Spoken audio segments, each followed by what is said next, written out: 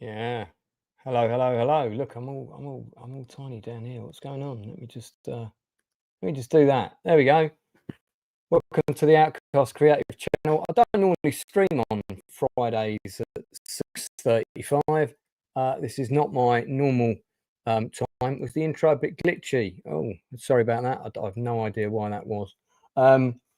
So today is a kind of a special day because it's the launch of my latest book, and this book's a little bit similar to one that I've done once before, but it's also very unique. It's also there's not really been a book written quite like this before about the UK rave scene. Now there have been books written on the UK rave scene, and here are the books. Here's the softback, and here is the hardback. Of course, there've been books written on the UK rave scene, but there's not been. First of all, there's not been many written from the punter's point of view. There are a couple out there, but there's not many. And those that are out there are from back in the day, are from what it was like to go out raving in the 90s, okay, which I hardly did any of that. There's a little bit about me doing that, but it was a very short period of time for me, about 6 months. This is about more about what music and going dancing means to us now, in the time now when we're living in this very strange, discombobulated time, and everything's quite heavy. There's a lot going on in society. The news is always pretty grim. I mean, just look at the last 24 hours. Basically, this book is slightly different. And today, I'm hoping we'll have a few people coming on telling their own stories. I've also got a couple of different co-hosts going on. This is a mega stream. It's going on until midnight. So different people will be popping in and out at different times. If you want to come on, let me know in the chat, and I'll find a way to DM you the link. I can either send it to you via social media, via Facebook, Instagram, any of those, or LinkedIn, or I can even send it to you via email. I can't drop the link in the chat itself, but well, I might be able to, but it would have to be really quick. Yeah, and if you've got a story to tell about the rave scene, do come on. Now, one person who's not an ardent member of the UK rave scene, but is a fully versed member of the Outcast Creative, and my friend from across the shores, it's Rachel Perciart, who has come to give me a helping hand with the stream tonight, be a bit of a moral support, which I very much appreciate, because doing long streams on your own is no fun at all. So thanks very much for popping in. Oh, you're welcome. You know I love being on here anyway. That's true. I very much appreciate you saying so. Is my audio choppy? Because Keith says my audio is a little bit ropey. I don't know if that's true. Is it? It sounds fine. I mean, I'm practically eating my microphone here. I don't know how much closer I can get it exactly. You know, it's just out of shot. It's not like it's over there. Now, one person that I met, Gary says it's choppy as well. Oh, I don't know. Let me just double check the connections. I've maybe got a loose cable. That's a great way to start. I'm just going to double check my mic connections, guys, just to make sure I've got the audio track box here, which it's going into. I mean, I'm going to double check the cables on the back of my machine as well, make sure there's nothing there. Now you see him, and now you don't. Lance has disappeared. Oh, right. Okay, that's that.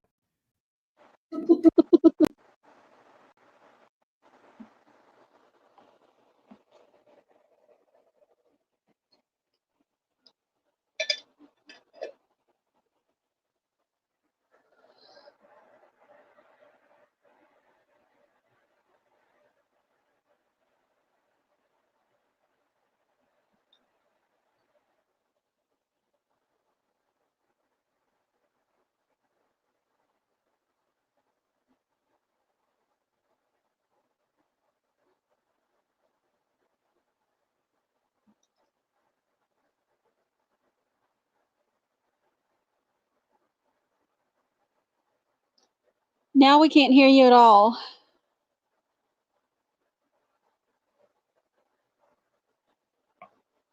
Nope.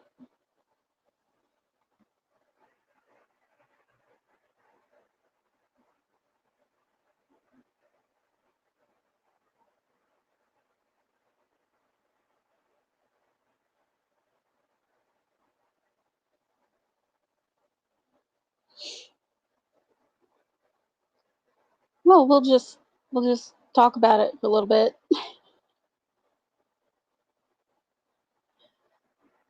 Oh no.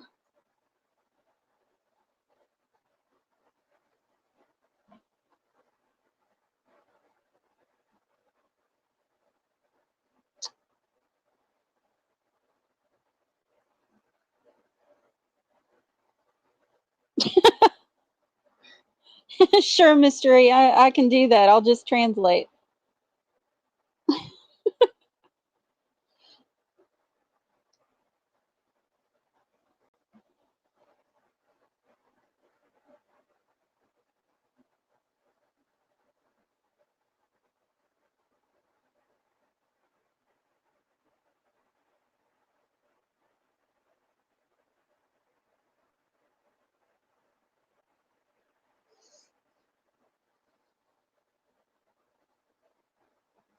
Mic's muted. How about now? Can you hear me now? There we go.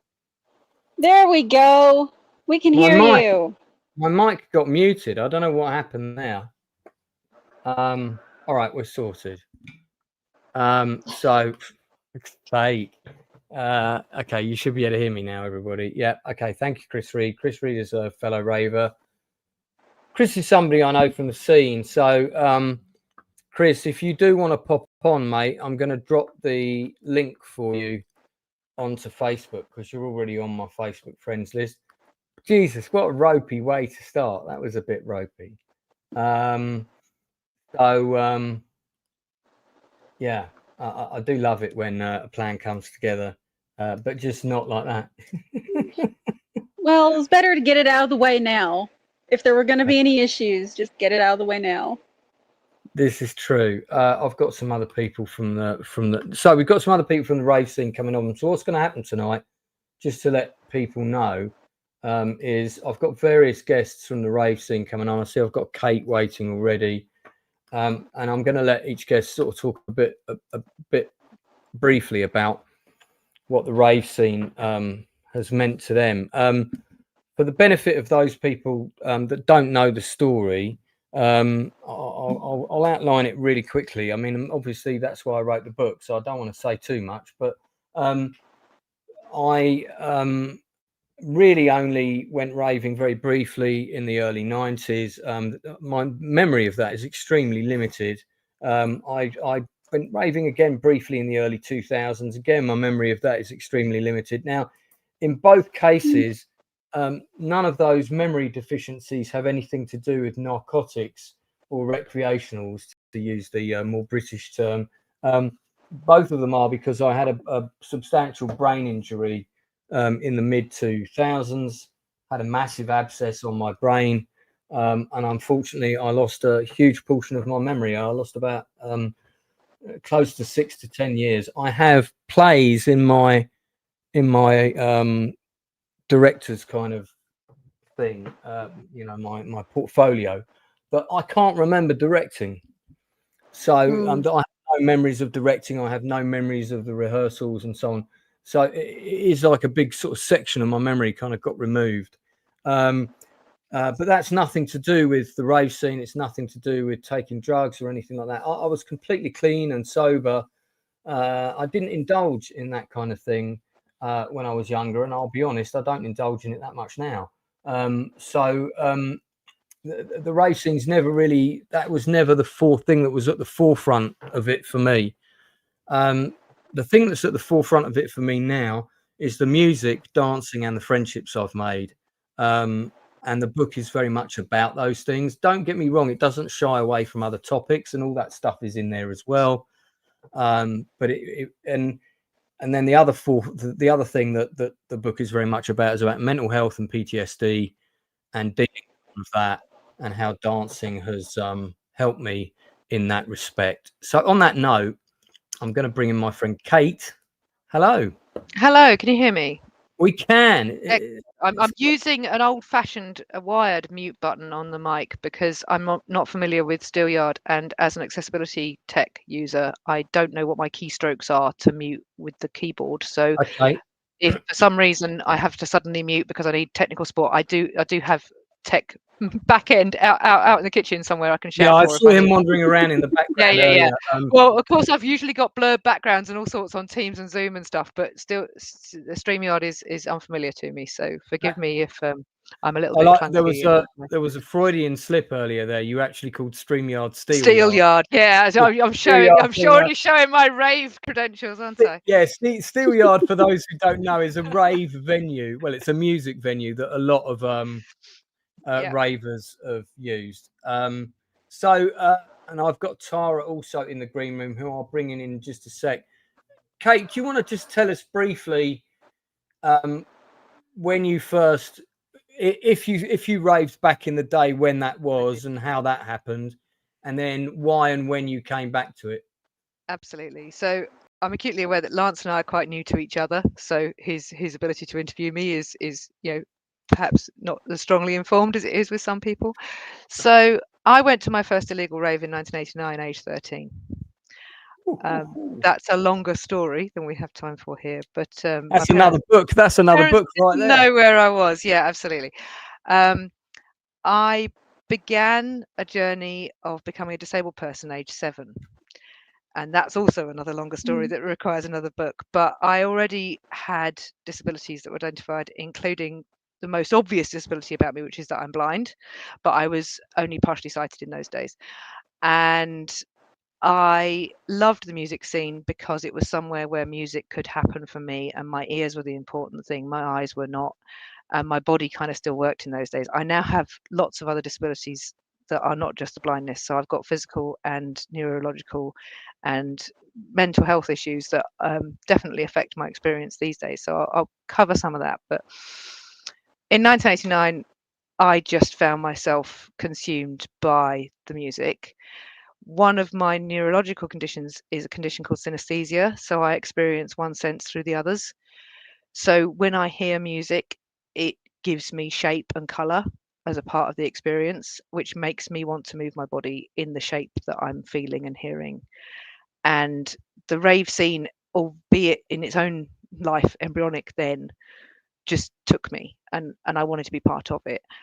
I became part of it for the next 6 to 7 years, alongside an academic career and heading into university. And I in part funded my university life by being a podium dancer in clubs and being actually paid to dance to entertain other people and to keep the crowd going and to move the music along.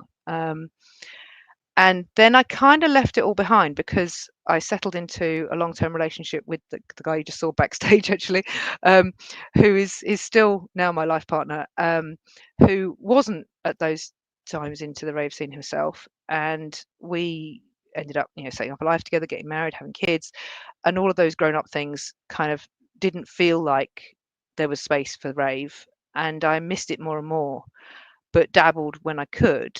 But basically, it didn't fit with what I was doing as kind of the lifestyle. And I wanted to be a very present mum, and I was, despite disabilities and other complications.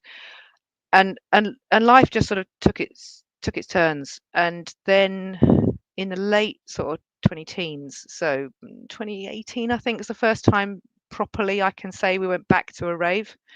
The kids were old enough that we could leave them, and we'd started sort of stretching our reach. And we were very, very fortunate that a local pub actually has quite a lot of live music in it, most of which isn't what I'd call rave, but was walking distance, so we could leave the kids and do a bit of that and enjoy the music again. And I realized how much I missed proper disappearing into tunes and dancing. And you mentioned narcotics earlier. Because of one of my disabilities having been epilepsy, I absolutely hadn't even had a drink when I used to dance at university, because I couldn't trust that my body and my brain would behave itself if I was anywhere under the influence. So I was purely under the influence of music in those days. Right. But in the times of doing the parenting and stuff, alcohol had become a bit of a crutch. Not an addiction, but not the healthiest relationship. And I found that by going into the dance space, I didn't need to drink, and I could enjoy myself and have a night out. And I'd also introduced my husband slowly over time to a kind of music he hadn't really known when he'd been young. And he found he had a love for it too. And it was kind of our rediscovery of each other, because, a 30 odd year relationship is a complicated thing to keep afloat. And us going out to music events became our relationship savior, our what we did to be grown-ups and not to be with the kids. Our kids were becoming late teenagers and we were introducing them to it, but it didn't stick for either of them. It wasn't their thing. COVID happened and I wasn't sure whether we'd carry on, but as soon as unlocking started, we were hooked. And it was all summer long, it was music festivals, all winter long, it was warehouses. I don't do ceilings. I get a real sense of claustrophobia in anything too small. So Right. I get overheated, and that's where we've kind of stayed. So I love my space. I love my tunes. Yes, I've dabbled in, things that influence my experience much later in life than I ever thought I would, but I have. And I'm now hopefully a very measured person about it, because my disabilities have all encroached more and more and more. And some of the stuff, such as festivals, that I didn't do as much of when I was younger were because there felt like there were barriers to it, that the world of becoming accessible to a disabled person has really opened up. So there's lots and lots of support for disabled ravers now.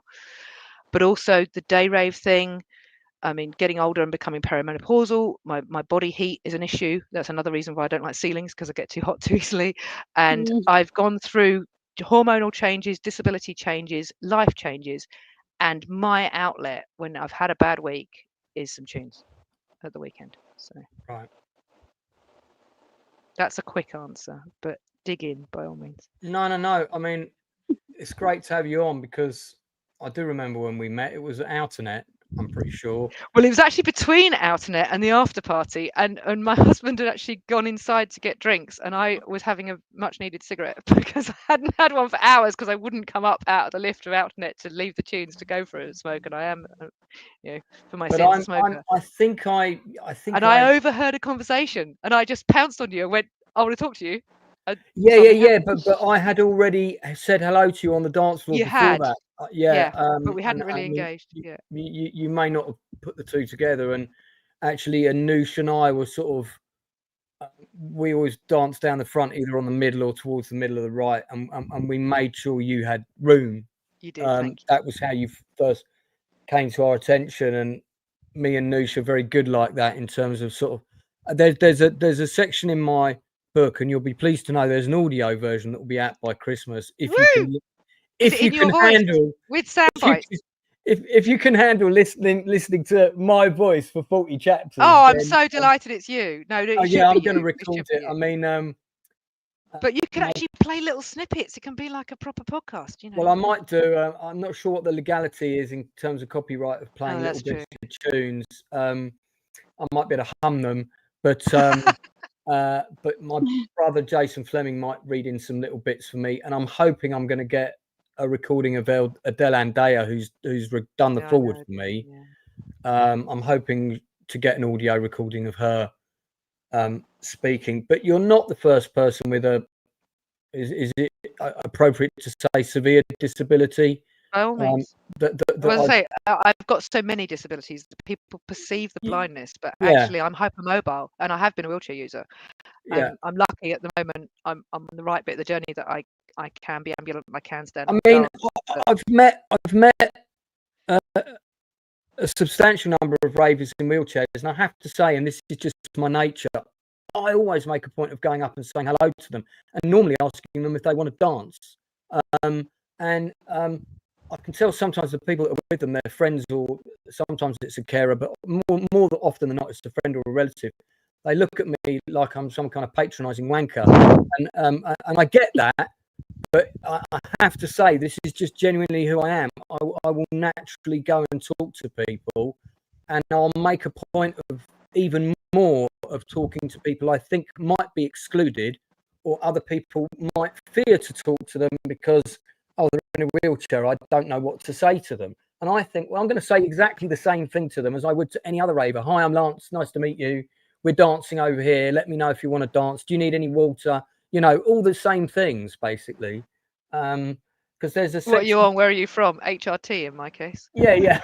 there's a section in the book that's called the Ravers Clubbing Code. It's actually a chapter, and I've basically listed what I personally think are the sort of top, I can't remember how many there are, there might be 10 or 20 things that I think you should and shouldn't do when you're at a rave. And I can tell one now is offer your water to somebody if they look like they need it. And then the one right after that is don't be offended if they're a girl and they refuse it, because obviously girls are told not to accept water from strangers these days, in case I completely very sadly my daughter actually experienced the negative side of that abroad. She was on a holiday and a mate of hers had accepted a bottle of water from a stranger, and my daughter took a couple of sips and later on found out it was spiked. Fortunately, my daughter only had a small amount, but the other girl was very unwell. Yeah, that's horrendous. I mean, I always say to them, I said, there's nothing in it but water, because we never have anything in it but water. And I always bring in my own empty bottle and I refill it, and it never leaves my sight. And and it's got one of those. I thought I had one around here, but it's in the other room. Got one of those red caps with the cap on, and it'd be quite difficult for someone to think something out, squeeze some drops in it. I do make it very difficult for them. So, but yeah, I think I've seen you twice. I want to say, because I'm sure we were at Summer Shakedown as well. Is that right? No, we've been at something else, but it wasn't Summer Shakedown. I'm We also, did meet again. We met. we did meet again, and then and then something else. A little secret aside. I turned 50 at the very end of this year, so the title of your book is very pertinent to me right now. wow. And my birthday is a really rubbish day because nobody ever wants to play on the 30th of December, the day before New Year's Eve. You're about the fifth friend of mine who's got a birthday in either then or on New Year's Day. It's rubbish. Yeah, exactly. Well, New Year's Day, there's parties now. Anyway, but yeah. Well, So I took a mission instead that I am making sure I get to 50 parties before I'm 50 in 2025. And I've got a spreadsheet running, keeping track of them. Now, I'm slightly cheating. So if I go to the 3-day festival, that counts as 3 goes. yeah, I think that's all right. I think that's fair. Okay. Yeah, 3 goes. Even though arguably, with multiple stage presences, it's more than 3, but Yeah. and as such, I may have lost track of who I've seen where, given that I can't even see you. So. No, that's right. I mean, but we've been around, and certainly you've been at a lot of stuff that's peach oriented, and I've not really cracked my peach virginity yet, even though I met Chris Bain at Timescape, and he wants me to be at more peach stuff. So, yeah, the next peach is in. I know, and I'm already booked for Drum Sheds. I've got a bit of a Drum Sheds relationship, so I'm a bit conflicted on the 20th. So. Well, yeah, I've been seeing somebody over the summer, and they were due to return home to their native country because they're here for work, and they go where their client goes. They're the care of this individual, funnily enough. Okay. And we met on a dating app, and the reason we met was because both of our headlines said, "I'm looking for someone who likes dancing." And as soon as I saw that on their profile, I thought, well, this is a good start. Let's have a conversation. When I found out their work hours, 8 till 11 in the morning and 8 till 11 at night, I went, oh no. But then I thought, hang on a minute. Actually, she can attend a day rave and still go to work. That does work. Mm. So, and the first thing I had tickets for was Frantic, which is quite hardcore, but it was at Coco. Frantic at Coco is very different to Frantic at Ministry of Sound. I think it's quite a different experience. And Coco is just an amazing venue.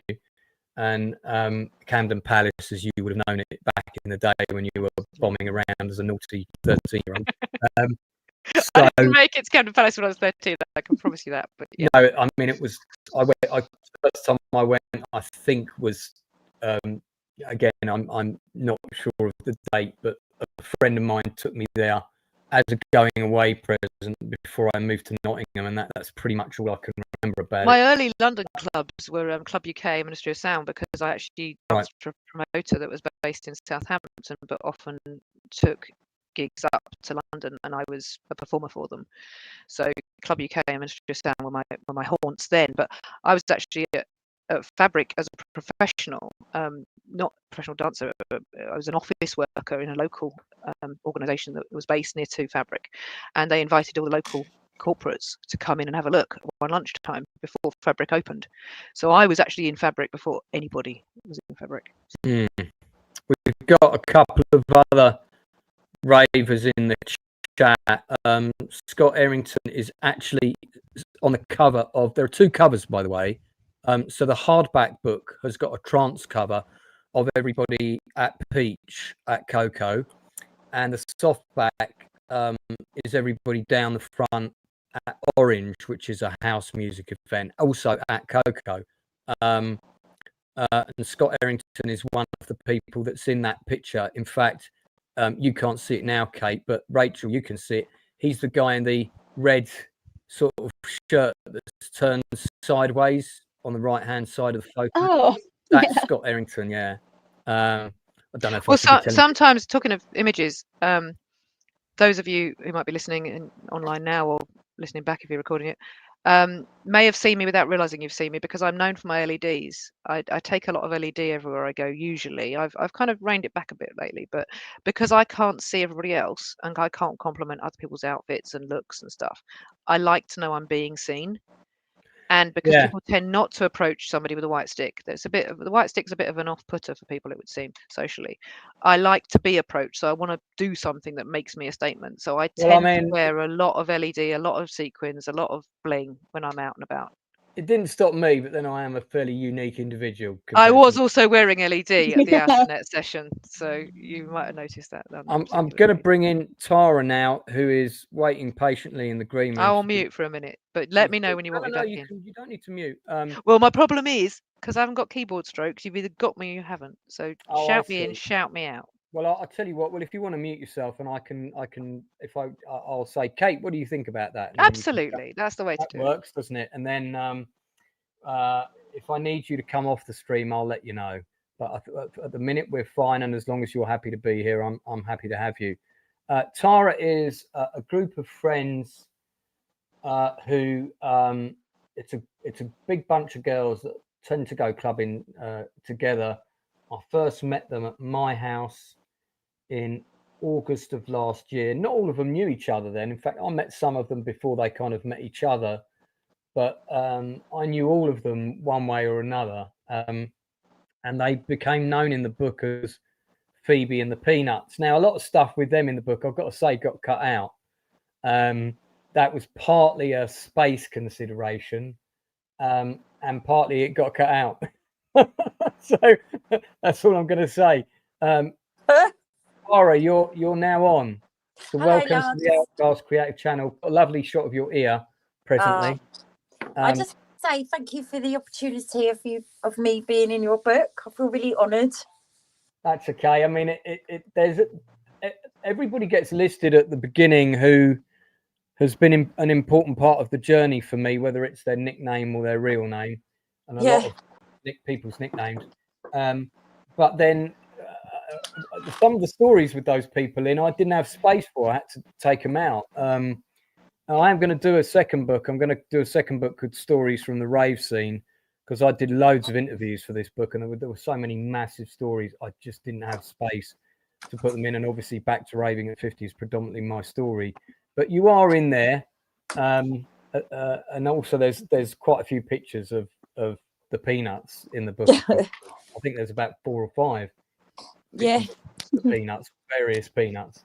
So, Tara, you're on with Rachel from the USA, and Kate is also watching, who's a regular raver from London, if you've been listening. And I met Kate at Outernet. Lovely, lovely, lovely lady who's got very limited vision, but doesn't let it stop her from going raving. Hello, Kate. I know, I was listening. Hello, Kate. Yeah, so she can hear you. She's giving you a thumbs up.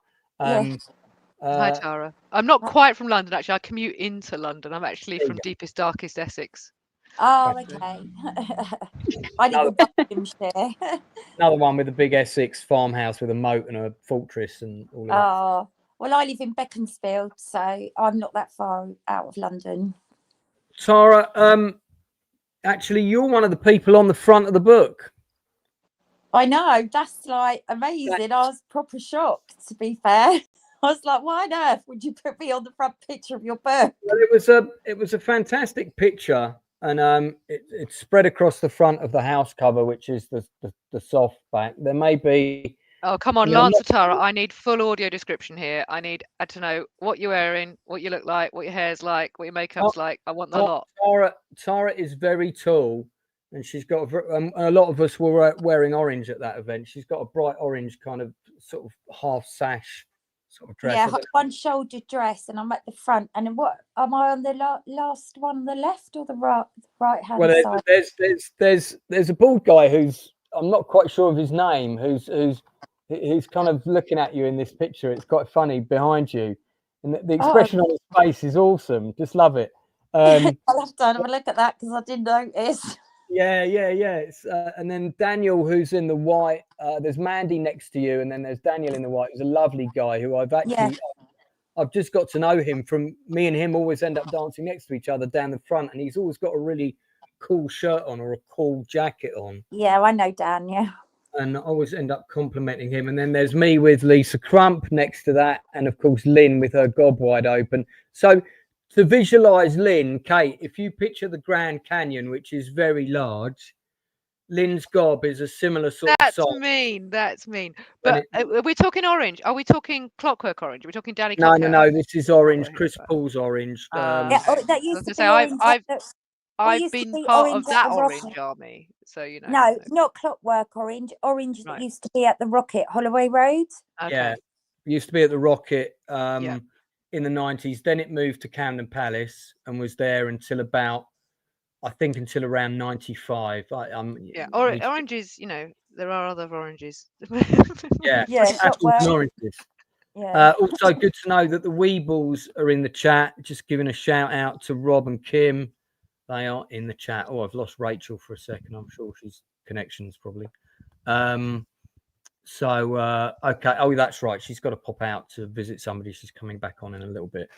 So yeah. So Tara, just tell us, back in the day, did you go clubbing, or is some people? So yeah, no. So basically, when I was 18, 17, 18, I grew up in Harrow, and me and my friends, we used to go to the pub and stuff, and then we heard about these brilliant raves, and we thought one night it was just when still. Yes, I have. No, sorry, my daughter. That's all right. And she's home from uni, so home for good. So anyway, we just decided that we would go and try this rave out, and we went to Astoria for Crazy Club. Yeah, And that must have been in very, very early, end of 87, 88. That was on Charing Cross Road, right? Yeah. Wow, you're a better vintage than me then. Yeah, so that was in I think the end of 87, but we used to also go there. We used to go to a lot of illegal do's as well in farmers' barns in Oxford, like Southampton. So we'd go to a pub called the Game Bird in Watford, and then we'd find out where it was, and then we'd just go to like illegal do's in fields, dancing in barns, in haystacks, on haystacks, the best times ever. So I went to Astoria. We used to go to Rain Dance in Jenkins Lane, the very first one we went to. We used to go to World Dance. Yeah. We used to follow Rain Dance all over, like to Peterborough. We used to go to World Dance down in Lyd. I used to go out with a guy whose dad used to do the lighting system there. And that was fun driving back. We had a crash on the M25 one day coming back, but that's a long story. And then we used to go Club UK, Termills, Gas Club. We used to go to the gardening club in Covent Garden, where you go down the stairs of the coffee shop and it was underneath.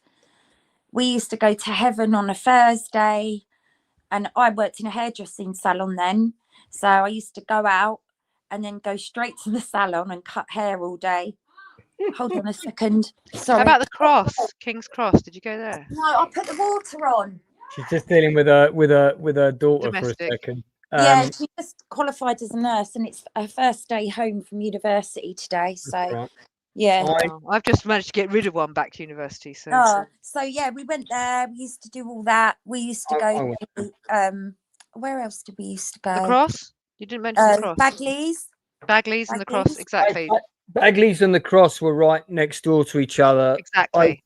Both get a big mention in my book. I was a regular at Bagley's right near the beginning. You want a little vignette? I can't you always used to see Bagley's was what's his name from EastEnders? I used to see them out all the time raving. Quite like in Bagley's. So a telly reference for you, Lance. Go for it. It must have been about 96. I featured in a Channel 4 film, which was the first ever film with a fully disabled cast that was filmed in the Cross, of an imaginary rave scene of all disabled ravers. Oh, wow. And I'm dancing on stage when this guy in a motorised wheelchair comes up behind me and pinches my bum, and I turn around and slap him in the face. That was one of my first TV scenes. We need to see if we can find that programme then now. I think I saw that scene set. Was Matt Fraser in that? Yes. I think wasn't he? It's called Talk or something, the name of the film. Oh, yeah, is it called Talk? Yeah, it's Channel 4 film set in the Cross. Yeah. Oh, we'll have to have a look. Matt Fraser. I'm wearing a very small amount of gold lycra. Yeah. No, it wasn't underwear friendly. From that first going to Astoria, I just remember walking in there, walking up the stairs and walking in there and seeing the lasers, and I just thought I was hooked from that minute I walked in that door, and that was my life. And that's where I first met Chalky White all them years ago. And he used to come round on the mic when I was like, I must have been like just turned 18, and he used to come round and give out ice pops to everybody. And that's how when I first met Chalky White. And there was a DJ there called DJ Killer, and he was 13 years old, and his dad used to bring him to play, and he used to stand to DJ on a milk crate. I remember somebody else telling me that story, because I used to work at Options in Kingston, and Chalky White and Chris Paul both played there around the early 90s, late 80s, early 90s. Was one of Chris Paul's first regular gigs. Thank you, Darth Plato. I appreciate that. There's congratulations on the book in the chat. We've got various messages popping up in the chat. Oh, that's cool. And then I sort of like carried on going, still working hard in the salon, going out, going straight to work, cutting hair all day. And my boss saying to me, Tara, have you been home yet? I go, no. When did you stop? When did you come off the wheel? I met my ex-husband in 96, 97.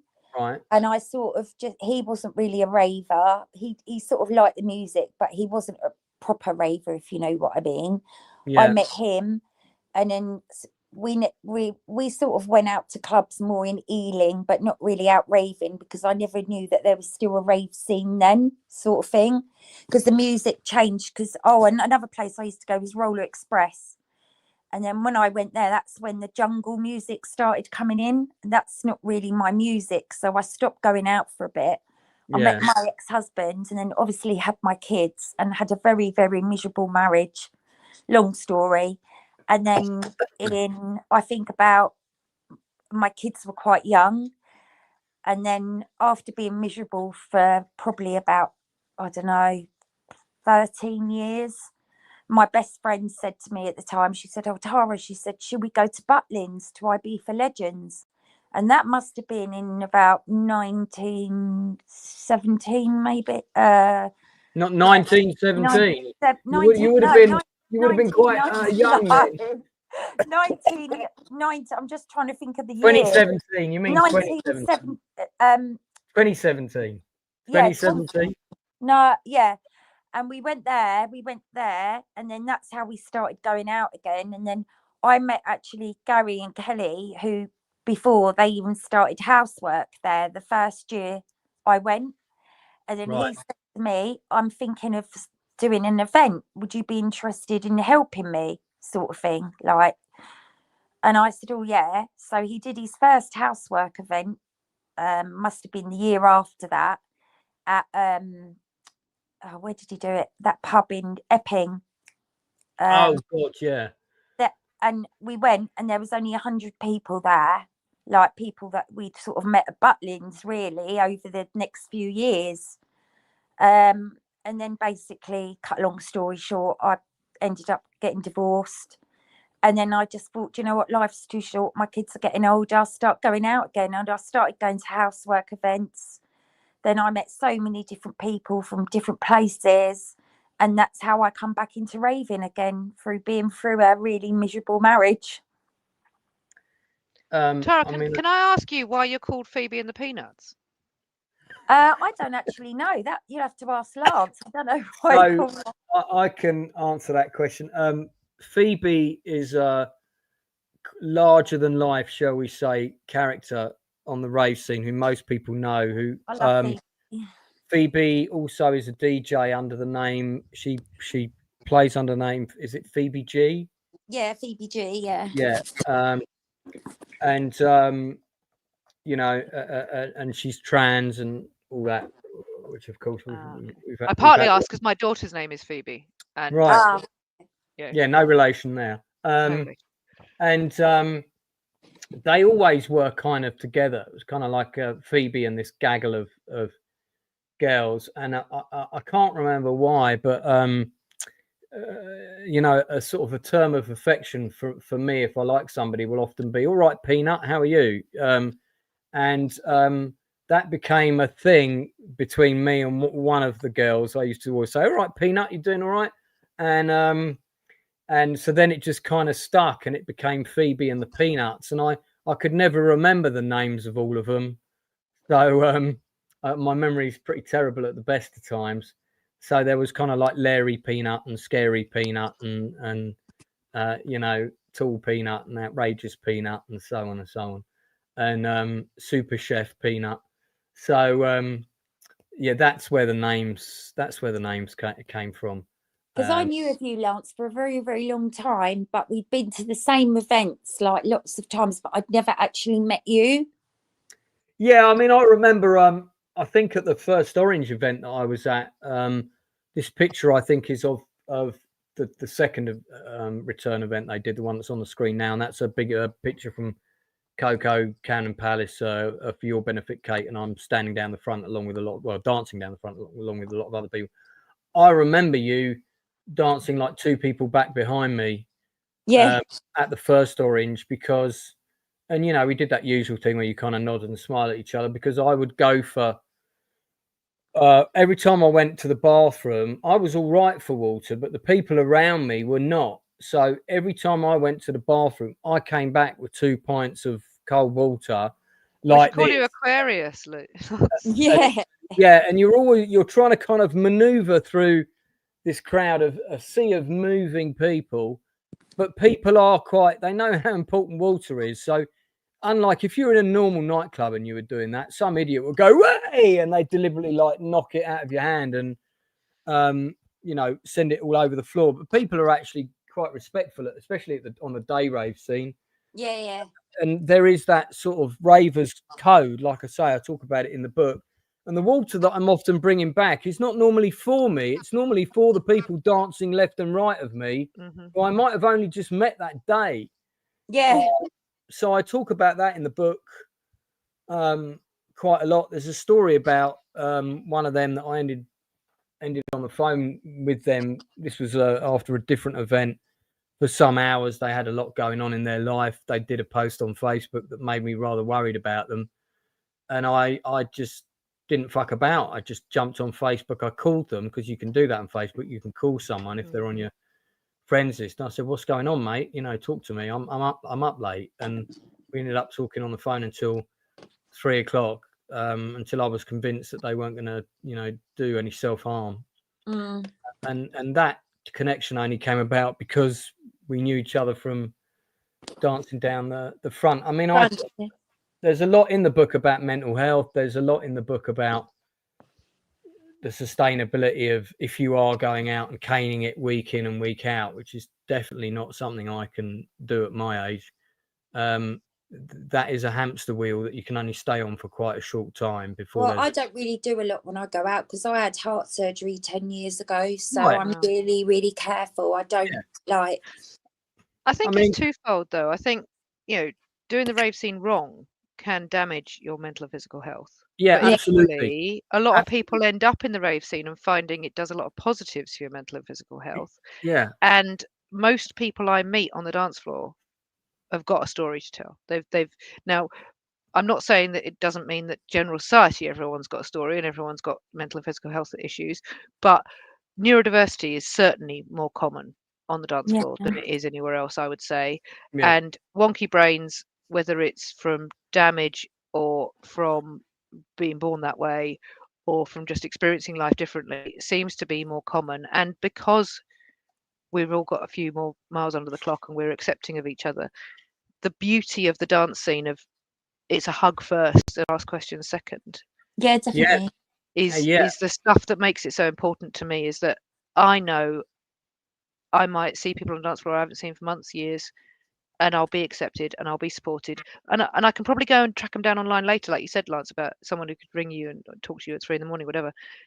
That is what you can do with another raver. You can't necessarily feel you can do that with a non-raver. No. Yeah. people, and the thing is as well, like, I don't know about you, but it's like at work you have to like keep it on the lowdown because everybody thinks you're all a bunch of nutters. I know we're probably all a bit mad. Even my a bit kids all made- assume we take too many drugs all the time because we Yeah. do the rave scene. It's like, no, it's just not quite how it works these days. Yeah, people just don't get it. That is just like, we love, you know, we love the people, and we're there for the music. Do you know what I mean? Yeah.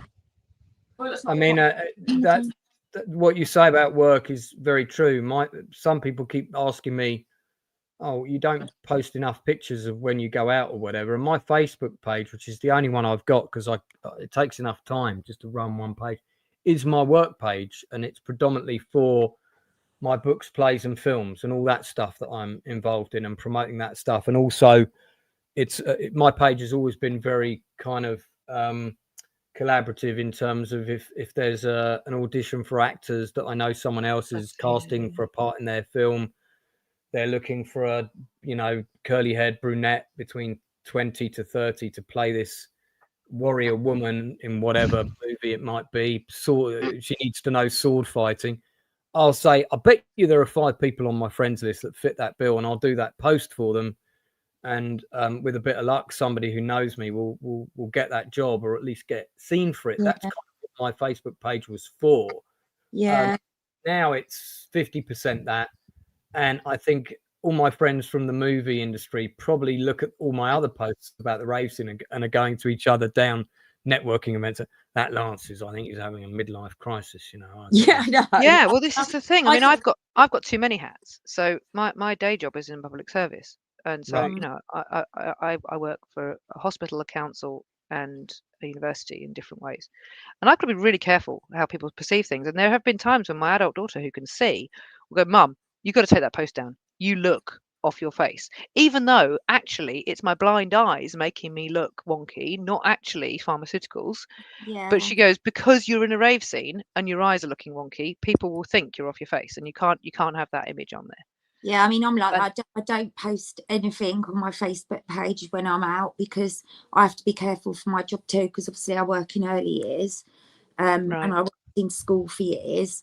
So I don't. And when people go to me, I'll tell where you're going at the weekend, and I say, "Oh, I'm going to a party," and they go, "Oh, you go to loads of parties, don't you? You must know lots Yeah. of people." And I'm like, "Well, yeah, I do, but I just don't post anything like that on my page because you have to be careful." So. Whereas I do, because as Lance says, it's how you network. And also I've been involved in some acting and creative stuff where, you know, Yeah. the network is everything in terms of getting the work. And I've done quite a lot of disabled modelling and disabled access rights and stuff campaigning. And, Oh, that's and there's a amazing. really blurry line between, you know, what is networking and what is publicity versus what is self-promotion and how you get that right. It's a tricky space. Yeah, I mean, on that subject, I'm glad you brought it up. I'll just mute you for a sec, Tara, so we can't hear the conversation with your daughter. My current partner doesn't indulge in any of that sort of thing. She's got the biggest eyes on the planet. They're like, you can look at any photograph of her, and her eyes are massive. She's got like these massive, big badger eyes with huge pupils and whatever.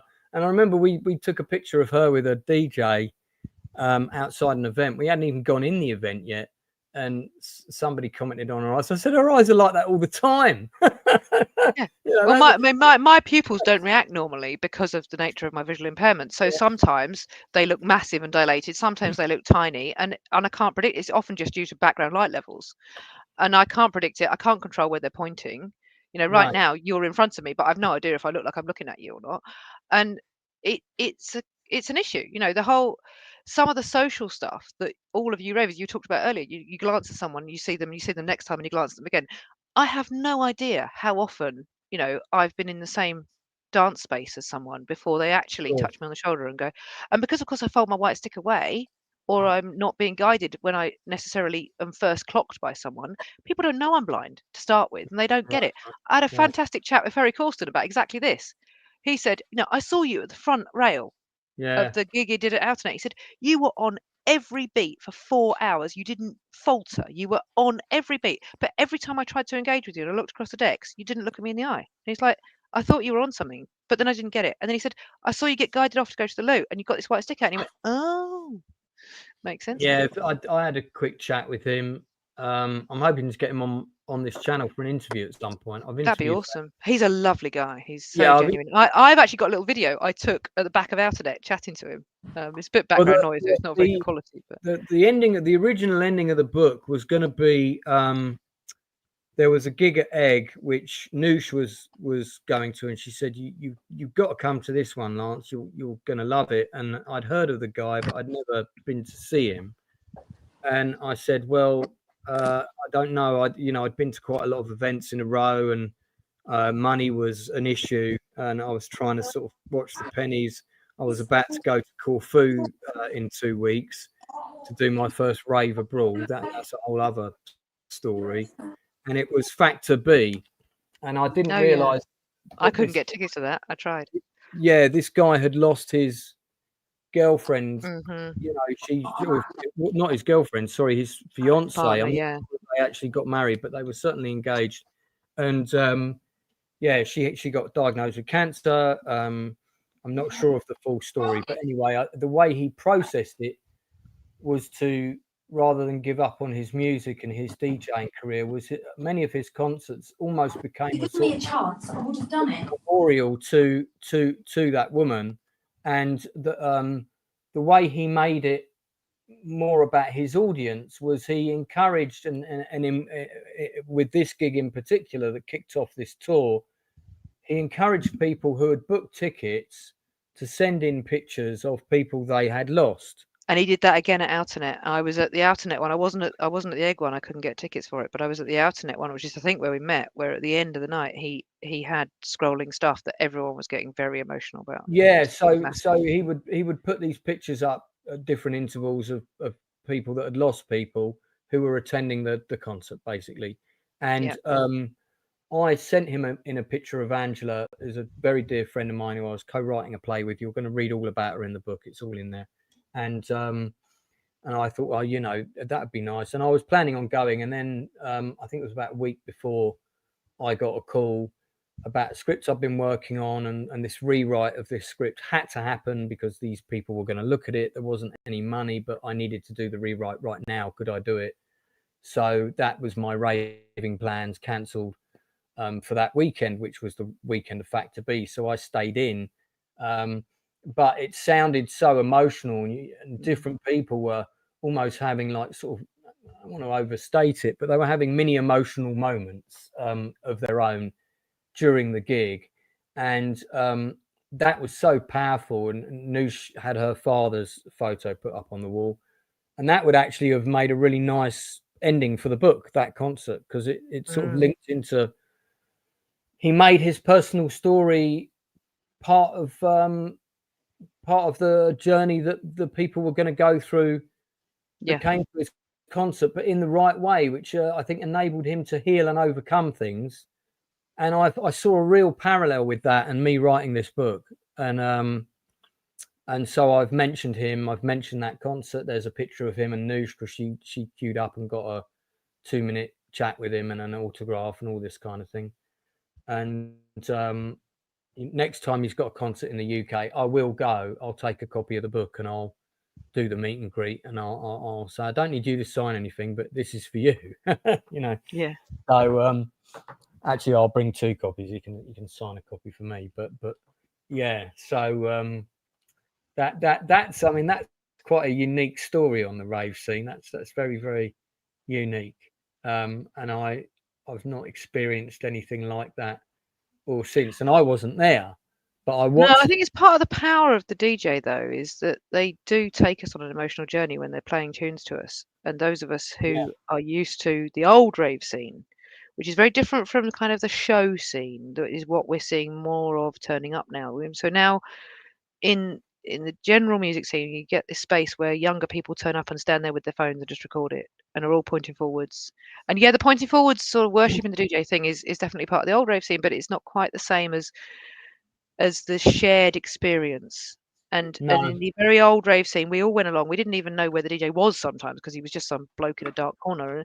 And we just experienced the music and experienced the time and share together and feel the emotions. And yeah, sometimes the narcotics do help with that. And the shifting narcotics has changed the mood too, as to who's on what changes how you feel about it and how you feel about each other.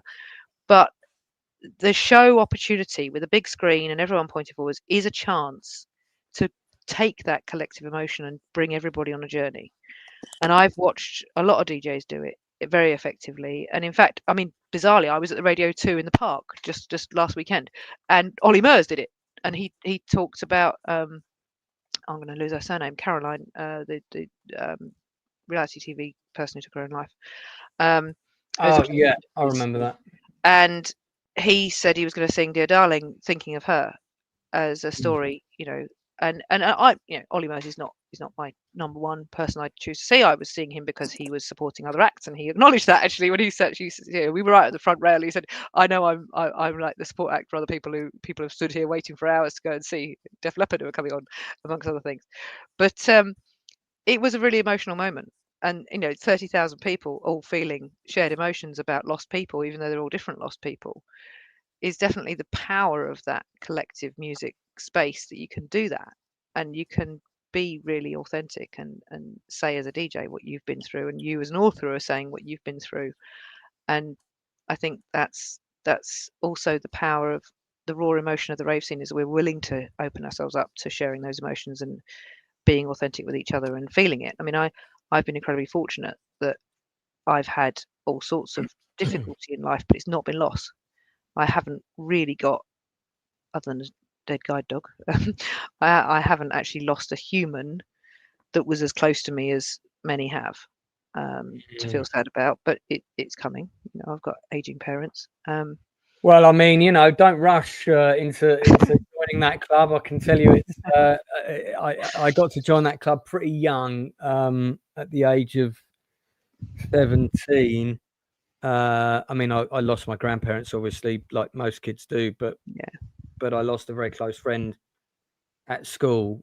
I talk about it in the book, Jamie Ollett, and again, I don't want to get into too much that I talk about in the book, but I do tell the story of how he heavily influenced why I was kind of very much, I had a pretty sober, you know, I mean, when I was at Bagley's, I was the only person sober there, from what I remember.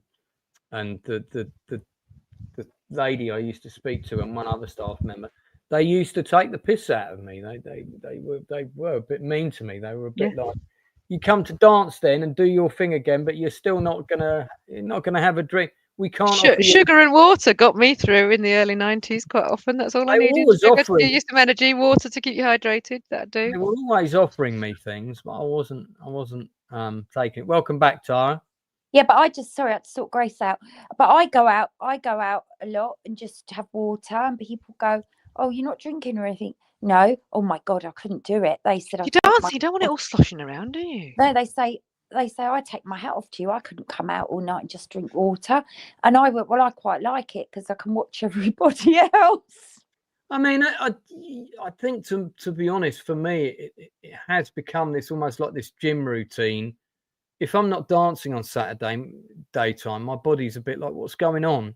Yeah. Why are we not going? And I am sponsored by ibuprofen though. My joints are getting old, and I mean, if I haven't got the ibubes going in, everything aches. If I haven't got the right trainers on, I just think at the moment in life, just go out and enjoy your life as much as you can, because definitely.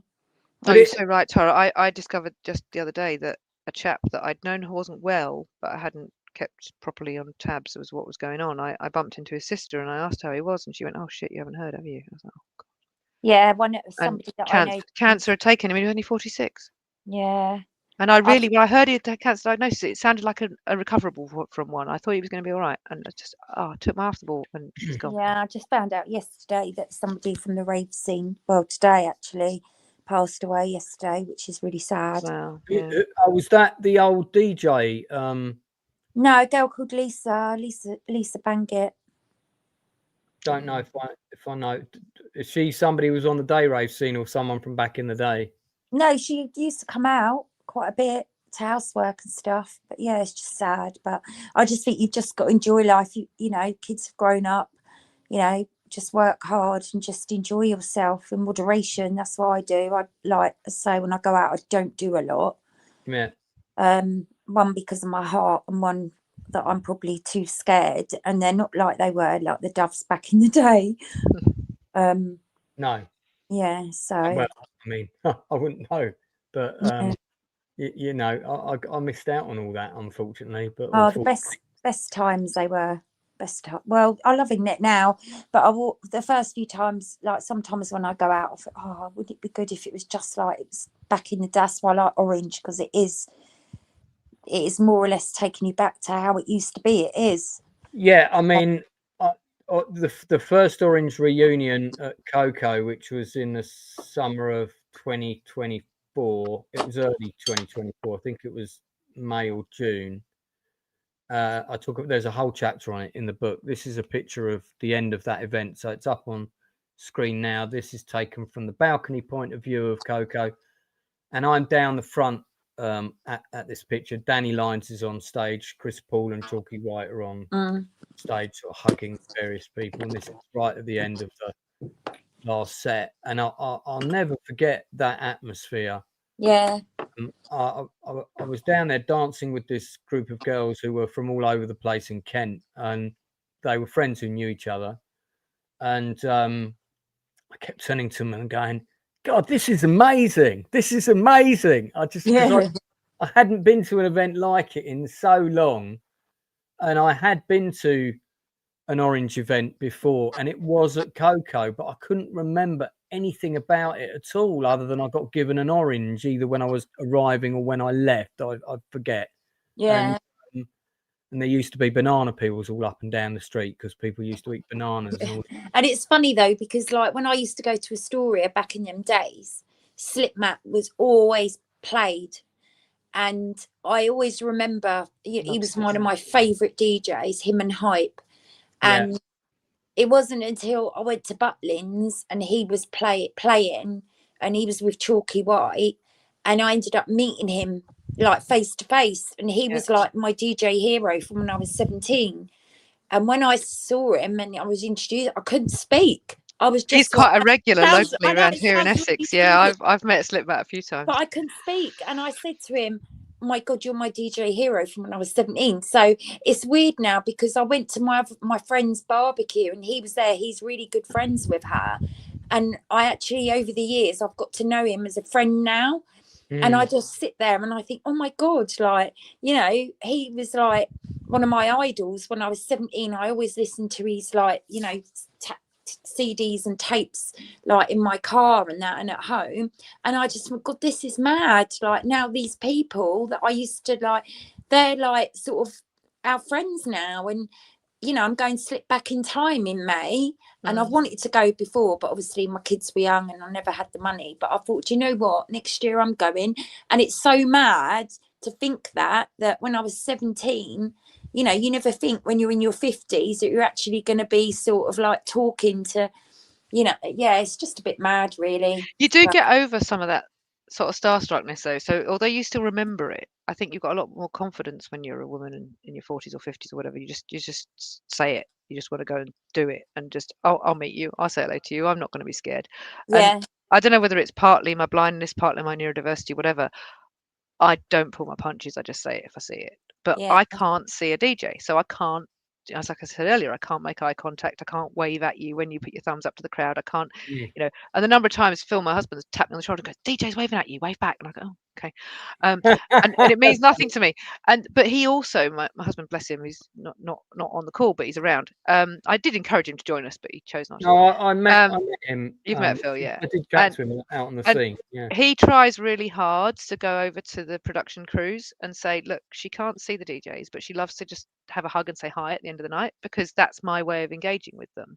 Yeah. And I've now got a whole collection of brilliant photos of me with DJs. Sometimes I end up in the green room, sometimes I end up with signed albums, sometimes I end up with t-shirts, sometimes I end up with little videos. I get, you know, I get great opportunities. I ended up on stage with Camel Fat recently, earlier this year, dancing on stage to Coca-Cola at the end of their show at a festival because we asked, and they went, "Oh, bring her up," and I was like fully on stage dancing with them. It's like, Oh, whoa! And brilliant. occasionally disability is actually an advantage, not a disadvantage. So, Oh, I love that. sorry, the dog's here again. Oh, I so mean, who else is on, Lance? So I've got quite a few people coming on after Queued 9, up. and we're currently at 7:42 p.m. and I'm right. This is a bit like a radio show today. I'm on until midnight. Oh, right, okay. So different people will come and go at different times. Anytime either of you have got to duck out, just say. Okay, because I've got to go and sort my Grace her dinner out, but I'll come back on later, Lance. You can do. That's absolutely fine. And if you see that there's 8 people on and you can't get on, that's Is there a way why. of listening in without being here on camera and mic? Or is it all You can yeah, I mean you can technically just turn your camera and mute just turn yourself. the camera off and I'm still right, cool. I might do that. You can still be here. But you can also But equally, if you want me to keep chipping in at the No, moment, you're welcome. dinner is yet to happen. You're welcome to keep chipping in. My co-host will come back later, and then Yaz is coming on to co-host later with me as well, whose boyfriend is a DJ, because occasionally I might have to nip to the loo, you know what I mean? Yeah. Oh, come on, if DJs can do an all-nighter, so can you, Lance. Yeah. Yeah, but it's a bit harder to conceal the people. No, you talked about your water bottles earlier. You need one full and one yet to be filled. That's all you need. You clearly have a level of experience at this that I've yet to mark. Oh yes. Blind people can't find the loo, so we have to have our techniques. All right, Tara, so you're going to head out then. I think you're saying. All right, I'll come back on later, Lance. No problem. Thanks so much. No worries. Really appreciate it. All right. Take care. I'll see you soon. Bye. Okay, so that's Tara, who I think in the book is referred to as Lanky Peanut, but I might be wrong. I can still see your face, by the way. So in the book there's this big list of, it's called the cast of characters at the beginning, and there's a big list, and I realized I was going to have to give some people nicknames, but I couldn't decide. It didn't have to be the case with everybody, and some people were like, you can talk about me but don't use my real name, and other people were like, oh no, I don't care if it's my real name or not. And in the end I thought, I'm going to give everybody a nickname unless I'm thanking someone for a specific thing, in which case then I'm going to mention their real name, as long as that's okay with them. So I checked with everybody. There's also no photographs. There's lots of photographs in the book. I will describe them in the audio book so people can visualize them. But there's no pictures in the book of people off their face or off their tits or anything like that. There's lots of pictures of people on the dance floor having a good time. But the last thing I would want to do is embarrass anyone or get anyone in any kind of trouble. A Jedi Knight has now arrived at Katie's side with a lightsaber. Right, Phil, I'm going to have to audio describe. Lance has just said a Jedi Knight has turned up. So Phil was shy and didn't want to be on camera, but actually Phil is known for his stick twiddling at festivals. And he's saying there's not really enough space behind me, but he has just, for his birthday, received this LED programmable spinning staff that he's going to be taking. Oh mate, I need that. I've decided I need that myself. Saying he needs one like that. He's you have to beg for years. Yeah, he's had various other ones. This is the upgrade that he's just had for his birthday. It just arrived today in the post, but his birthday was actually last week. But he has actually got fire juggling sticks and stuff, but he hasn't got a license, so I can't. I've got, because you wouldn't have seen it, but I dance with an LED light whip. Yeah, I've got one myself, but I'm a bit dangerous with it because I can't see who I'm hitting. Anytime I can. Go on, can you get a good spin on? I can get on. What about half a one? Take half a one. Look, hold on, Lance. He's going to have a go and show you just half a one with a proper spin. All right. Hang on. Here we go. This is an Can you see how it projects? So those it's just a stick, but it projects like a shape. I don't know how much. So he can actually program what that's going to do, but he's now going to try and do you a bit of a show in a very tight space. Yeah, I see. That's really cool. I love that. And I don't really know his balance yet. So that is my little.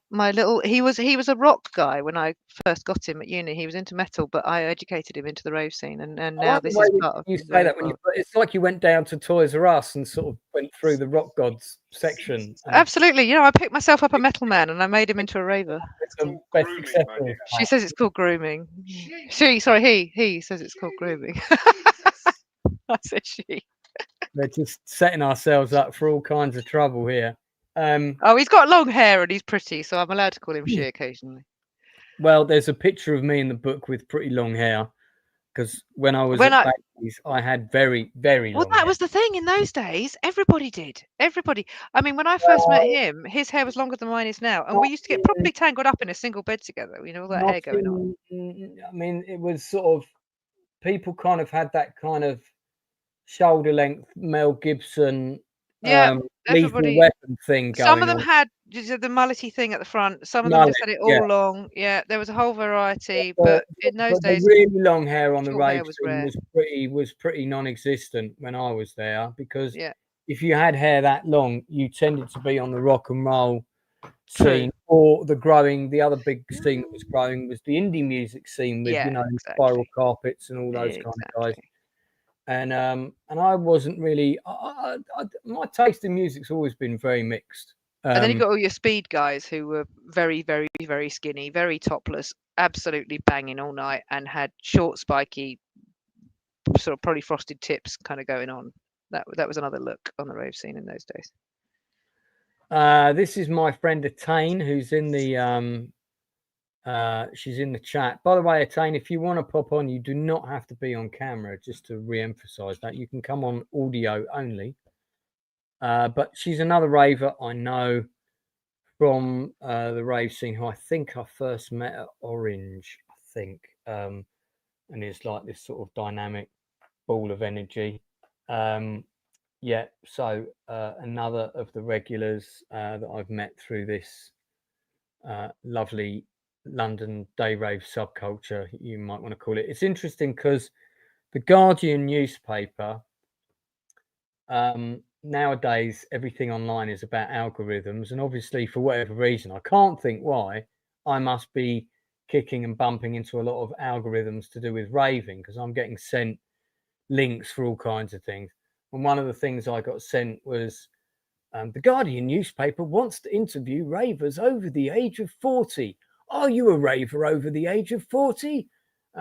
Fill this out. And I was like, oh, funnily enough, I am. So I filled it out, and they probably think it's really cheeky, but they said, what more can you tell us about going back to are you on the London day rave scene? How often do you go? And I put, yes. You should read my book. And then I put, funnily enough, I've written all about it. The book's out on Friday. It's called Back to Raving at 50. They haven't got back to me about an interview yet, funnily enough. Well, that algorithm's going to keep going, because a lot of us who are fans of yours and the concept of the book are sharing you all over the place. You've been all over my feed all day. So. Oh, that's very kind. That's interesting. Now, this is interesting. Somebody attempted to log in. Do you know what? I had my Instagram was hacked off of me. It was, oh God, it was a while ago now. It was last October. I had my Instagram got hacked and my phone got hacked, both around the same time. And I was out. I was at a rave when my Instagram got hacked, and I actually got sent an email to my email saying, there's an attempt to log into your Instagram. Is this you? And I replied and went, no, it's not. And I could see where it had come from. It come from Derby, and I've still got the what do you call it? The number that identifies the computer that attempted to log in. I still have that number. And then, they attempted to do it again, and then they went in, they reset the passwords, and that was it. Boom, they got my Instagram account, and I thought, bastards. One of my mates got done and literally Phil, the guy with the stick, was helping her because we were in a pub all together when it happened to her, and he was literally chasing them down online, trying to change passwords as fast as they got to her different accounts. Yeah. And he managed to save everything but her Instagram. They changed the Instagram in a way that she just couldn't rescue it because they changed it in too many places too fast. Somebody did it with my Twitter and started sending out messages, and we realised, and they were doing it live while I was live online, and started actually arguing with me from another account, and I was like, they were misquoting information. I said, this information is totally incorrect. I didn't tell them who I was. And while I was arguing with them, I went back into my account, changed the password, and locked them out of it. But it's a strange old world, the internet, because of course you and I, when we grew up, there was none of this about at all. And it's a double-edged sword, isn't it? On the one hand, it's great because it connects us all. And I don't think the day rave scene, nor the rave scene, in fact, would have re-emerged without social media, because social media is what's brought it together, without a doubt, no question, because there's so many raving social media groups, the way that we all get, no one's going to go traipsing around looking for people handing out flyers at our age on the hoof. I mean, we might go to an event and get given a flyer for another event when we come out, but you know, you just when you're in your 50s, you're not going to go wandering about in fields and all of this kind of thing at 4 o'clock in the morning. So Speak for yourself. I have been known in very recent times to be in a field at 4 in the morning, but not as often as I used to be. Yeah, I mean, I don't know. I just, even festivals for me are a bridge too far, because I can't be doing with chemical toilets. I just can't. I can't. Ah, you need a disabled friend. If you come as a guest of a disabled person plus their PA, you get access to all the accessible toilets, and they're much cleaner and nicer, and everyone's more respectful, and the access camp is very nice. So if, you know, me and Phil plus 2, anywhere we go, we get a nicer festival experience. So Lance, okay, I'll keep that in mind. The dis in disability is not always the relevant, whatever the word is, clause. Yeah. I hear you. One has to exploit these loopholes where one can, because everybody else exploits. I mean, I couldn't do it without it. Don't get me wrong. I'm not taking, you know, advantage. No, I need those accommodations. No, I didn't mean sometimes you. I meant accessibility plus friends can benefit those friends. And I mean, some could argue that being over 50 is a disability. Well, I think there's a pretty strong case for that. You can't see it, but I'm putting up a black and white photograph. This is of the last. This is of the Orange Christmas party. This is at Coco. I'm down at the front. I'm with 2 ladies. I forget the name of the lady in the middle, and her best friend, who is Sherelle, who's on the left. There's the 3 of us. We're down the front. I've got my baseball cap on backwards, which is how I always wear it when I'm at a rave. I always have a baseball cap with me, and if it's on my head when I'm down the front, it's backwards. And then I have dark glasses on, and this is a rare photograph of me not wearing a Cyberdog t-shirt.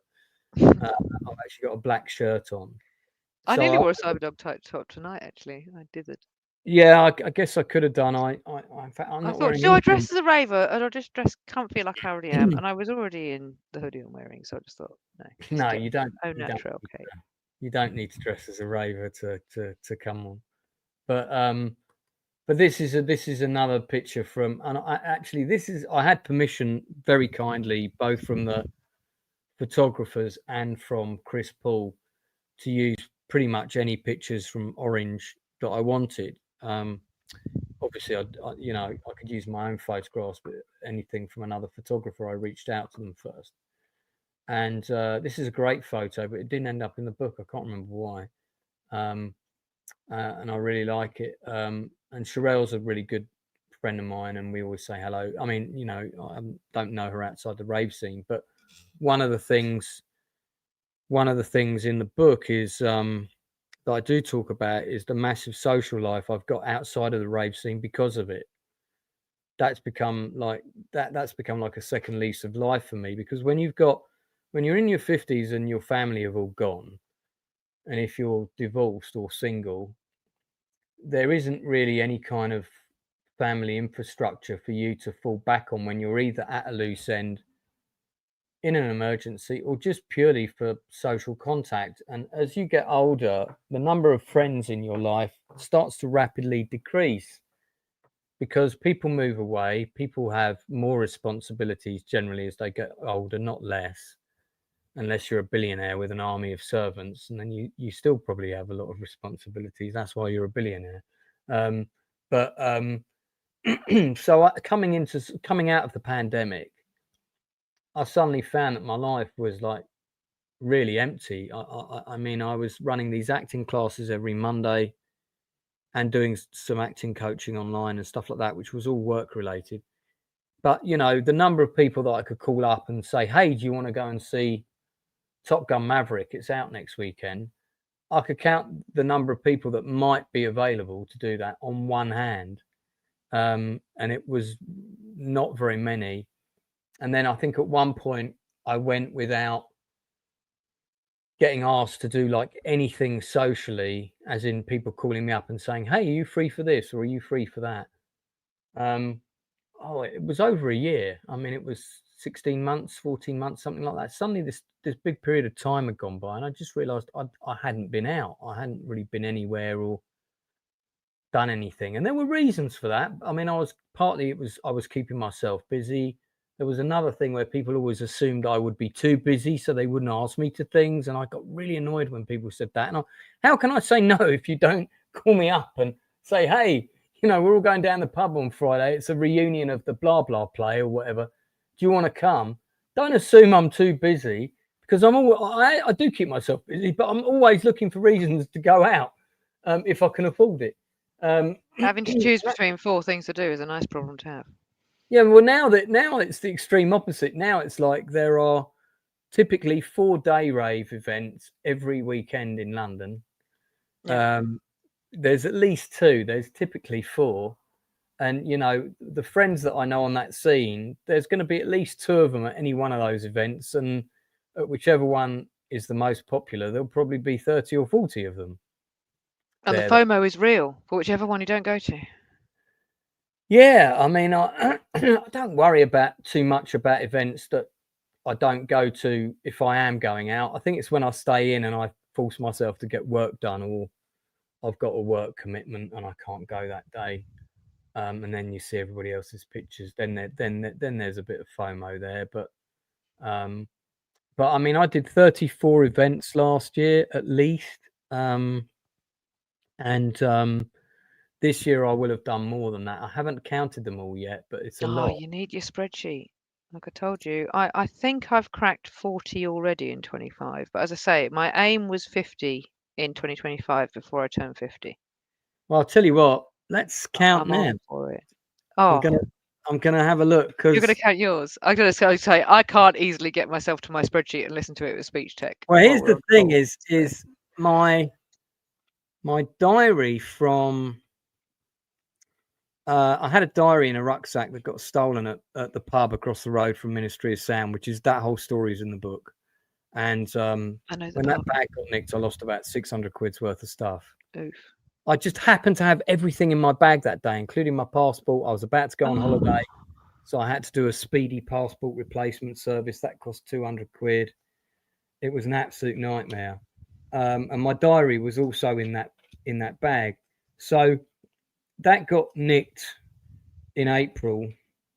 So all the events of the first 3 months of the year are not in this diary. However, funnily enough, I wrote this book and they are in there. So because I was already. You're doing a brilliant job of about every 2 minutes saying in this book. It's excellent advertising. Well, it is the book launch, so I know, but you're doing an amazing job of it. I think It's almost like you've got a timer kicking you every 2 minutes saying, "Say in this book." If we're gonna look up events, I'm gonna get the book out and I'm gonna talk through the. So okay, the first event I went to was on New Year's Day. That was Trance Sanctuary. I was there. We were there together. We hadn't met yet, but we were there together. And you know what? Now you say that, I vaguely recollect you being there. I was wearing a thing I call Freddie. It makes me feel like Freddie Mercury. It's all glass bugle beads, sort of shaky kind of glittery jacket thing. Yeah, that was too busy, that event, for me anyway. I did not have space to dance, and I also just kind of ended up, not feeling very well. And me and Noosh both left early, and then that was it. I was really ill for a few weeks. I mean, I was bedridden for a little bit, didn't go anywhere. And I don't know what it was about January of 2025, but January of 2025, it wasn't like we're already halfway through September. January of 2025 seemed to last like about 2 years. It went so slow. Every day was grey outside, so there was no perception of time moving or spring coming or anything like that. And I kept waking up. I was really poorly. I'd sort of cook a bit of food, stagger back to bed, put Netflix on for a bit, fall asleep. Was it COVID? I reckon a lot of us got I COVID think then. it was a second batch of COVID. I think I did. I mean, whether it was that or not, I'm not sure, but I get bad chest infections anyway, and that one was the worst I'd ever had, and it lasted for ages. I was wiped out for 4 weeks. Wow. So you didn't make it to Liberation London? That was 1st of Feb? I did. That was my. We've been at so many things together that we haven't even talked to each other at. Yeah. So Liberation, I was there, and the same night as that, which was the 1st of February, I did 6 hours at Liberation, and then I jumped on the train and I got to One Tribe. Wow. At 7 p.m. I left Liberation at 6, got to One Tribe bang on 7, and then I was at One Tribe until 11. So I did 6 you definitely get 2 credits for that. I do. That was I get that. I'm on 3 because I was also at New Year's Day. So that's. Yeah, I know. But I think I did something else in January and I can't remember what. But I haven't got my spreadsheet up. Can't help you there. No, but I flew to Thailand on the 4th of February. And I did nice. Unconscious Festival and the Full Moon Festival whilst in Thailand, as well as a load of other stuff. So that's where my February first couple of weeks goes, including actually rupturing my Achilles tendon on the beach at Unconscious Festival and getting carried up the cliff off and carrying on dancing and festivaling and holidaying for another 14 days afterwards. Blimey. With one leg and blind. I can't compete with that. I did also do. I did Age Against the Machine on February the 7th. So that's the 1980s club that I go to. I've got a colleague of mine goes to that. You've probably met. Very possibly. That was. I mean, there's masses about it in the book. It was my gateway clubbing event back into raving because there's no way I would have been confident enough to start getting up on stage and dancing about on stage if I hadn't have been to Age Against the Machine first. So I did. So that's 1, 2, 3, 4, and then the 5th event I did was February the 15th. Houses of Feeling. That was at Coco. There's a lot in the book about that. I landed straight back from Thailand, and while I still had jet lag, went out and saw Alternate at a random little local club on the Essex coast. Right. A real sweatbox. That was quite a thing. I went to something on February the 22nd, but I can't remember what it was. It might have been this garage event, which was pretty bloody awful. But I went to on the 1st of March. I went to Frantic Timeless, and the 29th of February was really warm. I've got that in the book, and I kind of wore a t-shirt and went up the park and just with a t-shirt on. It was great. So that's. As I say, you've got the book to reference. I haven't got my spreadsheet in front of me, but wasn't PVD at Brixton around that time? No, it was a bit later, wasn't it? No, there was something in Brixton. There was the Cause. There was PVD at the Cause, and then there was also something at Brixton, and I was at both of those in sort of late February, early March. Yeah, I didn't make either of them, but I did make Frantic Timeless was really good. And then a whole load of people went over to Amsterdamage at the beginning of March. I went to this thing called Sun City. That's right. So that was event number 7 for me. And then I also did Age Against the Machine in March. So that was that was event number 8. That takes us to March the 8th. Then March the 15th was Rave Illusion, which was also the same day as my house at Steelyard. Yeah, I didn't make it through those. No. Did you ever meet Jess Jones, who with Anthony P he founded Rave Illusion? Don't know if you I ever. feel like I've met Jess, but I don't know Anthony. But of course, I know Coral quite well now because of her Coral, daughter. yeah. So I know her through Raveability, and you know Coral through old school solos and ravers and so on. So Yeah. Coral and I just keep coming across each other everywhere. Yeah, Coral's like the sort of the grandmother of the group, really. Yeah. She's kind of like the grandmother of the scene in a way. But because she's linked in the disability space, that we've got this group called Raveability that all of us, you know, right, wonky ravers are all part of, which Wonky. Chrissy, who you know from Raveability, you know, Welsh Chrissy. Yeah. So we're all part of that space. So we come across each other everywhere. There's only very, very tiny handful of blind ravers. And I went to school with one of them, and the other one went to my school, but 17 years after me, so wasn't at the same time. But yeah, blindness and raving is tough, but there are a few of us who do it. Yeah, so that was number 8. Epidemic was number 9. That was at Electro Works, and then that was 2-packed. I left and I went to Trance Sanctuary at Outernet. Yeah, which is where we met you. You and I met. So this is the thing that No, I met you at a different. No, oh, that was a later one. I met you at the Ferry Coulsdon one. Oh well, I was at the one at Outernet that you're about to reference. You probably were. I was in a really Okay. bad mood when I got there, and the only people I talked to that day was Noosh and Stuart. Oh, all right then. But Yeah. I'm a bit more trancey these days than it sounds like you are. So you're on the houseier side of things, and I'm No, slightly I'm on not. the I'm trancier half and side of half. things. I'm actually. Well, yeah, but you seem to be at slightly more housey things than me. I get conflicted. I like it all. I would say I'm a trance head first, probably. I like the big operatic film. Trance turned up after my time, you know, because I started in the late 80s. Nothing was called anything in those days. We didn't have genres. We just went to things and things happened.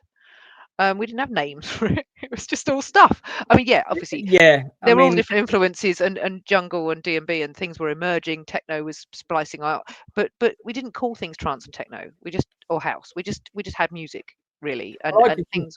I just used to call it all dance music. Exactly. It was all dance music. It was all electronic, whatever. And I didn't used to really know what I was going to and understand the genre differences. As I've done it more in more recent times, I kind of feel like I'm expected to know. Right. And there's so many tunes, I know the tune and I can sing along to it and I can dance along to it and love it, but I can't tell you who made it or what year. And I've got some friends who are absolutely encyclopedic about it. And I'm not sure that I'm envious or actually freed by not doing that. Some part of me sometimes thinks, I wish I could say, you know, this artist, this name of track, that year.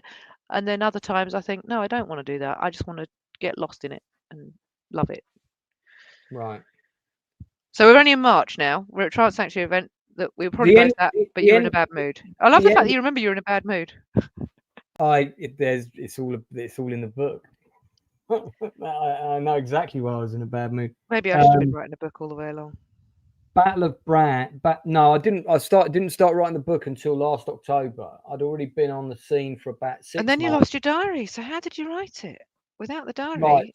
So yeah, hang on. I didn't lose my diary from last year.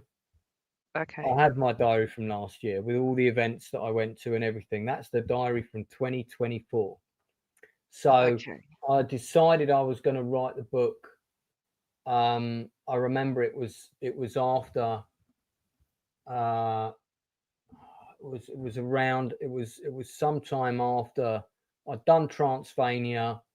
I did Hello Rave, and it was coming off of Hello Rave, going into another event that I had just finished, Silver Screen Journeys, which is my last book. You won't be able to see this, but I'll hold it up for the benefit of people watching.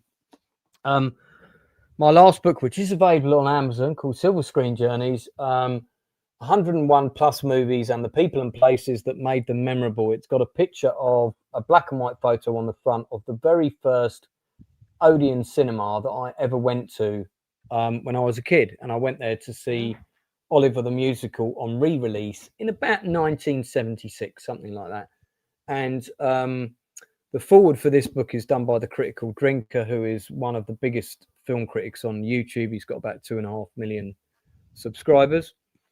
And it's a very similar book in terms of the layout of it. Basically, each chapter is a different time period.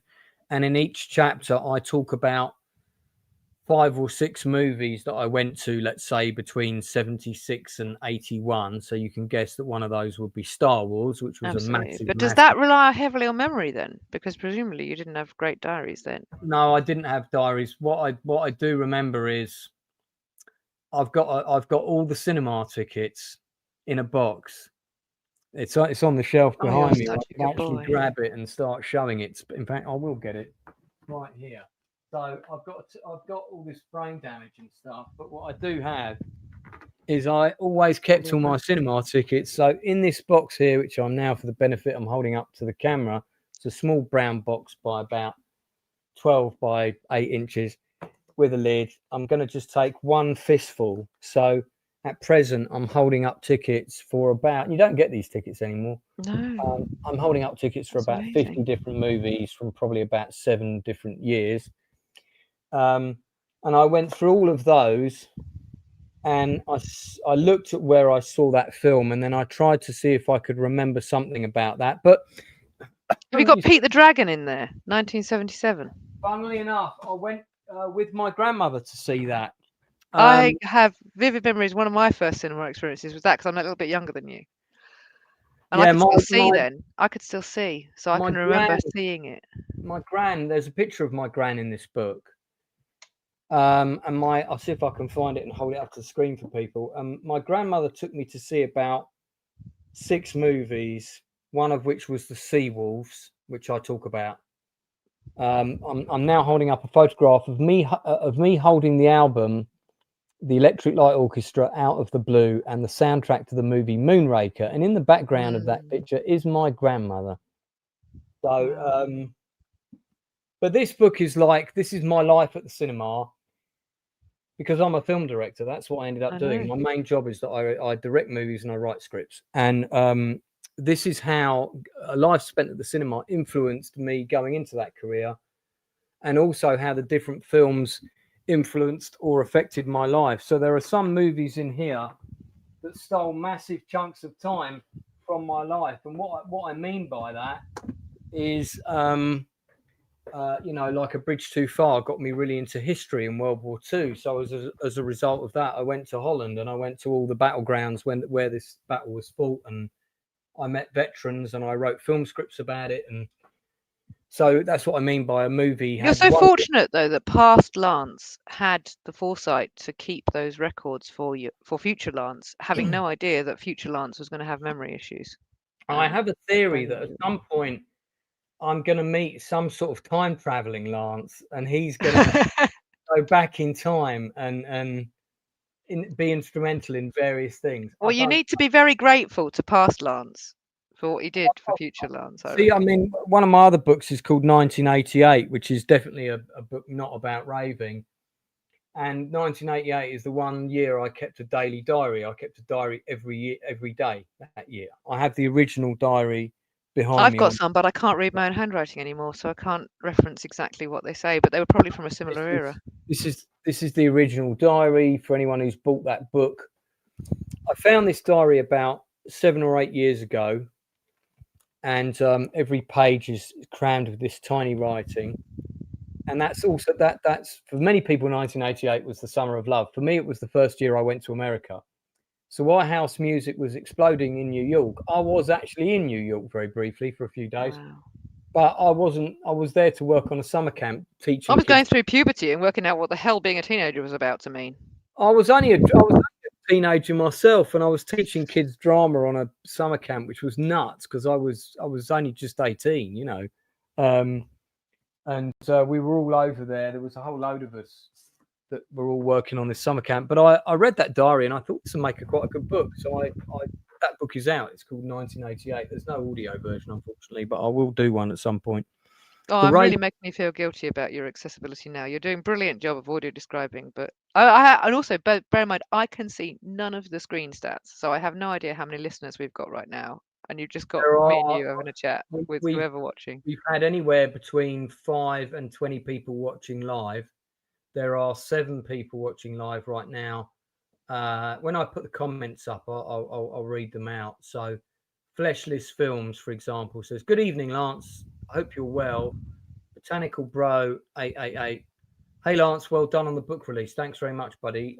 Do pick up a copy, and if I can sign it anywhere." Well, because we're not on one of the platforms I'm used to using with assistive tech, I'm not getting announcements like I would on Zoom or Teams, for example. So I'm completely just a random blind lady on a camera and a mic, and I'm all yours or not. But I have had a 5-minute dinner warning, so I am going to leave you shortly.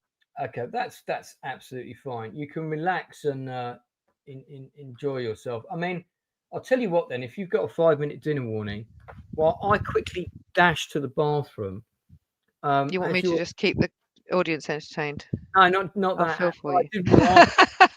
Your segue to your exit, what would you say were the most important things to you when you first went raving back in the day? And you did that quite young, obviously. Yeah. When I first, my second question. As opposed to what is the most important thing about the scene for you now? Take your time. I'll be 2 minutes while you answer that question.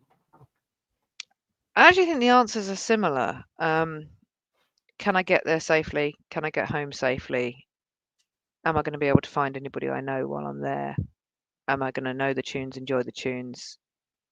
Am I going to meet the DJs? Am I going to be able to know where the loo is, where the bar is? Do I want to get a drink? Do I not want to get a drink? How am I feeling? Am I enjoying it? And I never leave a party early, so I tend to, in life actually, we were reflecting on this the other day, I never leave a rave early, but I also don't give up on anything easily. I will keep banging on at whatever it is, whether it's a job that I probably should have quitted, a relationship that's probably run its course, a complicated situation that, or even a jumper that should go to the charity shop. I'll keep it for as long as I can. I'm not a giver-upper. And those are my priorities when I head off into a rave is can my creature comforts, my human needs be met as a disabled person, but also when do I decide it's not working for me? And that is interesting in the current world, as I say it, that a lot of the music scene now, the difference between a rave and a show is a distinction that I don't think I understood early enough. So sometimes I'll book tickets to a thing and I think it's going to be a rave, but I get there and there's almost an expectation that you just stand there, you wait for the particular artist, you watch the artist, you go home, and that's not my idea of a rave. No. And I don't always know that when I first show up, depending on how it's been billed, how it's running. Even if it's a festival, different festivals kind of roll differently.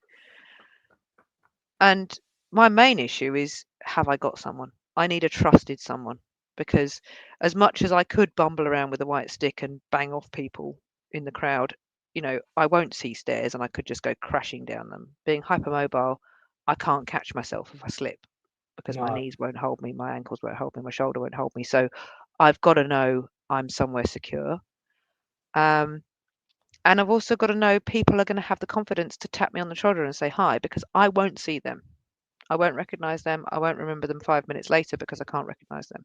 So there's a lot of human trust as well as physical trust, which is probably none of the same priorities as the average person has deciding to go to a rave.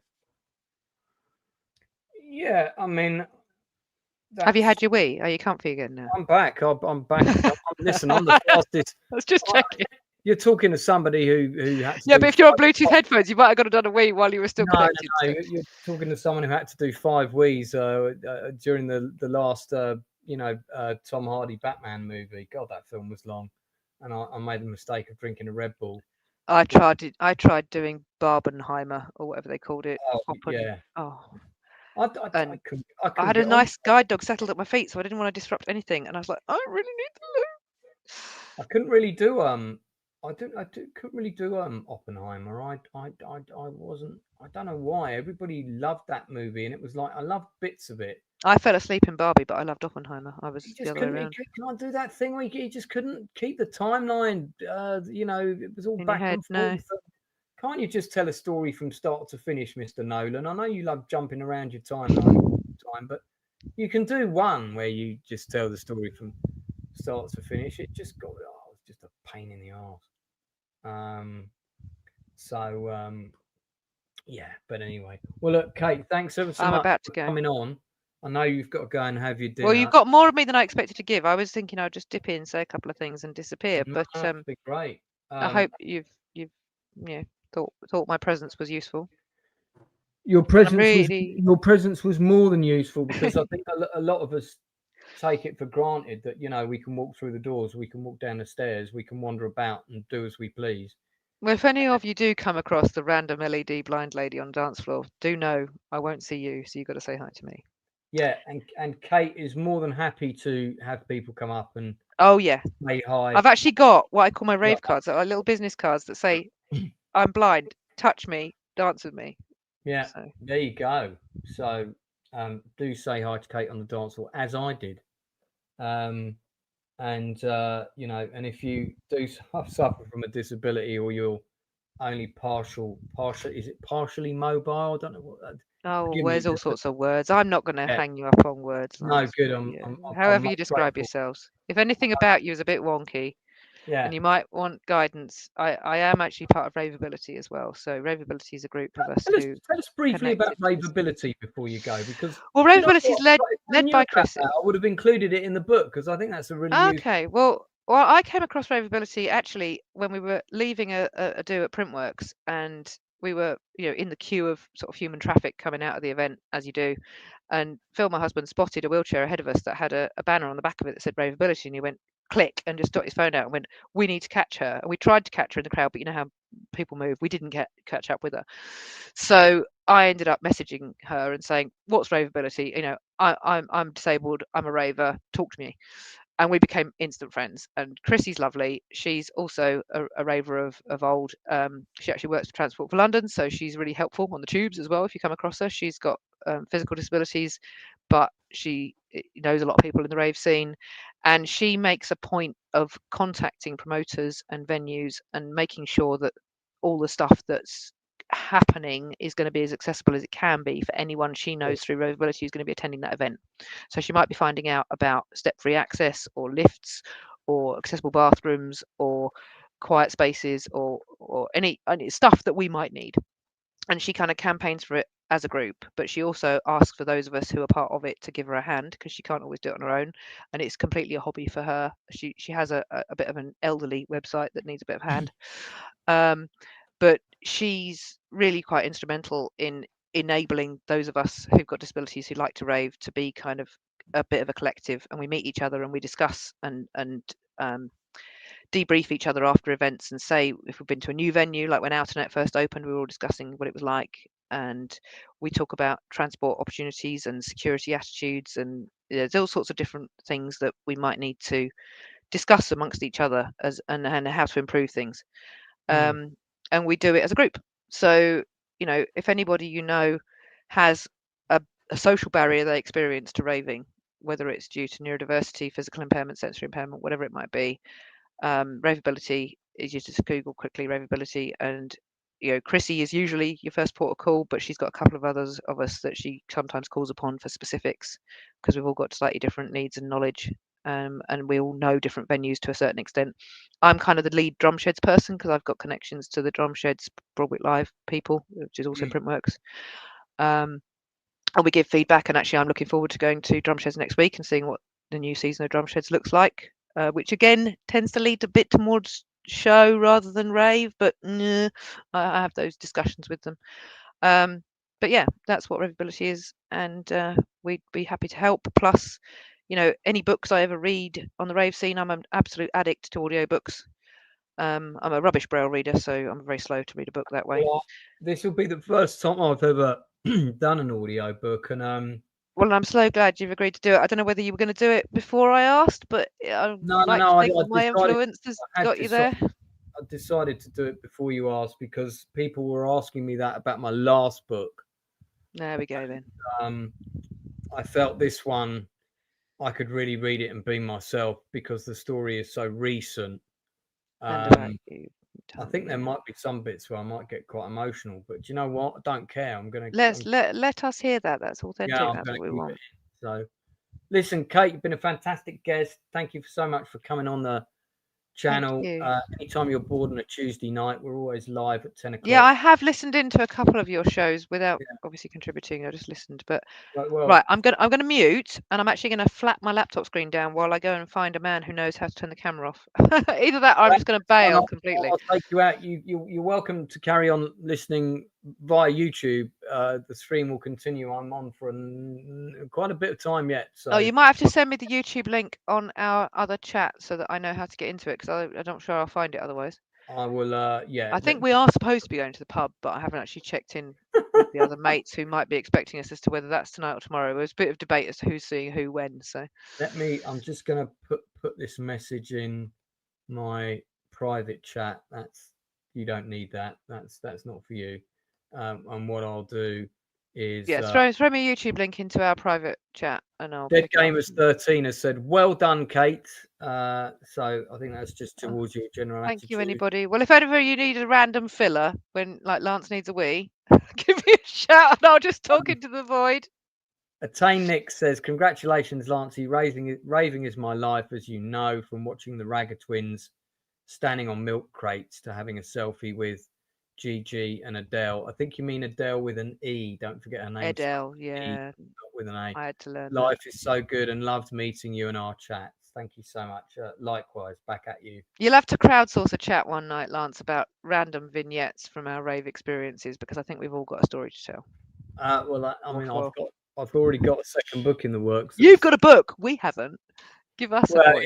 The second book is basically stories from the rave scene. Is like everybody else's. Yeah, well, you promised me you could interview me for this first book, and you haven't. So you know. Yeah. Well, I did 100 interviews for that book. I know, and I was supposed to be on the list, but you forgot me. No. I didn't forget you. There was a lot of people that were scheduled way ahead of when we met. I know. And it got to the point where I thought, although all of this is really helpful, I realized the first book really needs to be my story, because it does. There's a lot I need to cover, and I started cutting lots of stuff out, and I just had to completely reframe how I was. Well, I've got Josh Wink, boats, beaches. Yeah, I know. You've got lots of stories. I mean, you've got your own book in there, I'm sure. But all right, Kate. Well, listen, I'm going to take you out, stick you back in the green room. Thanks so much for coming on. Bye. Pass my best on to your long-haired partner, and I will see you again on the dance floor pretty soon. All right, take care. Bye. That's the wonderful Kate, everybody, who I first met properly at Outernet, although our paths crossed at numerous other events. Whilst I just go and close the blinds, we're just going to put on a bit of the first Peach event that I was at Coco.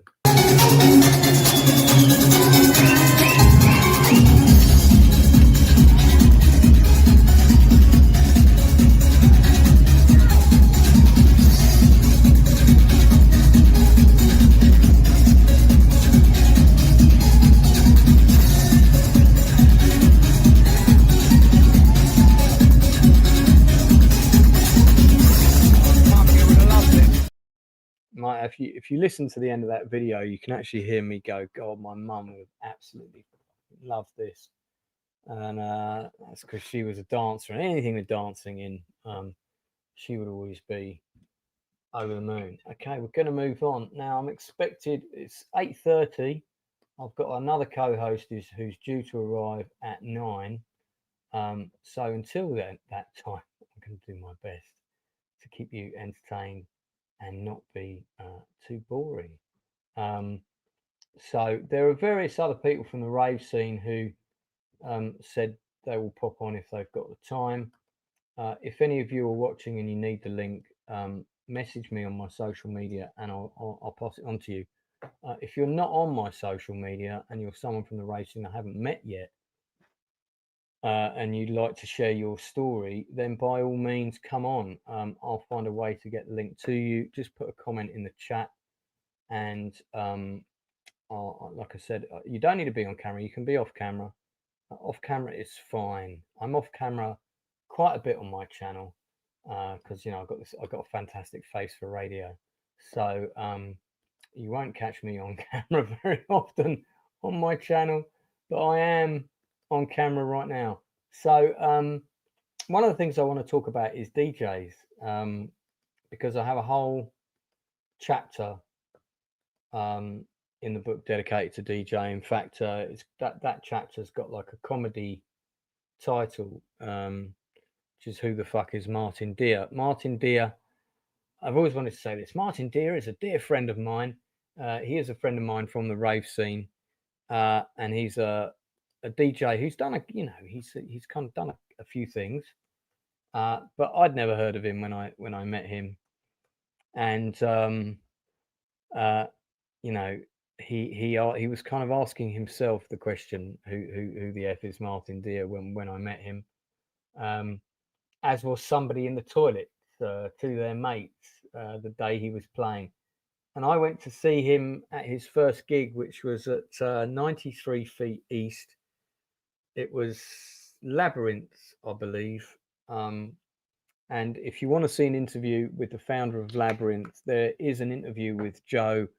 I forget the pronunciation of his surname. It's something like Wezerak, on my YouTube channel. Just search the industry interviews and you'll see it. It's a really good interview. There are interviews with about 10 other people from the rave scene, because being a DJ is a creative art form, and I've tried to interview as many as I can. I knew you meant Adele with an E, don't worry. Yeah, everybody gets that wrong. I had that wrong. I had her name spelled wrong in about 3 places in the book when I first did the first draft. By the way, here it's funny. This is like an early version of the hardback, and YouTube, not YouTube, Amazon lets you can go on Amazon and you can design your own cover for a book. And we didn't have the logo at that time, and I just wanted to get a copy of the hardback to see what it was like. But I did want to use this picture, which is also from Peach. It's from the same event. There I am down the front. But this book is completely riddled with mistakes. You'll never see this. And of course now it looks like this, which I think you'll agree is, the yellow one is much nicer, much more eye-catching. If there's any questions about, you can put a question in the chat and I will absolutely answer it. So just fire a question away and I'll answer it. If there are any questions, then just fire them at me, particularly if it's about writing or anything to do with writing. Remember, this is not my first book. This is book number 15 for me. Oh, my glasses are slightly lopsided. Let's just adjust. There we go. So I have done a number of other books. This is the third one, which is autobiographical. So it's kind of like a trilogy of autobiography books. 1988 being the first one, which is here. Silver screen. This is 1988. This is probably book number 7. Traditionally, I write fiction novels, and I have a science fiction series out, which is called Diamonds in the Sky. These are the first 2 of those. These are about UFOs coming to Earth, by the way. So if you're into the subject of UFOs, aliens, that kind of thing, that's what these are about. There's a scene in this where there are 2 guys on a bus driving towards this bus driver has decided to go off piste, and he's going to go and visit the UFO that's landing in Scotland. and these two guys have just dropped pills as they're on their way there, so they're coming up as they're going to see this UFO. That's a minor story within the book, by the way. It's not the main story, but so there are some ravers in the first Diamonds in the Sky book. These are both out on Amazon and have been for some time. Part of a trilogy, which I'm hoping to complete the third book. Supposed to do it this year. If Back to Raving hadn't happened, I would have probably done that book. Okay. So I think my American co-host is going to pop in. Okay, so here's a question. What do you know now about the writing process that you wish you knew when you started? Okay, so here's the thing. I wish I knew how much the technology was going to change. And I wish I knew how accessible it was going to be, because if I knew that, I actually would have started writing. I'd always wanted to write novels. I would have focused some of my energy towards writing novels much, much earlier. And I would have got documents, you know, probably very old discs, floppy disks, if you remember them. And I would have saved manuscripts, and I would have had them ready for that technology, because it's amazing what you can do now. I mean, the fact that I started writing this book, started writing this book last October, November, really. And the meat of this book was done in the first few months of this year, especially when I was really ill. I was writing. That was the one thing I could do. So that was done relatively quickly. But the fact that I decided I was going to write this book, and now I'm physically holding it within a period of 12 months, is quite amazing when you think about it. Rachel Percy-Art has returned. So, I'm back again. I'm always very impressed the way you're able to do that cat thing just as you come on. So it's very clever.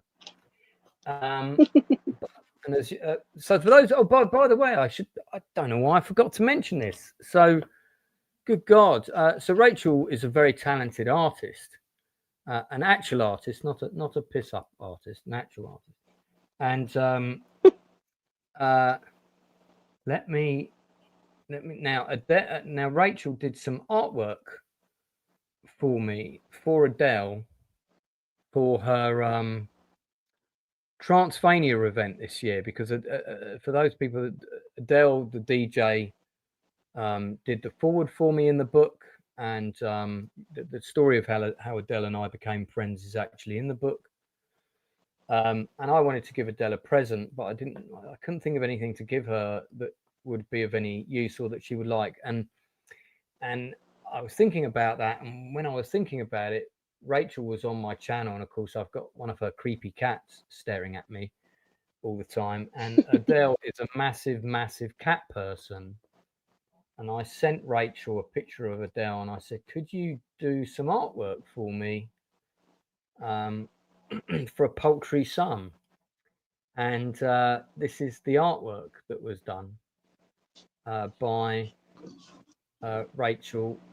This is not AI, this is a pencil original drawing.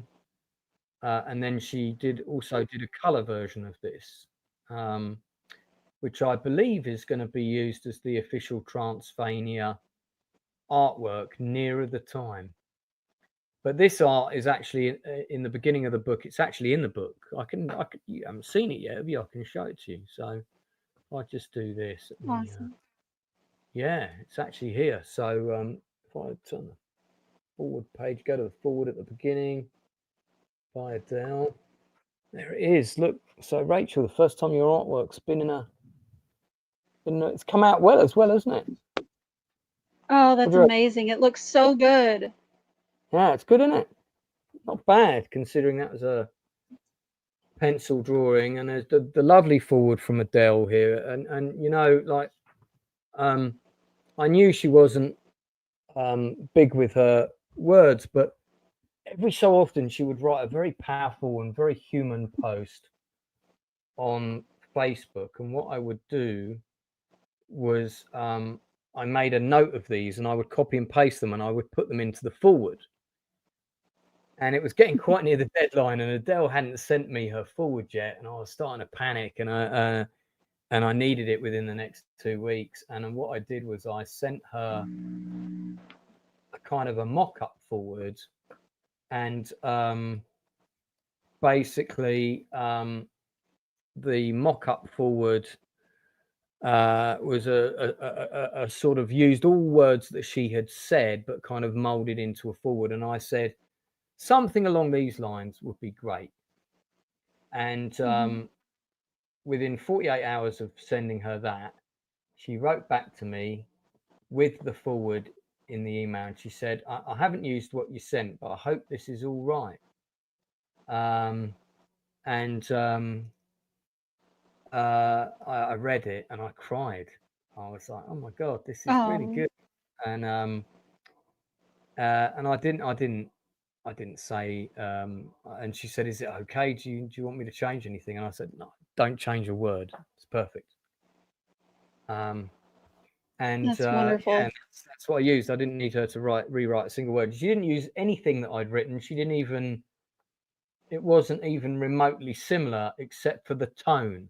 The thing that was similar was the tone. That was all. Here's a funny story. Sorry, we're going off topic, Rachel, but I've got to share this with you.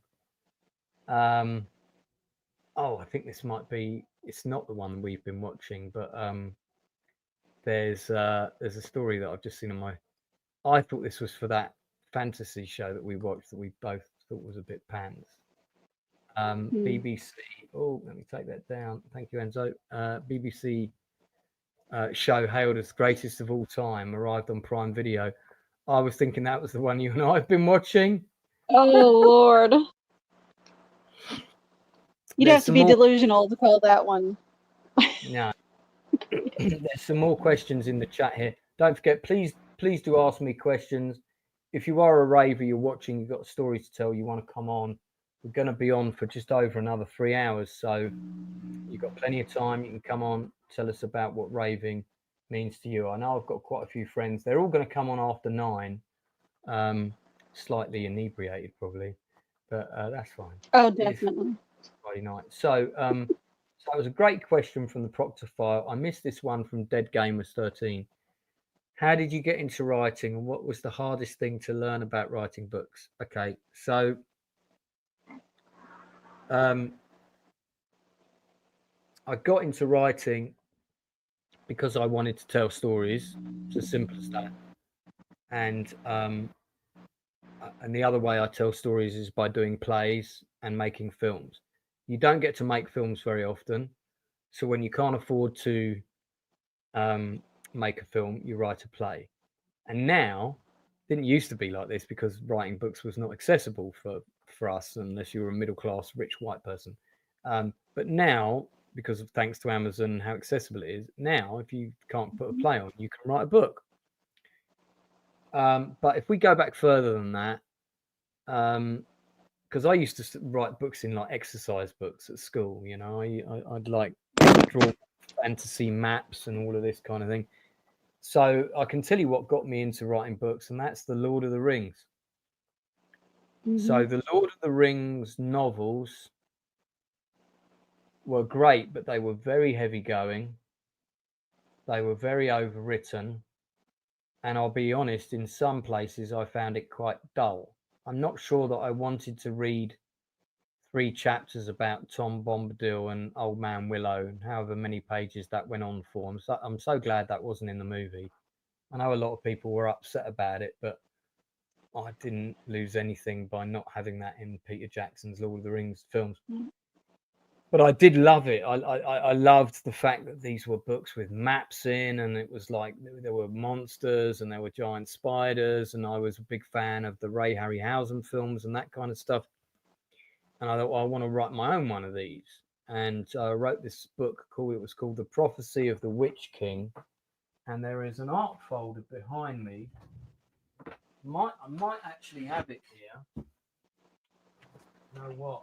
I'm going to proper embarrass myself now, but I think I think it might be in here.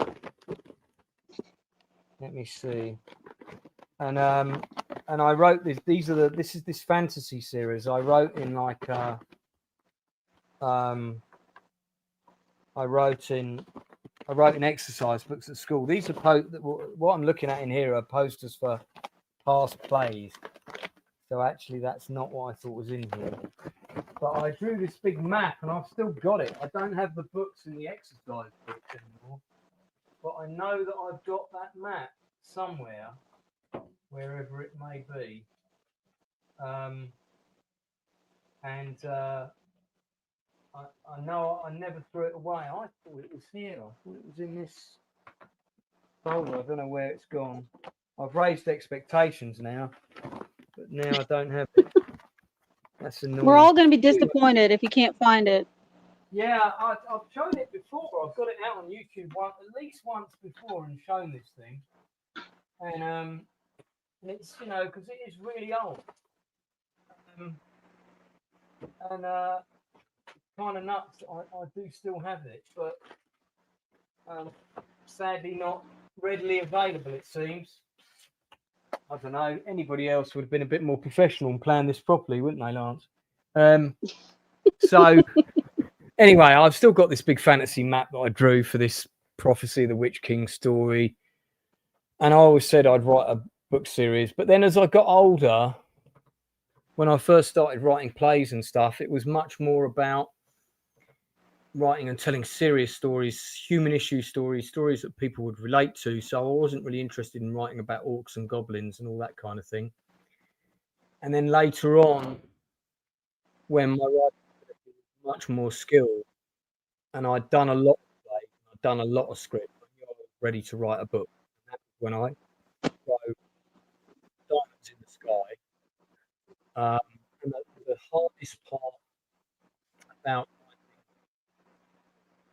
Diamonds in the Sky was limiting the number of characters and making it manageable, and then also setting myself a target and sticking to it. I achieved it. I made the decision I'm going to write that book, which I think was November 2015. I talked about it in a car in Italy on the way to a film festival. Just talked about the story to people and said this is and the reason I wrote it was because it was a TV series I wanted to do, and I thought no one's going to give me the money for this TV series, so I have to think of another way to do it. So I'm going to write it as a book. And then I based all the characters in the book on famous movie stars that I wanted to work with, so that casting them would be easy, you know, and wrote their characters slightly older than they actually were. And that was how, that was so. And then, but the hardest thing is the discipline, getting on the computer. I write in stints of about 4 hours, which is something I would recommend to people. Try and do 4-hour blocks. Don't, you're not going to be able to do all day. You've got to have a break. You've got to eat. But a 4-hour block, if you can commit to get up early, get straight on the computer and write the thing that's most vivid in your head at that time, whatever that might be, if it's the ending of the book or the beginning of the book or whatever. And we'll go into that. Before I answer the next question, there's a few others in the chat, so I'll answer all of them. I've got a fellow raver in the house. He's not only a fellow raver, he's a Texan. Kind of. He's a Mexican Texan, but he goes to raves, he goes to festivals. Enzo is in the house. What's up? Hello. Good morning. I didn't realize. I thought you were going to stream later, but you started like 2 hours ago, 3 hours ago. Yeah, dude, this is a mega stream. This is like an Enzo mega stream, but I started at 6 p.m. till midnight. Long and hard is how I like it. So what's up? How's the stream going so far? Yeah, it's good. I've had a couple of rave guests on who've come and gone, people from the scene who've kind of talked about what it means to them and that kind of thing. And there's quite a few people who said they're going to come on who, they're kind of available later. So now Most of the raves you seem to go to are like in a big warehouse or something, right? Inside, indoors. No, I mean, yeah, I don't do the festival, so it's true that they're inside. It's not true that they're all in big warehouses. I have been to some big events. Most of the videos I've got here are all from Coco, and Coco is a pretty substantial venue. It's pretty large, but I've got pictures from a lot of other events, like the one that I went to recently, which was called Fusion, which was at Egg. Egg is a big venue that's got 4 or 5 spaces, but only 2 spaces were open at Egg, and they were 2 of the smaller spaces. So Egg. When you see the pictures of me and Connie at Egg, yeah, that's the name of the venue, Egg. It's good. I know it's an entertaining title. You know, it's just us really kind of sitting around with a group of friends. There's not pictures of us with like 50, 200 people or whatever. It was a much smaller.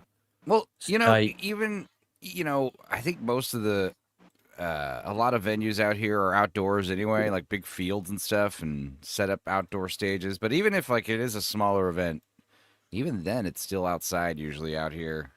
Most of the raves and parties and festivals I go to are like campouts. In fact, I have to go to one around my birthday next month in October. But it's gonna be small. Like I don't think there's an actual lineup or anything. It's just like bring your crap and hoe down. I don't know. It should be fun. Is it in America? And I mean, obviously, I realize it's a big place, and we're just getting your perspective. And I see another friend in the green room. I'll bring you in shortly, in a few minutes. Is it very much the case that it is really a festival thing, not so much clubs, indoor club venues, and that kind of thing? Well, there are, you know, clubs. That's the thing is like out here in Austin or out there in Austin, like, you know, I've heard that like I just, you know, I got a friend, my keyboard player. He's a booking guy. He books big bands at this venue he works at, and like a lot of these venues are just like cutting music. They're not doing music anymore. Now they're doing like stand up everywhere, stand up comedy, which is lame. Because, you know, Joe Rogan and Kill Tony have moved to Austin, and now it's just becoming this stand-up comedy place, which is lame. Because, you know, I remember the late 80s, early 90s when there was just this stand-up comedy boom. Everyone was doing it, and it was annoying. And I was a little kid back then. And, you know, even then, it's like, stand-up comedians. I mean, it's just weird. So, yeah, I mean, in a lot of these indoor venues... Like, that's the thing about the indoor venues. It's like a lot of people are just over it because, like, there's just crazy. I don't know. At least out here in Texas, you know, the air conditioning is like super important. When I went to Chicago, I was shocked that there were these big bars like full of people. And there's no air conditioning in them, and it's like you know. 100 degrees in the building. It's like 80 degrees outside. It's like, I don't understand why this is cool. It sucks. But yeah, as far as they're crazy up there. Yeah, I don't know. As far as like indoor venues, like yeah, they're still a thing, and big warehouse raves. I don't know. I think it's more of like because the thing I see nowadays is like oversaturation, less is more sometimes. I have venue promoters and event planners who I can't tell you how many times like I've made a poster for somebody. And they're like, all right, we're doing this big 2-day event, and we've got like 50 bands and 30 DJs. And I'm like, you are not, how are you going to make any money on this? You know? Like, you have to pay those people. The more people you have to pay, the more people have to come, like tenfold. You know, if you get like 50 acts, you need like 5,000 people to show up for it to be worth a shit. Just get like two solid bands and make it like an evening, 2 DJs or whatever.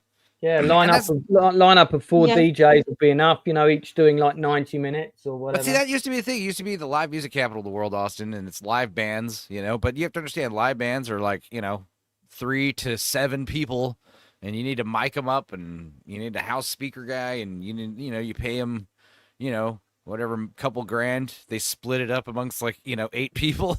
But then DJs started becoming popular. So it's one guy. And he's getting all that money by himself, and that's cool. But now the thing is, they don't even want that. But still, with the DJ, you still need sound guys. You still need all these lighting guys. Now they're doing comedians because all they need is a guy with a microphone, and it's one microphone, and they need lights that go up and down, and that's it. And pretty soon it's just gonna be, what's the next logical step after stand-up comedians? Something even Birthday more clowns. rudimentary. Yeah, just like a single painting exhibit is going to be the thing. We're just going to hang up a painting, and that'll be the entertainment for the night. Well, more than one of the stories in the book is about the various kind of reunions that I've had on the rave scene. Some have been with people I knew when I was clubbing when I was younger, and I kind of met them again. There's been one I remember very specifically. There's a big story about me and her in the book. There's been another group of girls that remember me from Bagley, who I met at Outernet. And then I have another friend whose sister I used to go to school with, who arrived on the rave scene not that long after me, a few months after me, last year. And is now here with us in chat. Oh, by the way, my rave buddy Connie, my partner in crime, who's been going to raves with me this summer. Great book. I'm already on chapter 25 and loving it. She only started reading it 3 days ago. There's 40 chapters, just to give you an idea, and she's on chapter 25. And by the way, for those people watching, Stepenzo also designed the cover for both books. So and his rates are very reasonable. Welcome to the Outcast Creative, Juliet Crump. Also, hello. Juliet, I'm going to have to change your name because no one will know who you are. But if I just put this, then everyone will know it. There we go. Hi. Meet Stepenzo and Rachel, who are from the US of A. Hello. Hi there. Hello. So, Hi. Are you one of the people on the cover of Lance's book? That's me. Yeah. She is the other person. That's her with the glasses right next to her. There you Grumpy. go. All right. They're Front and center. I thought you looked familiar. Because it's funny actually, because I talk about Orange a lot, which is mine and Juliet's favorite event probably of all. And Orange was the event last year, their first reunion at Coco. That was it for me. I knew I'd come home. And not only that, I was like, I've been to one of their events before. I kind of remembered from that period in my life that's very hazy. And then when Juliet and me had crossed paths, and I went to school, we were at school together and all this kind of thing. And there was Lee Harvey, who was in my class, who was also, he turned up, he disappeared from school at 15 to go and work for his dad, and ostensibly go off raving and basically bugger off and not go to school. And I never knew what had happened to him. And then he suddenly turned up at I was talking to somebody about where I went to school, Hollyfield School, Surbiton, where we both went for our sins, me and Juliet. And this woman was standing behind me. And she went, "You went to Hollyfield? Well, how old are you and what year were you there?" And I sort of I had to vaguely approximate these things. And she went, "I think you might have been in the same year as my husband. Lee, what year were you? What class were you in at Hollyfield?" And I said, "You can't be talking about," I don't know why I remembered his name all of a sudden. I just said, "You can't be talking about Lee Harvey." And I looked over and there he was. And he was a bit worse for wear because he overdone it a bit. And he was kind of sitting in this corner, nestling a glass of water. So the next time I saw him was the night that me and him got to properly be reunited. And that was the same night I met you because he was in better nick. He was in better condition. Juliet, why don't you tell us what coming back on the day rave scene has meant for you? Everything, to be honest with you. Completely Okay, changed my thanks for life. coming on. No, tell us more. Yeah. Well, I've got a whole new load of friends. Yeah, They're indeed. not just raving friends. They keep an eye on me. Brilliant girls, and men. Just, yeah, a new family of friends, and just something to look forward to. If I choose to go out every weekend, I don't go out every weekend. But if I choose, there's always an event happening. Always something to do. It's fun. I love it. Yeah, I mean, it definitely has revitalized many a person, and you know, my opinion is very much the same as yours. Great picture of us here. So this is at the last Orange party, which was the third reunion that they've done. This was the summer one, wasn't it? This was this summer. I realize I don't own any orange clothing. I own one shirt that is like that kind of highlighter coral orange color. Right. But like I don't own any orange clothes. Well, if you look at the pictures, Neither do I. Now that I think about it. Right. If you look at the picture of the first Orange party, I'm not wearing anything orange. I'm wearing a Downing Street rave T-shirt, and that's it. Well, and then I was at this thing called Red Camp, you know, where we'd go camp out Memorial Day weekend and party outdoors for 4 or 5 days, and yeah, everything's red. And I remember like I didn't have any red clothes or that many red clothes. I tried dyeing my clothes red, and they just came out pink. And but then over the years, like over the next 10 years, yeah, I amassed a huge, like most of my clothes were red after a certain period of time. And yeah, I've pivoted to blues since then, blues and grays. But yeah, I mean, it's just one of those things where like I would just have to start buying orange clothes, like because that's a pretty rare color in the wardrobe. I got that T-shirt off of Amazon for like 10 quid. The orange baseball cap, I think, is a Cyberdog one, and I bought those glasses from Camden Market. I've got them over here, especially for that event. And actually, I also got a pair of orange trousers, but I bought these socks online that looked orange, but when I got them, they were yellow, and everyone was very upset with me that I wasn't. That they said, "Couldn't you put a bit more orange on, Lance?" But yeah, these are the glasses, which are very kind of Doc Brown, Back to the Future, you know. But they're fun. I mean, the whole point of it is to have a laugh in it at the end of the day. And I think what's great about the day rave scene is because we're all a bit older. In some ways, we might be a bit less mature, but in other ways, we're more mature than we were when we were in our youth, so to speak.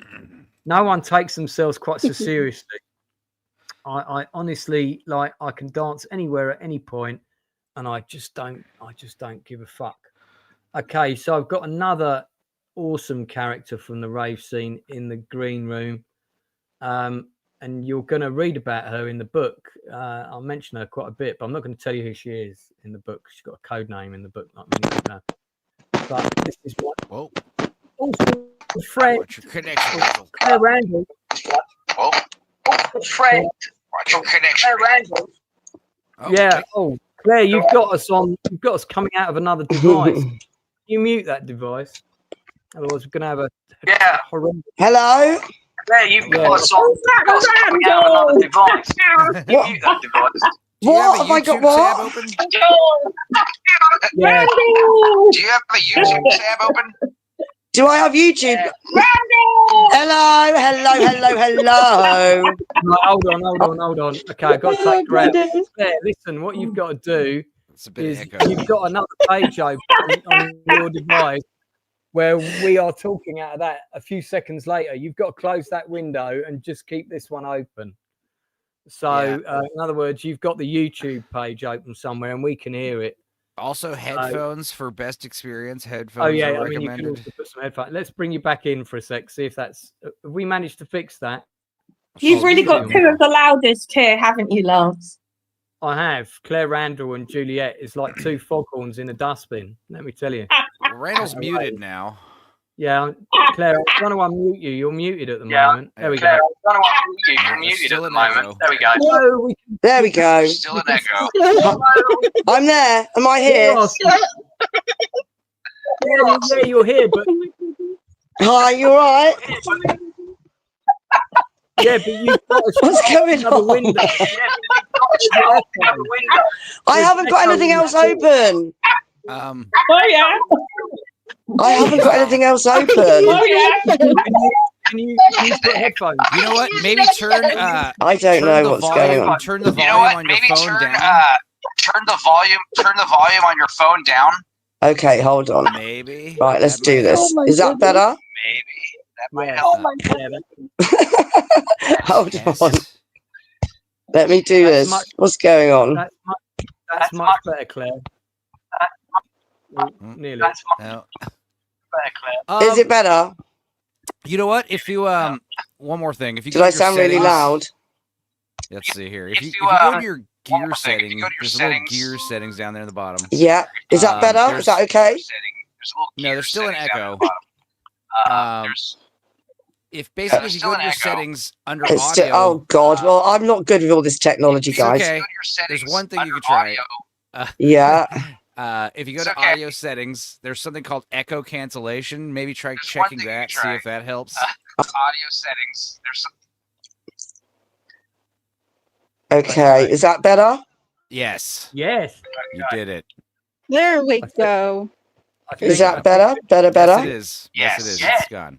No. I did Oh, it. wait. Okay. No, Yeah. it's still there. Yes, Now the it is. echo's no. even longer. Wait, No. Oh wait. Now the echo's even longer. Wait. Oh my God. maybe the next thing would be try coming in with some headphones on. That's not okay. All right, hold on, Claire. I'm going to take you out. So Damn. let me just message. Claire's brilliant. We've got to get her back in Right. if we can. Of course. She's a legend. Try coming back in with headphones. Let me just type this on Facebook. Coming back in. Oh shit. What's funny, I've noticed there's something that happens when I go raving a lot is I default to like basically babysitting a bunch of these hot chicks I hang out with who are constantly like losing their belongings and possessions everywhere, and you just have to keep track of all of their crap. It's like a thing. It's like I just become Grandpa Munster all of a sudden every time I go to one of these parties where I just have to like You became You know. Rave Dad. it's like herding cats. It's a nightmare. Herding cats. Oh, nope. We have a friend called Ian. He does that for us. Yeah. Our Is that friend. Ian McGregor? That'd be Ian McGregor. Yeah. Well, what's funny is usually like the sober guy does that. I'm like the most fucked up out of everybody, and yet I'm the one like, we're finding things and everything. It's awful. I think you left your purse over there. I remember Let me like see if I can find a picture of me with Claire Randall. Let me have a look. I'm sure I must have one.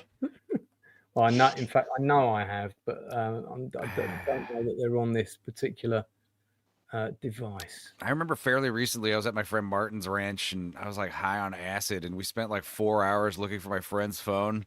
And it was funny because it was like, you know, tripping balls. And I remember just going to people and be like, hey, so there was a phone on this table and then you guys moved the table. So where's that phone? And they're like, we didn't see a phone. I'd be like, okay. And then I'd come back like 40 minutes later. I'm like, no, but seriously, like, where's that phone? Like, I know it was here. And they're like, we don't know anything about a phone. I'm like, all right. And then, of course, like 4 hours later, it's at the campsite in some chair. We're like, oh, of course. Silly assholes. Sorry I bothered you multiple times about a phone that wasn't even here. I've got another clip from, I think this is Peach at Coco. I'm going to share this. It's not already uploaded. Let me see if. Oh, dear. Hold on. Still got an echo. Okay, so her daughter's a very talented DJ, by the way, Madison, who I'm hoping we can talk about with her in a sec. Who's absolutely lovely, and it's quite common on our day rave scene. There's people with kids. So this is at Coco. So this is a bit of a better video to give you guys an idea of the full scope of Coco, which is formerly known as Camden Palace. I talk about it in the book quite a bit.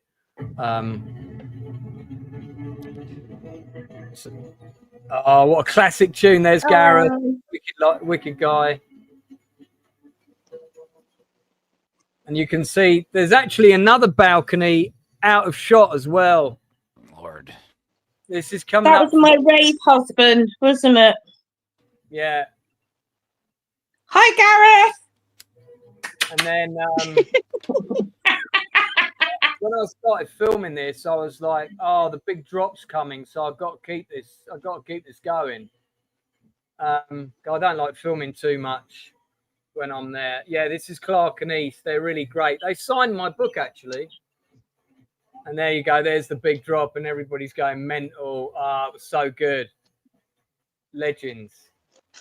So then, of course, you always end up with pictures of someone's feet when you're turning the camera off. Let's try again. Claire, you managed to sort it yet? Let's have a look. Oh, we've lost her camera now altogether. Is she still there, audio-wise? Don't know. Don't know. No. Well, sure. I know these tech things can be technical difficulties can be frustrating, but it's nothing to get flustered about. Frozen. It's StreamYard, I promise you. StreamYard, the duck of death, we call it over here. Right. Can you? Hang on. Right. Yeah, can you hear me? I've got I can hear you, but there's still an an echo. Do I still sound shit? Well, you sound fine, but there is an echo, and I don't know why. I really couldn't tell you, darling. I know. It's weird. I'll tell you what, Claire, you don't have an echo. So you tell us briefly what the play rave scene means to you and what going back to raving. It's not connected. We all have to Hold on, ourselves. sorry, say that again because I had my boy in my ear hole. The headphones aren't connected. Hold on. Tell us what the raving scene means. Oh my god, it means absolutely everything to me. I actually did a little bio. Can you hear me? Yeah. Yeah. Yes, you can hear me. Yes, we're just not talking, so we don't get the echo. Okay, all right, cool. So basically, tonight I actually did a little write-up of why do I rave, and it all basically started for me when I was 11. Obviously listening to my older sister with her music, and I had got my first cassette, and it was called Hardcore Ecstasy, and there's some blinding tunes on there, and so that's when I really started. So that was 1991 when Christmas time, actually my mum got me it for Christmas, and so that's when I started loving the rave music and getting into that scene. And I went to my first rave when I was 15, which I shouldn't have been, but I'm a girl and I make myself look a little bit older. And yeah, so I went there with my older sister to Wembley Arena for Ravelation, 95 going into 96. And that was the big game changer for me. I was there on that dance floor, living my best life, couldn't stop dancing. Everyone else had been evacuated and discarded out of the building, and I was still there living my best life on the dance floor. I had to be dragged from the dance floor.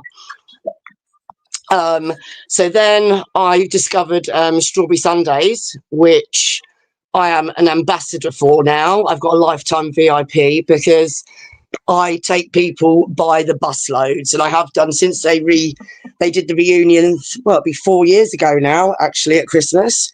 And yeah, living for the weekend, going to Strawberries. It was like a family. It was a church congregation of the rave scene, and it was just like it was like your chosen family, if you know what I mean. And yeah, so I just kept on going. I think I stopped when I was about 18 because I got into a relationship and he was a bit of a knob. So, and he didn't want to go out anymore. And then it wasn't until they brought day raves back and raving to daytime that I was just like, you know what? I'm going to get right involved on this. My kids are older, and I was in an unhappy marriage, and I thought I'm going to go and live my best life. So I regained my youth, and I'm out pretty much most weekends, but I keep the balance. because you have to keep the balance. Doing it every weekend is not okay. As much as what I'd like to, but you've got to keep the balance. And there are certain ones that I just prefer to go to. Some I just go along to because everyone else is going. But yeah, I absolutely, if I didn't have raving, I wouldn't be where I am now, mentally, physically, emotionally, and on my healing journey of my breakup of my marriage, etc. So yeah, raving is part of my life, and I'm never going to stop raving, ever, ever. Yeah, the healing thing is a really common story, and it's discussed in the book quite a bit. There's a couple of pictures of you in the book as well. Yay! The big cabina. You're not supposed to give away your nickname. Oops. Sorry. Jules is in the chat, and I'm gonna let me mute you for a second, just while I respond. That way, we won't hear your echo. And then, if anybody wants to ask Claire a question, I can unmute her, and then we'll be able to hear her response without the horrendous echo continuing while the rest of us are talking. I first met Claire at, I think it was my house at Steelyard. I want to say in August of last year, we sort of briefly met there, but we didn't really talk properly until you saw me at Labyrinth and you recognized me from a previous event, and you just came running over to me and were like, Lance, like this. And I was like, oh, this is fucking great. I'm sort of, now that people are remembering me. And it was really nice. I really liked that. And yeah, Claire was definitely a big part of, I feel like I've found a bit of a rave family here. So you were definitely, for me, you were definitely one of the first people that made me feel like that. So I'll just unmute so you can respond now. There you go. Yay! I love that. I love that. You know what? Because that's what it's all about. It's about not, forgetting everything, not being judgmental, just like everyone's there for a reason, to dance, to feel that music, because music is such a healing energy. And, you're just there to go and have a bloody lovely time, and just to meet people and just not have a care in the world and just make new friends. That's what it's all about. Yeah. 200%. He says, pausing so that I don't get an echo. I completely agree with that. I think that it's been a bit weird, like the last, let's say the last 4 months, there's been various friends of mine that have fallen out with various other people. There's various people that don't talk to certain people. And like, and I've had my own experiences of that. I'm not excluding myself from that. And I'm like, I can't be doing with it. I feel like Switzerland sometimes with some of the people that are not talking to each other, and I wish they would just make up. And then there's other people who, for whatever reason, like to go around stirring up shit and stirring up drama. And I don't know what's missing from their own life, but I think that this is the only time I'm going to talk about this, because I don't really talk about it in the book because it's not worth mentioning it.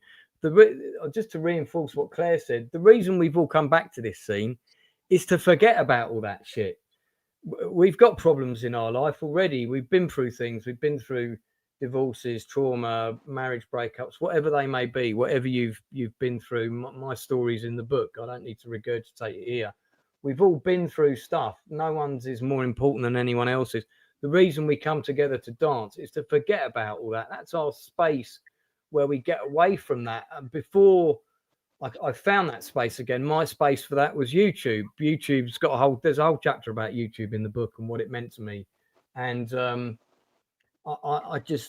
hate the fact that there's a bit of that going on in the scene now. And anybody that kind of brings that to my door, I just step away from them. I don't want to know. There are enough lovely people on the scene who don't do that, and I've made enough new friends that I don't need to worry about it. But it's a bit of a shame that there's been a bit of that drama going on, sadly. Claire, I don't know if you want to comment on that at all, and I'll leave an appropriate gap. to be honest, I haven't got can you hear me? Right. Yeah. Do you know, I don't really have much to say on it because I'm a person that doesn't like drama. I can't stand it. And I don't want to be put in a situation where I'm made to be judgy, because I'm not a judgy person. And I'm not there. I'm not to go raving for politics. I'm just there to go out and have a good time. And whatever people are saying, whatever people are doing, keep me out of it. I don't want to get involved. That's what school was for. That's what my younger years were for. I'm an adult now, and I just want to go out and have a really good time. And all that stuff needs to be left out. If you want to do all that shit, take it out the rave scene and take it back to the playground. I'm not down for that. And I just, I'm not. I don't get involved at all. I'm just keep myself to myself. People brings it to my table, I just say to them, not interested. I'm here for a good time and a good time only. Keep me out of it. Oh, the thing that's worse than the thing that's worse than oh wait, here. the There you thing that's go. worse Carry than like dealing with like political drama is one thing, but my favorite is like the interpersonal drama between people who've been like, ex-lovers or ex-friends or whatever at these scenes. That's always hilarious. Just I don't know, Mean Girls type nonsense. That's always fun. Again, just I stay out Oh of it. yeah. Juliet, you want to chip in on that topic at all? Yeah, I just don't want to be a part of it. I hate it. I go out to escape all of that. I've got enough going on at home.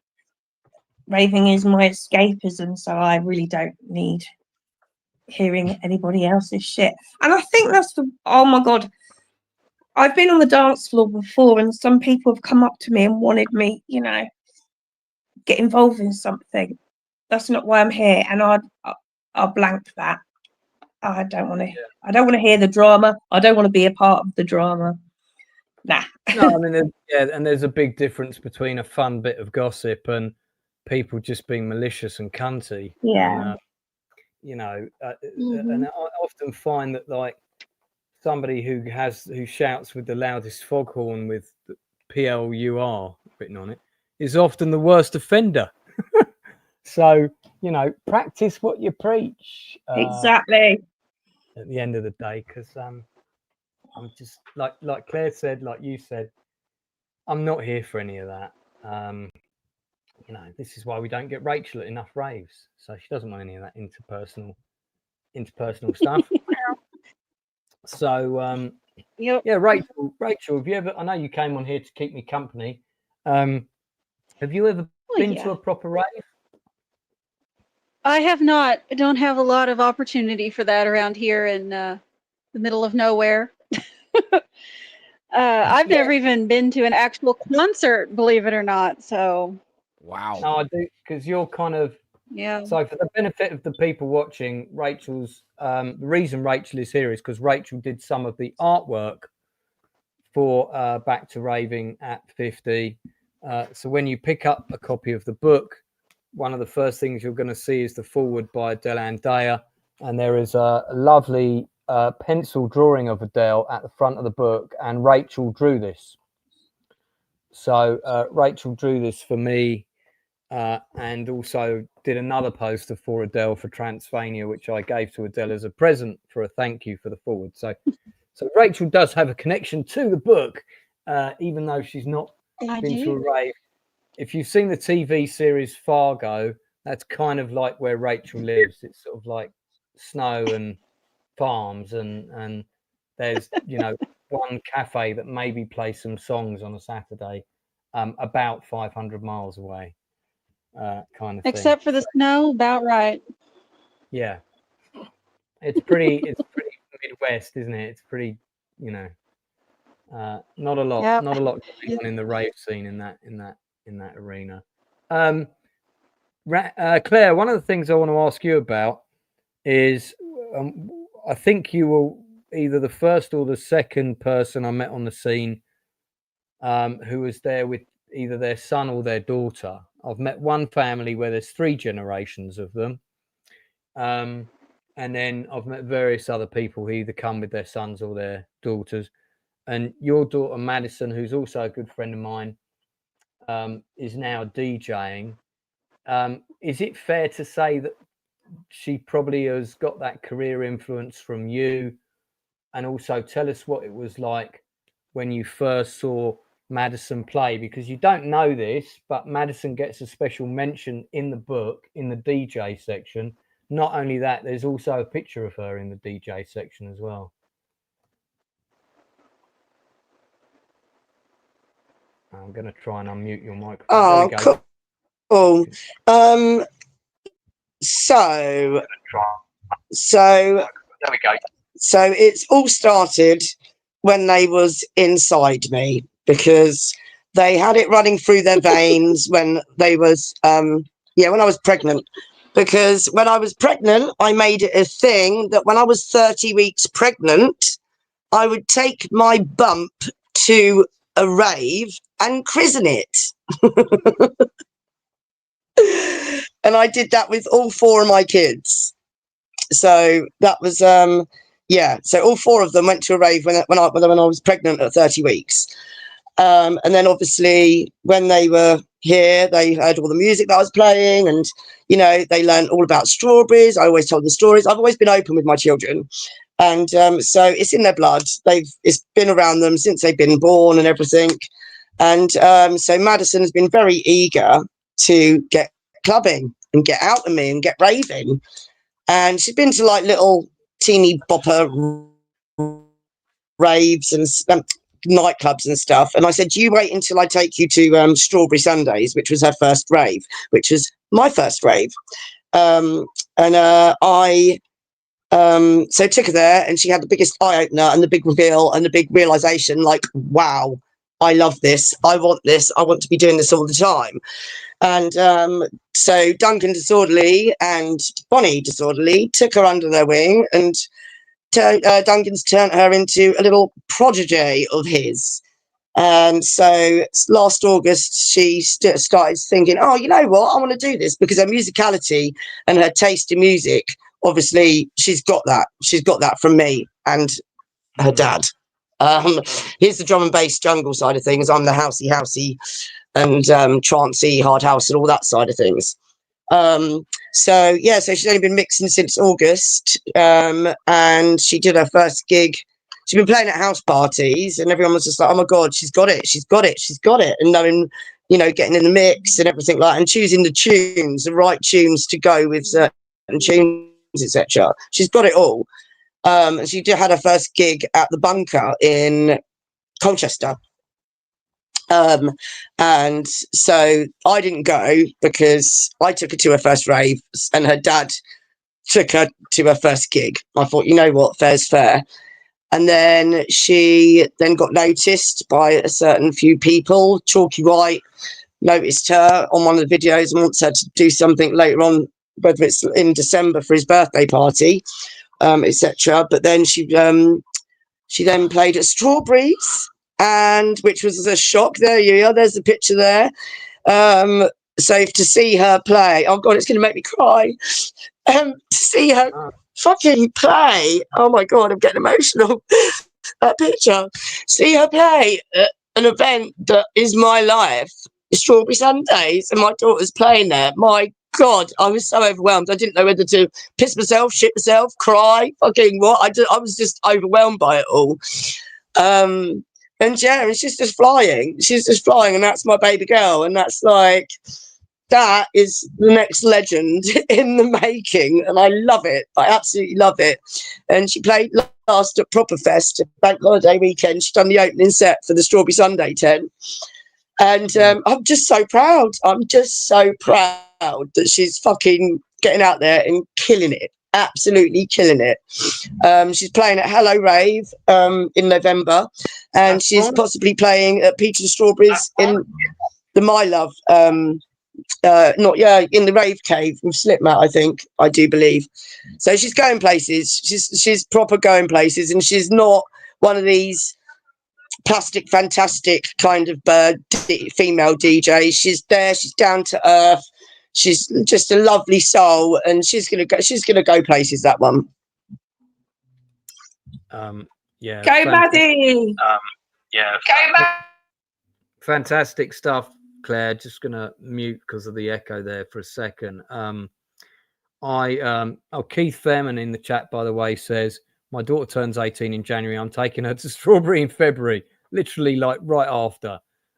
Keith, me and Claire will both be at Strawberry in February, and I think there's a Strawberry event, isn't there, before the end of the year? I've got tickets for that already as well. This is Duncan Disorderly on the left. This is Maddie on the right. This picture is in my book. I was at this event when Maddie played, and this is just after I think she'd done her set. And when she played, because there were 2 rooms, and she was playing, I think, in the slightly smaller room, still slightly a decent sized room. You couldn't get in there. Everybody, suddenly the main room was like really empty. And I was like, oh, there's loads of room to dance. I can get my light whip out. This is great.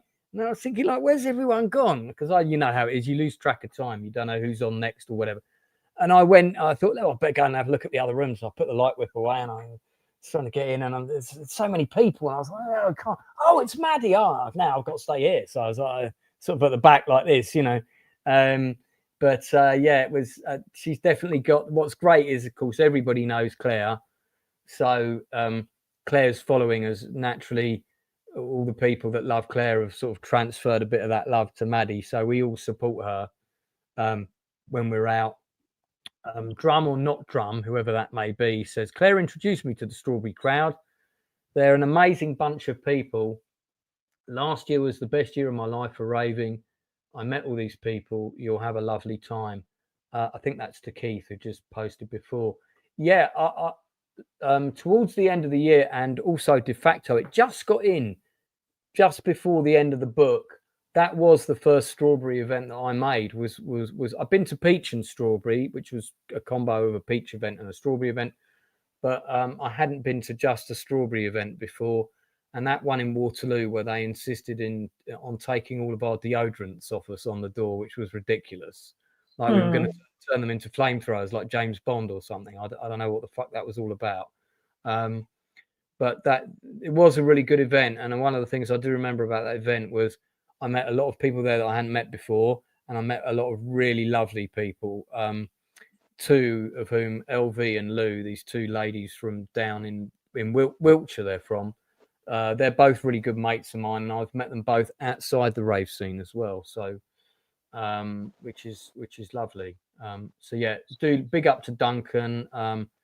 Duncan's really great. Duncan did a picture with my good lady Connie. We were leaving Rave Illusion, and Duncan and Bonnie had just arrived because I had to take Connie back to the tube to get her to go back to work, and Duncan was coming the other way, and he actually stopped and chatted with us and did pictures for her, which was really kind. So he's a really, really lovely, really, really lovely bloke. It's quite that's definitely something that's unique about the day rave scene. Is the DJs almost feel like the people that they just feel like, in a lot of cases, they feel like the people that are dancing alongside us at a lot of the raves. It almost feels like, especially when Adele comes out, and she always dances in the crowd before she goes and DJs.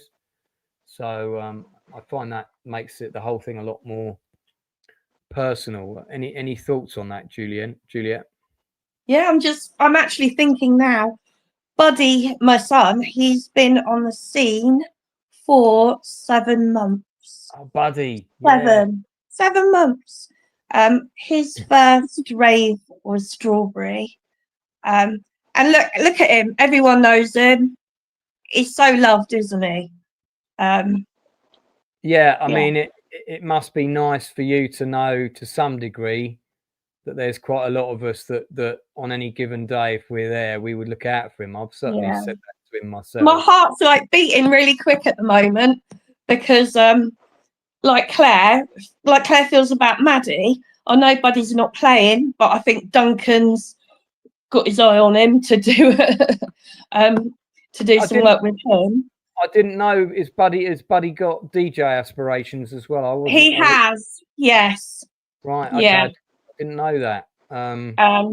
But he's got to pull his finger out and get on with it. it's not just the not doing so much raving. It's not just the young people that are doing the DJing. I want to give a shout out to John Painter, who's another friend of mine who gets a big mention in the book. He got into DJing quite late.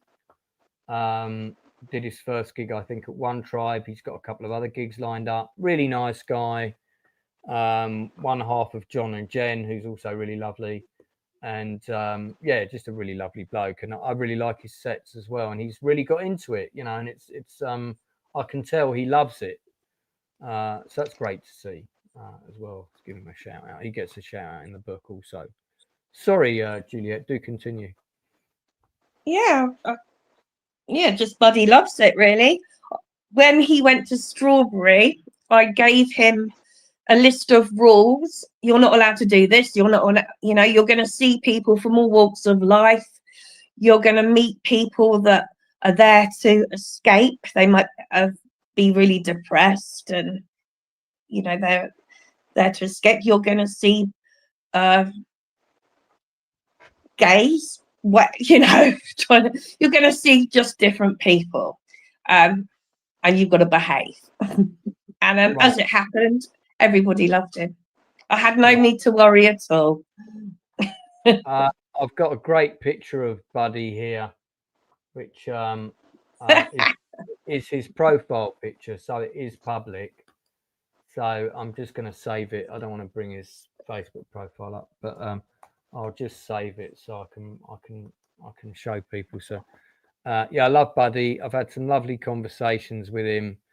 And actually there was a couple of times. There was one time I called him. I can't remember why, but I rang him up and I gave him a bit of a sort of dad lecture. It was very, very, very friendly, but like I and you know, just was more, I suppose, kind of in keeping with the we're going to look out for him. Yeah, I get kind of like, there he is. He looks like a younger version of Jimmy in this picture. Yeah. I kind of get worried that people will take advantage of him.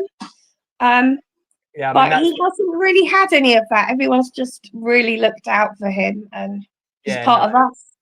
He is, very much so. So yeah, really good. What are the next events that people are going to? Claire, I'll unmute you so you can respond. What's the next events that you've got lined up? What are you going to for the rest of 2025? Oh, so Madison's doing a gig tomorrow at a private party in Essex. So I'm a taxi and bodyguard, which I don't mind doing. So, and then next week I'm going to Peach. Then couple of weeks off. Then the 11th of October, I'm going to We Are Housework. Never done one of them because it is meant to be sunny side up, but I want to try something a little bit different because I wasn't particularly happy with the last sunnies that I went to. And I just feel as though that I just want to go and try We Are Housework. And then on the 25th, I'm going to My House the Witching Hour, which is at XOYO, I believe. Then I've got Hello Rave, which is where Madison's playing at. That's at Fire and Light Box. Yeah. Then I've got Rave Illusion on the 8th. Then Rain Dance on the 15th. Strawberry Peach on the 22nd. One Tribe on the 29th. So I've got a lot coming up. I know you've got to gooch off. If I've got any books left from the ones I've got a small number. If I've got one and you want me to bring it to Peach for you signed, let me know. You can just bring me the moolahs on the day. If I've run out, because I only ordered 20, and by the way, 10 of them have gone already. Yeah, if I've run out, you can just order one from Amazon. And if you have it with you, of course, I'll sign it. I think I'm at every single one of those events that you mentioned, except for One Tribe, which clashes with Orange. So I'm at Orange. and Clockwork, which I haven't done yet, and I do really want to do. So hoping to do Clockwork at some point, but I don't think it'll be that day, because I think on that day I'm somewhere else. I'm I can't remember if I'm at which event I'm at, but there's a load of events that weekend. There's like 5, and I'm at something else. But there you go. Claire, thanks so much for coming on. Is there anything else? Thanks so much for coming on. Is there anything else you want? Just keep on raving, guys. Feel the love. Keep raving. Dust off them dancing shoes and just keep on going, sweeties. Thank you so much, Claire. Absolutely lovely having you on. Give our best to Madison. She's flying us kisses off camera now. And yeah, what a legend. Claire Randall is a bit of a legend. If you haven't met her on the dance floor yet, you probably will. She's still wandering about a house. There you go. Look, I've just muted her. Bye, Claire. And we will listen. I'll see you on the dance floor really, really soon. Yeah, she's absolutely wicked. One of the first really close friends I made. And you'll probably spot her in the book a fair bit, because I talk about her a fair bit in the book. Yeah, so coming up to 9:45. Oh, I've only got 2 more hours of this to go. And We'll fill it somehow. Yeah, I started at 6. And Stepenzo's taking a bathroom break. I talk about romance quite a bit in my book. Mostly in the "oh fuck, I've bungled it again" type comments, but also one of the other things that was quite difficult as you get older, or when you are old, let's be honest, which is where I'm at, dating becomes quite difficult, I find, because you know, I think you're less prepared to suffer fools gladly. You kind of have a better idea of what you want and you don't want. But also it's all online, and I fucking hate that. I just, this online thing. Yeah. I don't really like it very much. I'll be honest. And at one point, and again, this is in the book, I had a conversation with this friend of mine who's nicknamed Jesus in the book, and he looks like him. And he was saying to me, "Oh, you'll probably meet someone when you're out dancing." And this is when I was just going to Age Against the Machine. And I said, "Well, I don't really want to use age as a place to meet someone, because what happened to him was he met his girlfriend now. They broke up, and they've got back together and broken up about 30 times, by the way. And he would come down and she would be there, and they had broken up, and she would blank him. So they wouldn't talk to each other, and it would all be really awkward." And I thought, this is the place I come to chill out. I don't really want to go through that. I don't want to find myself in that situation where I've, you know, maybe I've met someone and then it doesn't work out and it's all really awkward. So I was really like reluctant to do, sort of use going back to dancing as a means of dating. But then he turned around to me and he said, "Well, if you're not going to go online and you're not going to and you're going to close off meeting somebody when you go out dancing, how are you ever going to meet someone, Lance?" And I went, "Oh yeah, that's quite a good point, because I don't have a lot else going. I'm not going to meet them at work. I don't date actresses, so that's another no-no. So that kind of rules out meeting people at work." So I was like, yeah, okay, maybe I should keep an open mind. And then that segues in the book into the I met somebody who I thought, I kind of asked around about them, found out they were single, found out they were into a lot of similar things to me outside of raving. And I thought they were absolutely stunning. And I thought, well, I'm going to ask them out. And I did. And you can read out all about what happens in the book. But yeah, so Juliet, over to you. Romance. Dead. I think it would be a really long conversation, or a very... can we move on from that, please? Oh my goodness. Okay, right. How's the romance go? What does one do in the mid-deserted West in order to facilitate romantic happenings? One does the dreaded thing and dates online. That's what one does in the Midwest where there's nobody. How's that working out for you? We'll see. We'll see how that works out. Okay. All right. You heard it here first. We'll be back in touch as soon as more information is available.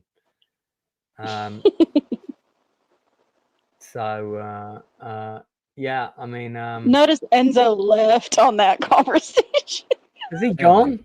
No. No, No, he's there he is. Yeah. Yeah, Enzo, romance in Texas. How is romance in Texas? It's good. The STDs are running rampant. It's like a big slow motion orgy out here, is what it is. Everybody is just cycling partners.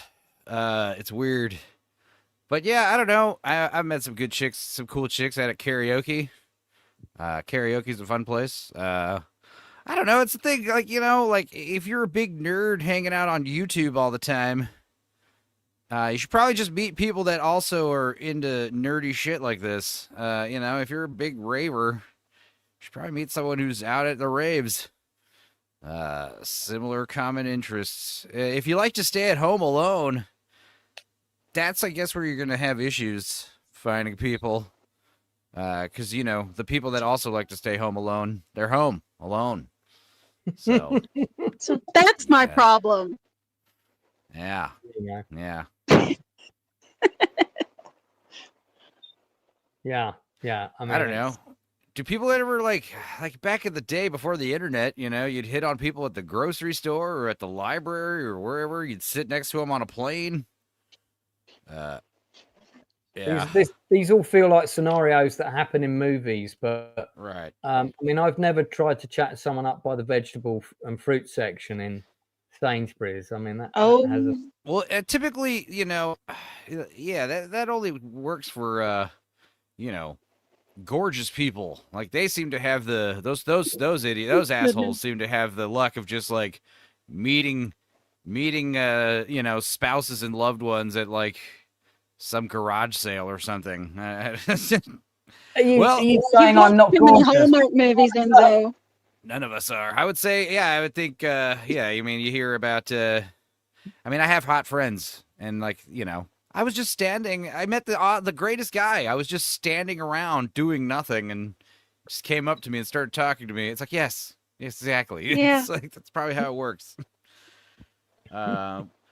You know, I got friends who are like, their whole job is to just be the hot chick at raves, you know, like that's literally their job. They get paid to go out to concerts and do, you know, dance with a hula hoop or something.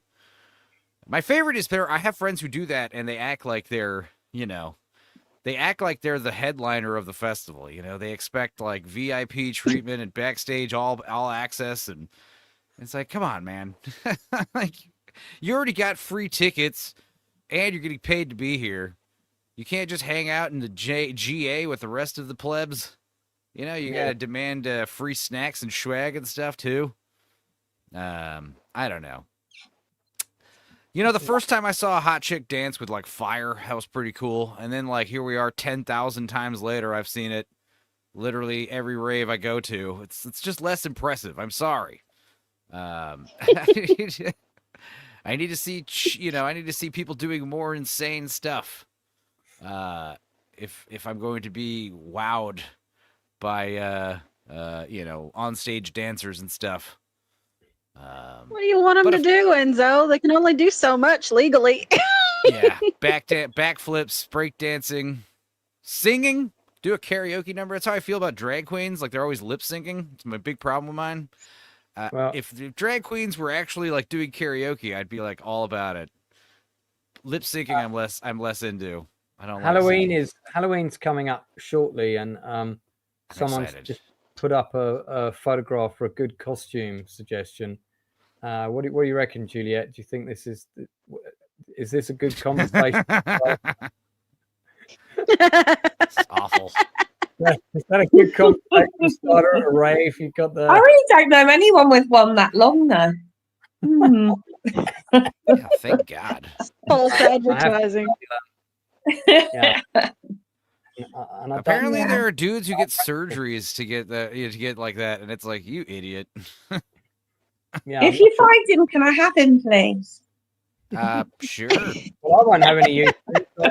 Crumpy the size queen. All right. Desperate. I had a couple of other questions Oh, here my about God. writing that I didn't answer earlier because then we got segued into, I think it was actually Enzo's arrival. I'll just answer them quickly now. Etane, what got me into writing? I've always wanted to write stories. You know, we have many similarities. Yeah, I mean, I just liked. Well, Star Wars probably is the answer. Hence the Lego Death Star just there. That was storytelling at its finest, and I saw the impact it had on people and how it made people go wow and captured them and took them in. And I thought that would be great to take people on a journey like that. And I think that's why I like for every year for my birthday. Juliet may recall this. I used to take everybody out. You know, people would go down the pub for their birthday. I wouldn't do that. I would find out which film was opening in Leicester Square weeks ahead of opening around the rest of the country that I knew was going to be good. And I would get like 15 tickets for that movie. And I would tell everybody, you've got to be here at 6 o'clock. We're going out. Wouldn't tell them what we were doing. And I would take them to see this film before anybody else got to see it. So for my birthday, that was how a whole load of people saw the very first screening of in the UK of Big Trouble in Little China, the very first screening in the UK of Die Hard, the very first screening in the UK of Robocop. These were all Lance Nielsen birthday party events, and all of which we think of as amazing classic films now. And in the cases of two of those, I'd already seen the movie. I'd already seen Die Hard in America in 1988 before it came to the UK. I knew it was going to be good. So I knew my friends were going to have all those wow moments. And I loved the fact that I was the catalyst that by taking them out for this birthday event, that was great. You know, it was and that's why I became a film director. Same reason. So, yeah. And there's somebody praising the book earlier. Just going to mention that again. Thank you so much. So one person got the book 3 days ago. They're already on chapter 25. Big Phil, who is the person who Phil the Pirate, as he's also known, he posted on my timeline earlier that he is now over halfway into the book and loving it. So yeah, he's there. Are you out tomorrow, Juliet? Are you at Emotional Response tomorrow? I forget. I'm at Centre Force tomorrow. Yeah. Yeah, where is that? That's I don't know. I really don't know. It's up North London somewhere. It's not that far from me. I think it's maybe O2. I always book and I have no idea where I'm going. No, it's not at the 338. It's No, it's North London. No, I don't think it's not as far as northwest the O2. You can see it from the cable cars. Quite possibly. But I don't know where they are or yeah. Keith says he doesn't want to be the ugly friend. Well, sorry, Keith. You know, someone's got to have that job. It's not going to be me. So, yeah. Lots of people have said that they've ordered the book already, which is really lovely. So I really appreciate that support. Quite a few promoters have done a post for me about the book today. Also really appreciate that. John and Lee Reed did one. Mr. and Mrs. My House did one. Chris Bain from Peach did one for me. Adele Andea from Peach did one for me. So quite a lot of support from people, which is really nice. And yeah, that's really great to have that kind of support. So And we've still got 2 hours to go. So yeah, Juliet, have you got any other topics about the scene that you'd like to discuss or mention before I let you go to bed? Because I haven't come prepared at all. I just walked in the door before I came on here. I don't know. What do you? Okay, let me ask you a question then, because you're quite a big character on the scene. I suppose in that way we've got something in common. What do you do the following day to cope with the sort of hangover, situation in that context? Carry on.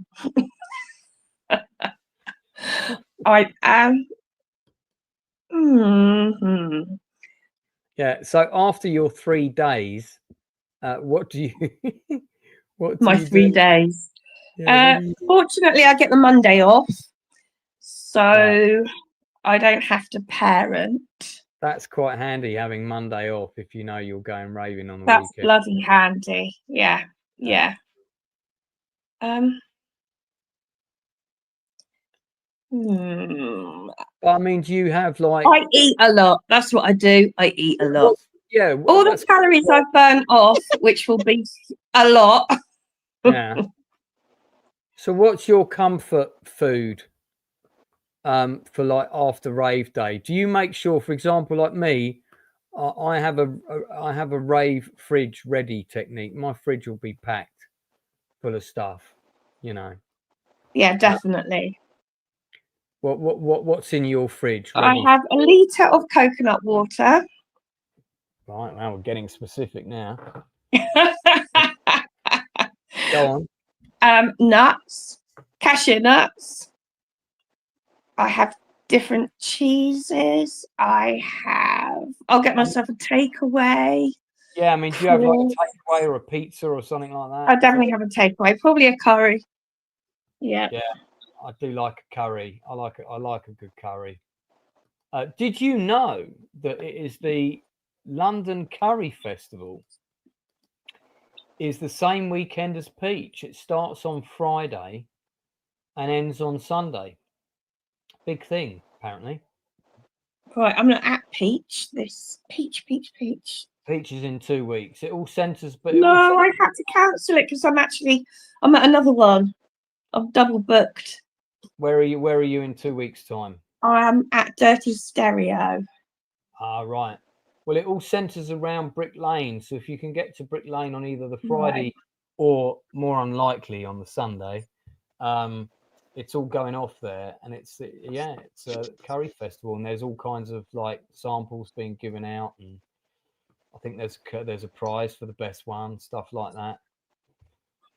Yeah. So that. Right, I'm gonna go. I'm gonna leave you because my tummy's rumbling, and I need to eat. Hungry. I've made her hungry now. I'm always hungry. Look what you did. Always hungry. Pretty fun. Made you hungry. Crumpy, it's been great having you on. Thanks for keeping us company for so long. I really do appreciate it. It's always great to see you at a rave, and it's always great to see Buddy there too. And anytime I see you guys, I know I've got some mates around, and that's always a nice feeling. So you're well loved. Thank you, Lance. Good luck. It's great having you on the book as well. I'll see you soon. All right. What a legend. So dynamic force of nature, if literally the very definition of, if ever there was one. Enzo, you've been to like a lot of festivals and stuff, right? Afraid so. So what's your most entertaining kind of rave story? Well, the best is when I'm the talent, when I'm getting paid to be there. It's one of those things where when you get backstage and you're in the artist area, it's just there's really no going back. That's always fun. Usually I'm there because I'm performing or I did the venue poster or whatever. So that's always fun. There are some few times where I do pay to go to a show, but I'm too old for that. Honestly, you know, like you have to drag me out to the event. But had a lot of great times. I've met Dennis Chambers. I've met Carter Beaufort. I've met Weird Al a couple times. I've met Guar. I've met my second favorite band, Granddaddy. Met them. First favorite band, Clemson. I'd met the singer. Hit to him. You know, it's just been cool. And it's just one of those things where I swear it's like happenstance. You know, it just happened to be, you know, performing or on a lineup with someone. You know, watching Weird Al backstage, which is insane, because when you see him perform, you know, he'll play a song and then he goes off stage and then he does a total wardrobe change while they play like Al TV clips on the projector. And then he comes back in a new costume, does a new song, goes backstage, dresses into a new outfit. It's insane. It's really cool. But what's cool about Weird Al is I remember, like, I met him. First time I met him was at the Paramount Theater for a screening for UHF. And I asked him what his favorite movie was, and he said Top Secret with Val Kilmer. You know, and then we did like he was hanging out back in the alley after the show, you know, signing autographs and stuff, taking pictures. He's real cool.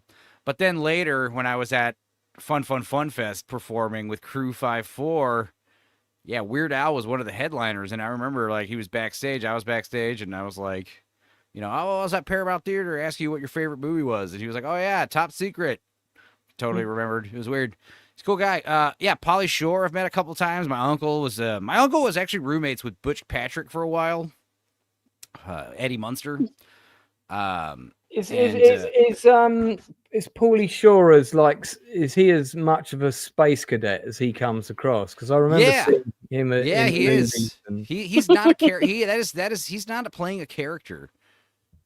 Which is why I've joked that he, you know, me and my cousin, we did a wee watch of Encino Man. That was one of the first wee watches we did back in 2023.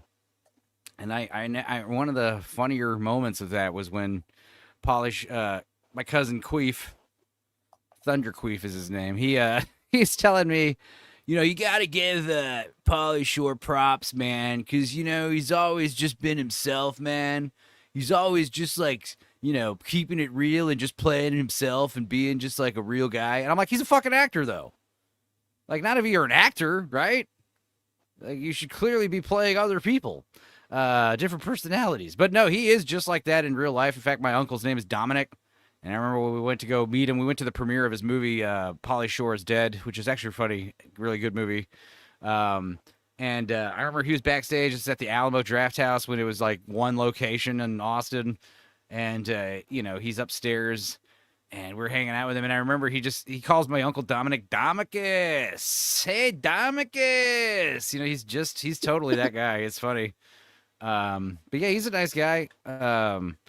It's just, you know, what was it? Like, it was in the Army now is when he cut his hair and he kept it short ever since. It's kind of like Metallica when they cut their hair. There's like a pivotal moment when he changed, you know? But yeah.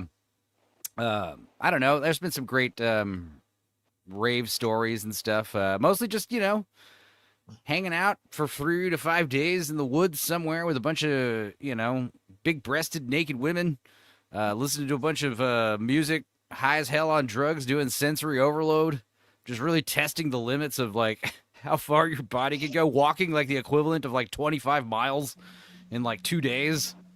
It's pretty rough. My favorite part about it is like preparations. Like I think one of the reasons why I like these outdoor fests is they're like, you know,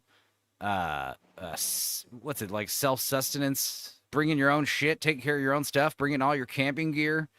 Like if you want it out there, you got to bring it out there, you know? And yeah, you got to bring all your food and your water and your toiletries and all your commodities that you would like at your house and anything that you'd want. And then when it's time to leave, you got to pack it all up and not leave anything behind, not even garbage. You take all your garbage with you too. That's kind of how they do it a lot out here in Texas, you know, leave no trace events, you know, because basically if it's under 3,000 people, if it's over 3,000 people, that's where you start having to do these things. You have to provide porta potties. You have, and it's a certain number of porta potties for every 500 people. You have to provide food and water. You have to provide all this stuff if it gets over 3,000. If it's under 3,000, yeah, you can throw these. I think it's called like a small event license, and yeah, this is when the people that are in production usually just bring stuff for the stage, the sound, and the spectators. They bring everything else. And it's one of those things where, like, usually these concerts, it's like, oh, I wish there was like a karaoke setup at this festival. It's like, well, you should bring one. Just bring it yourself. And there you go. Now there's a karaoke fest here. Oh, I wish someone was selling or giving away hot dogs, And it's like, well, then make a bunch of hot dogs and give them away. I don't know. Those are always fun. Those hippie events. But yeah, as far as, like what Randy was saying, you gotta limit it. I go hard like once a season, maybe like once every 3 to 4 months, maybe. I know people who, especially when we were younger, like going out multiple times a week, taking drugs multiple times a week, just partying your balls off, getting pissed drunk all the time. And you just become like e-tarded after a while. It's just not good. And it's a waste of money, honestly, when you start spending it on that much, It's like, there's a certain time, there's a certain point where like you're having like extra funds for a fun time here and there versus like all your money is going to this addiction you have of just raving or partying or whatever. But yeah, I mean, there's also been some crazy times too, It's definitely seen people like take way too many drugs, You gotta like talk them off of a ledge and stuff. That's happened many times. I've never seen anyone like OD or anything like that, thankfully. But it happens. Okay. Definitely lost a bunch of people, like, lost a bunch of friends off that fent.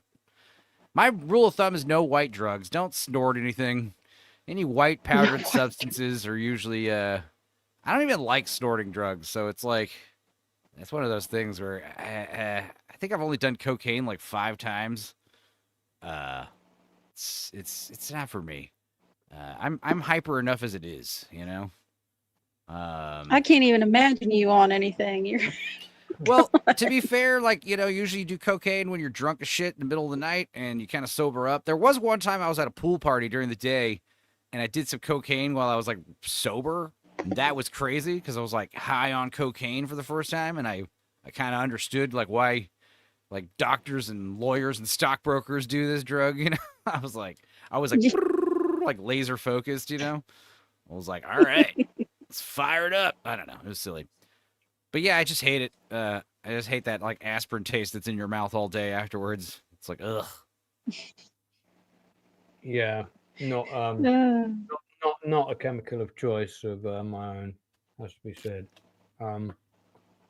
Yeah, so I've got half a pork pie in my chops right now because I haven't eaten anything. Dude, I've been on this this sandwich. I had this tomato sandwich that was pretty life-changing, and I'm gonna start making sandwiches like this. I mean, you could put turkey or bacon or chicken or whatever on it. It doesn't have to be just a tomato sandwich, but basically, like, yeah, you've got a chicken sandwich or whatever, turkey, whatever, bacon, but it's like mayonnaise, and then on the mayonnaise you sprinkle a bunch of roasted and salted sunflower seeds, right? So cover the mayonnaise with that. Then salt and pepper your tomatoes, put those on there. And then a bunch of fresh dill and a bunch of fresh basil and then lemon juice. It's a game changer sandwich. Yeah, That it's just sounds called delicious. Yeah, it's just called the tomato. And it was a tomato sandwich, but like I said, like with a lot of stuff. If you threw some turkey on there, it'd just make it better probably. Yeah. Mate, that just made me feel super hungry. It's a good sandwich. I'm serious. It was like when I discovered banh mi sandwiches like 10 years ago. I was like, whoa, cilantro and radishes and cucumbers and carrots on a sandwich? No way. I'm going to start making sandwiches like this all the time. Well, now that I'm like this, I'm going to keep putting, now I got to buy dill and basil all the time now. Ugh. Yeah, well, I get I'm sitting here trying to remember if I have tomatoes. I get through a lot of lemons for the same reason. I'm always drizzling lemon juice on everything. Cool. maybe, Lemons. flavor. I wasn't there for Tuesday's Nielsen ratings because I was driving home. I had to drive home earlier than I thought. But also, if I was here, first of all, I did watch Highest to Lowest, which I didn't really like that much. Oh my god, it sucked. Yeah, obviously the original's better. I mean, that goes without saying. What was I going on with did. that music? Was that The music? music is terrible. The music, I was going to say, the music's the worst part of the movie, which is funny because it's a very music-centric movie. Now, a lot of I didn't really have a problem with the soundtrack, but it was the score that was really bothering me. The score felt very, like, old-fashioned and hokey. Oh, And I get it, like, they're trying to do this jazz piano thing. I don't know. But then, like, yeah, the movie kind of devolves into a terrible A$AP Rocky music video, which is weird. I don't know. It wasn't great. I didn't hate it, but I did like, the cinematography and the New York scout locations and, this good, it kind of captured this 21st century New York vibe. Because, I was rewatching, we watched Basket Case and Frankenhooker and those movies by that guy. What's his name? The guy who made those movies. No, but seriously, like, he made these gritty, like, he captured that Taxi Driver style, like, late 70s, early 80s sleaze, grime that was in New York everywhere, Like, New York was a disgusting hellhole, it seemed like, in those movies. And now they just definitely, like, try to clean it up. It looks a lot cleaner in the movies, They try to make it... I mean, all of Spike Lee's movies are like somehow like a love letter to New York, so I get that. But yeah, and Denzel Washington was fine. And his driver was also fine. Like the acting was fine. A$AP Rocky was also fine.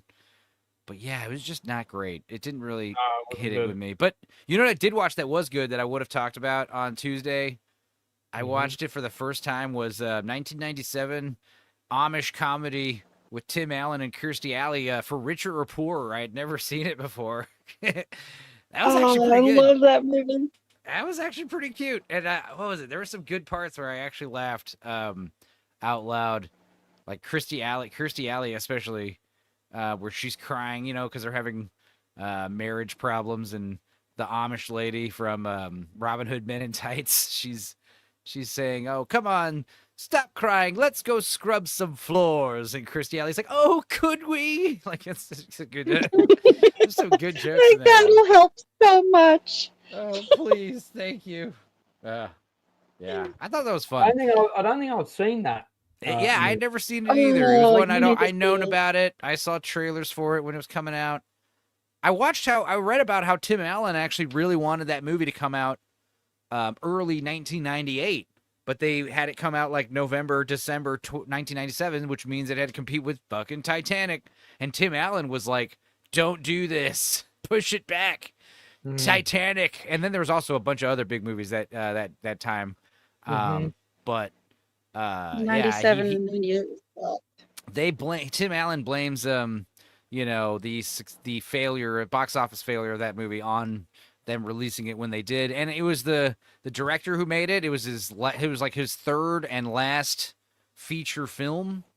He's only directed television since then. Also, it was this is interesting. 1997, all right? This is Tim Allen's first non-Disney movie. I was like, really? He had only done family-friendly Disney movies up until this movie, which is insane to think of. I thought, like, even before Home Improvement or maybe around Home Improvement, he never did like a rated R comedy. It was, I think, Big Trouble was like after this. That was kind of a more I don't know. Yeah, he directed the Mighty Morphin Power Rangers movie. And he also directs. He currently directs the Magnum PI remake. Yeah. He's, like I said, he's doing plenty of stuff on TV, and he was doing TV at the time. He did X-Files and a bunch of other stuff. But like, I'm trying to remember what the third big movie he did was. It was Mighty Morphin Power Rangers. He'd be a pretty good guest to get on. I might reach out to him, see if I can get him to come on. Yeah, For Richer or Poorer was fun. That would be. Yeah, it was cute. I'd recommend it. And what else have I been watching lately? Well, I'm back home, and I've mostly been catching up on news and podcast videos. The YouTube community. People think I don't watch other people's YouTube videos, but the truth is, I just save it to a playlist and watch it like days or weeks later when I get to it. The act of me like saving it to the playlist is like, all right, it's gonna happen eventually. But yeah, it's slow. You've seen all of my videos and all of my streams. Your streams, no. Live streams are different. Short videos, yes. I try to pop in. Say hello on some live streams, or just say what's up. But as far as what else? Yeah, but also, you've been busy, so you haven't really been doing so many industry interviews the last few months. No, because I've been busy with other things. I've got a few coming up because I'm doing all the cast of 7 Magnificent Egos. So, which is the other big project I've got going on right now. Well, hopefully there'll be minimal technical difficulties on that show. Oh man, well, I hope so. We're currently actively seeking our sound and lighting person to sort of run the technical stuff on the night. But there's my cast. Very talented bunch of actors and very lovely, and I'm quite lucky to be working with such a great group of people. About 6 of them I've worked with 2 of them before, and 5 of them I've not worked with before. So, but yeah, it's shaping up. I'm not worried about the play, the technical aspects, the sound effects, and things like that. It's probably my main concern right now, for sure. So we shall see. Maybe I should talk about the book a little bit more. Oh, we lost Rachel. Oh boy. Oh boy. Does that mean I don't know why? Let's see here.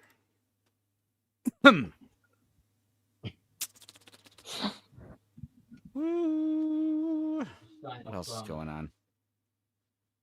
Camera while I'm eating this donut. Well, it's not really a donut, but Lance, you still there? Yeah, I'm still here, buddy. Can you hear me? Oh, yeah, you sound far away.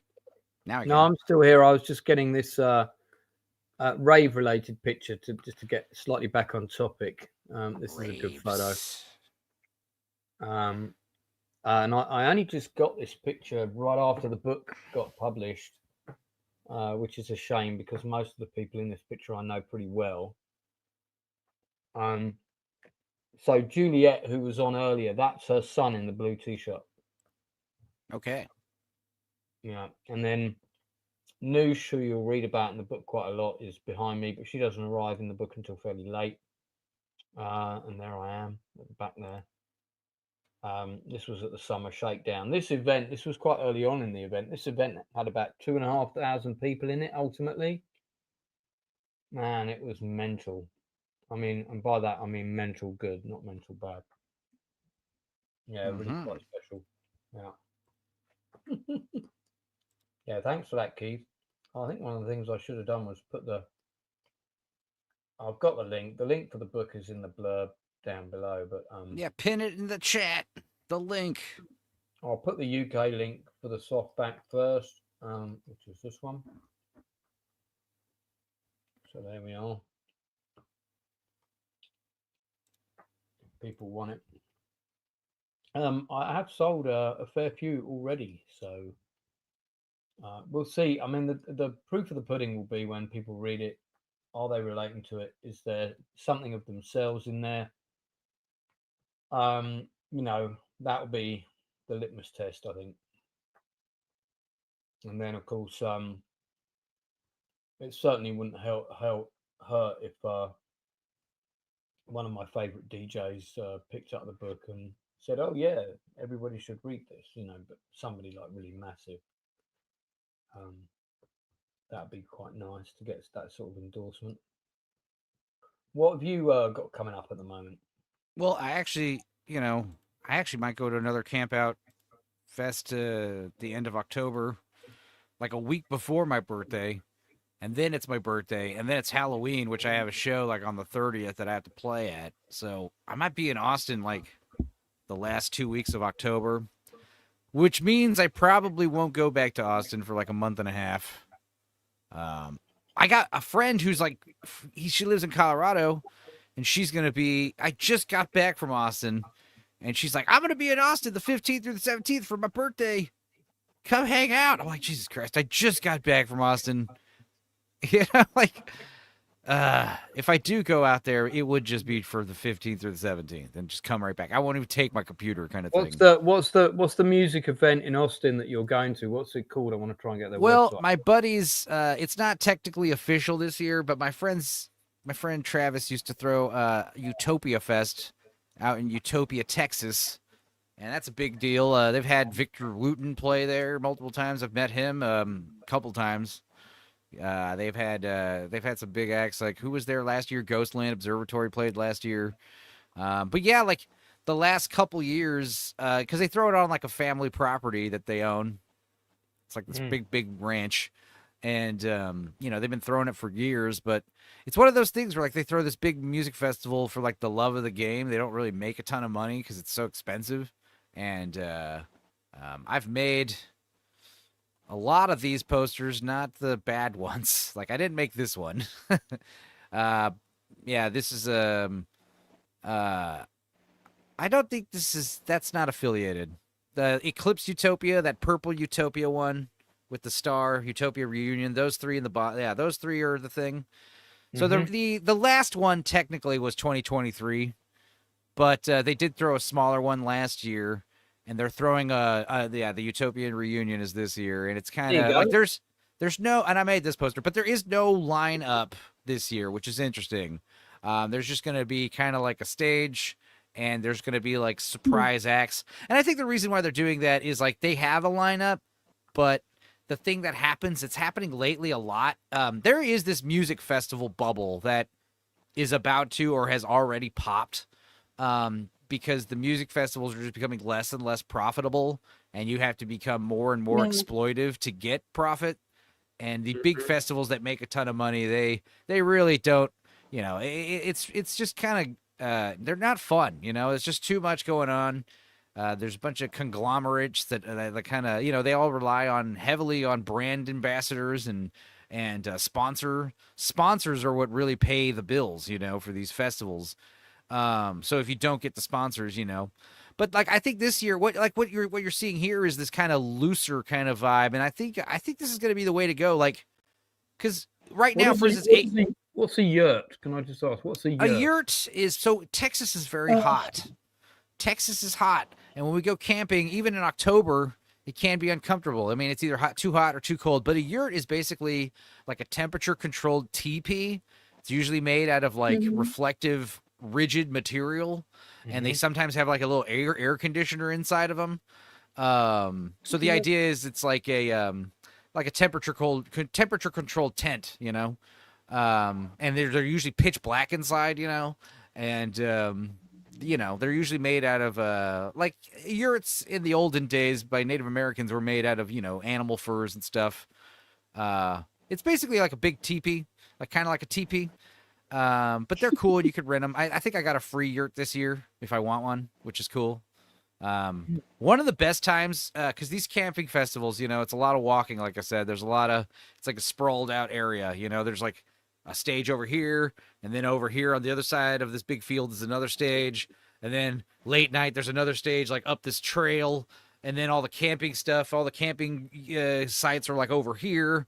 It's this huge 2-mile radius or something. But one year I was gifted an extra golf cart. And that's like once I got the golf cart, I was like, there's no going back now. I got to get the golf cart every year. Just driving around in the golf cart is just it's so cush, and giving people rides, it's always fun. I mean, because like there are people with golf carts everywhere, and it's not uncommon to ask for a ride. I'm carrying a bunch of shit. Take me up to the main stage, no problem. Hop in. But having the golf cart, it's just like this I don't know. You just have this like authority, like this guy's an authority figure vibe in the golf cart. I don't know. But yeah, Utopia Fest, like I said, I like this idea of like no lineup. Like, who cares? Because, I mean, the thing about Utopia Fest that separates it from a lot of music festivals, which I've always loved about it, is there's no overlap. Because a lot of times, like ACL, there's like 5 stages and it's 5 bands playing at once. And it's a fucking, it's like I said, it's just too much going on. And, you know, you get real bad FOMO in these types of events because it's not, it's like you can't experience everything going on. It's impossible. So it kind of makes you feel like you're missing out on something better, you know, and like, oh, I'm watching this band and they're not great. I could be like on the other side, like, you know, 500 yards away listening to a better band. You walk all the way over there and it's not a better band, you know, you're like, God, you know, what's going on? Also, like, you look at the lineup and you have to like juggle like where you're going to be and what shows you're going to see. And it's very tiresome. With Utopia Fest, there's 2 stages and they're right next to each other. And stage A is like band A, they play. Meanwhile, stage B is setting up. Stage A, the band is done. Stage B, the band starts. And there's just like this back and forth going on. And it's awesome. It's just really cool. And it doesn't really matter who's playing. Really, let's be real. It doesn't matter who's playing. Like, it really doesn't. Like, let's be real. You're just, it's like the radio. Like, it's just going to come on and you're going to enjoy it or you're not. And you go to the campsite and, I don't know, make a drink or something. I don't know what to say. And yeah, it's up to the, obviously, when there's no overlap, it means don't book any bad bands. No bad bands allowed. That's the other thing with overlaps. It's like they give a lot of their friends time to play and acts, and a lot of people that aren't very good. You see that a lot in the overlap shows. But what's even more prevalent nowadays is the promise of a lineup which eventually falls through. Like recently at ACL, it's a big deal, and this happens a lot, but big headliner Doja Cat. Doja Cat, I actually like Doja Cat. Dojar Cat. She's got some catchy tunes. You know, I get it. The kids like her. I think she's sexy. She's got some less annoying music. She's headlining ACL this year, and then all of a sudden she canceled. And keep in mind the fest is literally in a month. So there's people that were gonna go see Doja Cat. They're good. They got ACL tickets specifically because Doja Cat's playing there, and now Doja Cat's not playing. But it's okay because ACL has replaced her with, who was it? It was oh God. I wish I knew. I know this. Doja Cat, ACL replaced the Killers. Replaced them with the Killers, which is like nowhere remotely the same thing. You know? I understand like the Killers are, no offense to the Killers, like they're obviously a big band and you know, they probably could headline a big fest like ACL, but maybe like a few years ago. I don't know about this year, but yeah, the people that are going to see Doja Cat, they're not happy that the Killers are playing instead. And so, yeah, I wouldn't be surprised if you're trying to get refunds or whatever, or sell your tickets. And that's another thing that happens with these music fests that I think is like, it's literally done on purpose. It's a scam.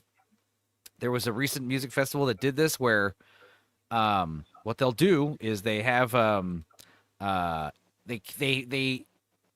this is all speculative and this is all alleged and none of this is conclusive, but what we believe is happening is these people have these huge lineups announced, right? And if they're not meeting the proper pre-sale numbers, then they will find a way to cancel the event and collect on insurance. So usually it'll be like there's a weather insurance clause and it's like, oh, it's like slight chance of showers Saturday, so the festival's getting closed down completely. Or they'll say, recently this other fest was saying, oh, it's this, the venue that we're supposed to do, the show at does not have the proper permits and paperwork. And then the actual venue comes forward and it's like, these people, we have all the permits.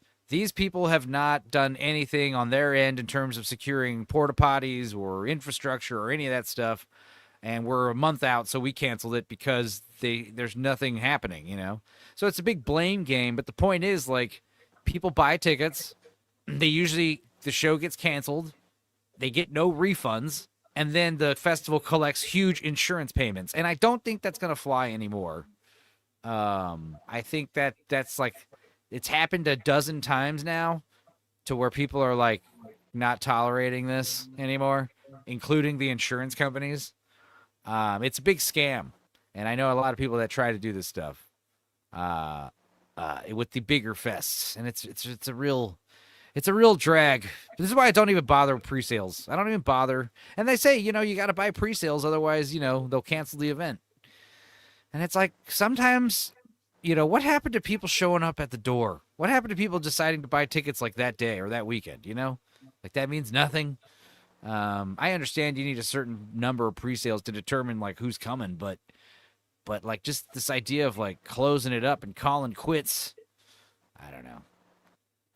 I think Tron Ares looks all right. I'm excited about 9 Inch Nails. It seems more action oriented than the previous Tron movies. But yeah, that's how you know Disney's in trouble though, because Disney bought Tron and they were like, we don't need to do anything else with Tron anymore because we own Marvel and Star Wars. We're hanging up Tron. And then here we are 9 short years later. And they're like, we're bringing back Tron. It's like, I see how it is. I see what's happening. Yeah, I wasn't amazingly impressed with the last Tron. Visually, it looked great, but it just the movie just lacked soul, man. Well, what I loved about it was because people were saying, oh, you're going to remake Tron. Great. Maybe it'll make it less boring. Because the whole problem with Tron is like it's pretty boring, and they get on the big they get on the big Star Sailor at the end of the movie, and it just kind of grinds to a halt in the third act. And I love how the new Tron Legacy did the same thing. They're like, no, the third act also takes place on the Star Sailor, out of the out of the grid. It's just like, oh my god. But no, Tron. I mean, kills all the momentum. Yeah, but Tron was great because it brings Legacy was great because it brought Daft Punk back, and the look was cool, and it was John Krasinski's big movie. John Krasinski's cool because he did Top Gun and F4 and Oblivion, F1 and Oblivion. But the thing about it is what's cool about it is he's a graphic designer. He has a design background before he became a film director. So that's what's interesting about that guy. That's why his movies have this I don't know look. Mm-hmm. They have they do a certain aesthetic. That's true. But I'm not. I don't know about the Tron movie. I'm not like. It's not like I'm checking the dates to see when it's coming out. And oh yeah, and Olivia Munn. I remember seeing her in that trailer. Who the hell is that? That was cool. As in, oh, no. She looks good. I take it she looks good. Yeah, they show her on the couch for the second in the trailer of Tron Legacy. You're like, hello, what? And then yeah, they knew what they were doing. She she was in some movies. She was in Her, and she got naked in Alpha Dog. She's good in that one. But what else? Olivia Munn. I mean, I'm kind of just like everybody else. It's like, well, what happened to her and that dude from Tron Legacy? They don't seem to be at all involved in this third movie. He killed his career. That's what. Why? Happened. But why? Because I know he was in that terrible era. Huh? He was in what? The last big thing he did was Pan. And his career hasn't recovered. He was playing Hook as a younger man. Like this roguish pirate. And it's like he can't really pull that off all that well. Did Hugh Jackman play the bad guy in that one? Yes. He played like the Pirate King. No, he's not Hook. He may as well have been Hook. Oh, Olivia Wilde. No. Thank you, Darth Plato. I'm saying Olivia Munn like an idiot. It's Olivia Wilde. That's what I meant to say. My bad. Okay, so it's not Olivia Munn, it's Olivia Wilde you're talking Olivia Wilde is the hottie. I mean, Olivia Munn's hot too, don't get me wrong. But yeah. Olivia Wilde's the actress I'm describing. But yeah, as far as oh god, what were we just talking about? We were talking about festivals, and then Rachel. What was Rachel just talking about just now? We Garrett Hedlund and Pan. And then we were talking about what movies are there to look forward to. The guy from Tron Legacy, he was in Aragon, right? He stars in that terrible dragon movie. But why did he kill his career? I think he's just a bad actor. Just and he so didn't get many work. failures. So many failures in a row, and they were putting him as the lead actor in all these movies, and they just weren't making any money, and they just... You talking about Ed Spielers? Is that who you're talking about? No, the other one in Aragon. Garrett Hedlund. Garrett Hedlund. Garrett Hedlund, who played Murdoch in yeah, I know who you mean. It's a shame he's not a bad actor. He's apparently been in Tulsa King and Triple Frontier and some other nonsense, but he was in Lawman Basby, which was okay. Yeah, Tulsa King. I know who he is in Tulsa King. Doesn't he own the store, like the pot store or whatever it is? I guess. And he sort of ends up working for Stallone. Well, I think most people do in that show. Well, he seems to have been getting steady work. But yeah, it's just a lot of stuff I haven't seen or heard of. Yeah, they were trying to make him, a big star. You can tell because they started him off in Troy next to Brad Pitt and setting him up as being the next face actor, and it just didn't happen. Some people got it, and some people don't. Well, I mean, look, it's not like he's been out of work. He's steadily worked. Yeah, he hasn't got propelled to the front of the screen. But I mean, if you're in an entire 2 seasons of Tulsa King in a significant role, that's not a bad job. He's done quite a few films and quite a few TV spots. He even did a Tron short. Do you guys know about this? Tron the Next Day, which is, I guess, a sort of little short it's set after Legacy. Do you guys know about that? No. I didn't see it. I didn't either. It's probably on Disney Plus. This is it. Here you go. Tron the Next Day. Bruce Boxleiter's in it. There he is on the newspaper. Youth in Revolt. I don't know. This is some kind of like mini sequel to that movie. Where is Flynn? See, I can't remember anything about that Tron movie. I don't. I remember the plot. Apart from it had some cool music and some visuals, I can't remember anything about it. My big problem with it was the de-aged Jeff Bridges. I remember it looked really good in the trailers because he doesn't really move. And I was like, whoa. His hair was like perfect and everything. And I remember thinking like, wow, they really did it. And then when you watch the movie, you're like, ugh. And then there's been a lot of great videos of like, AI doing a better job of de-aging Jeff Bridges. But the thing is, there's like a loophole where it's like, well, he's a computer program, so that's why he looks all computery and weird. But yeah, that was like something that was really difficult to get over was Clue's very, very strange face. His hair was on point though. But I don't know. And yeah, there's some other issues. Like as far as the movie, like, yeah, he's the son of Flynn. The company's going public. Cillian Murphy is Cillian Murphy's like the owner of the company who's like trying to, do things with it. I don't know. And then he's kind of like, I don't remember, like a rebel.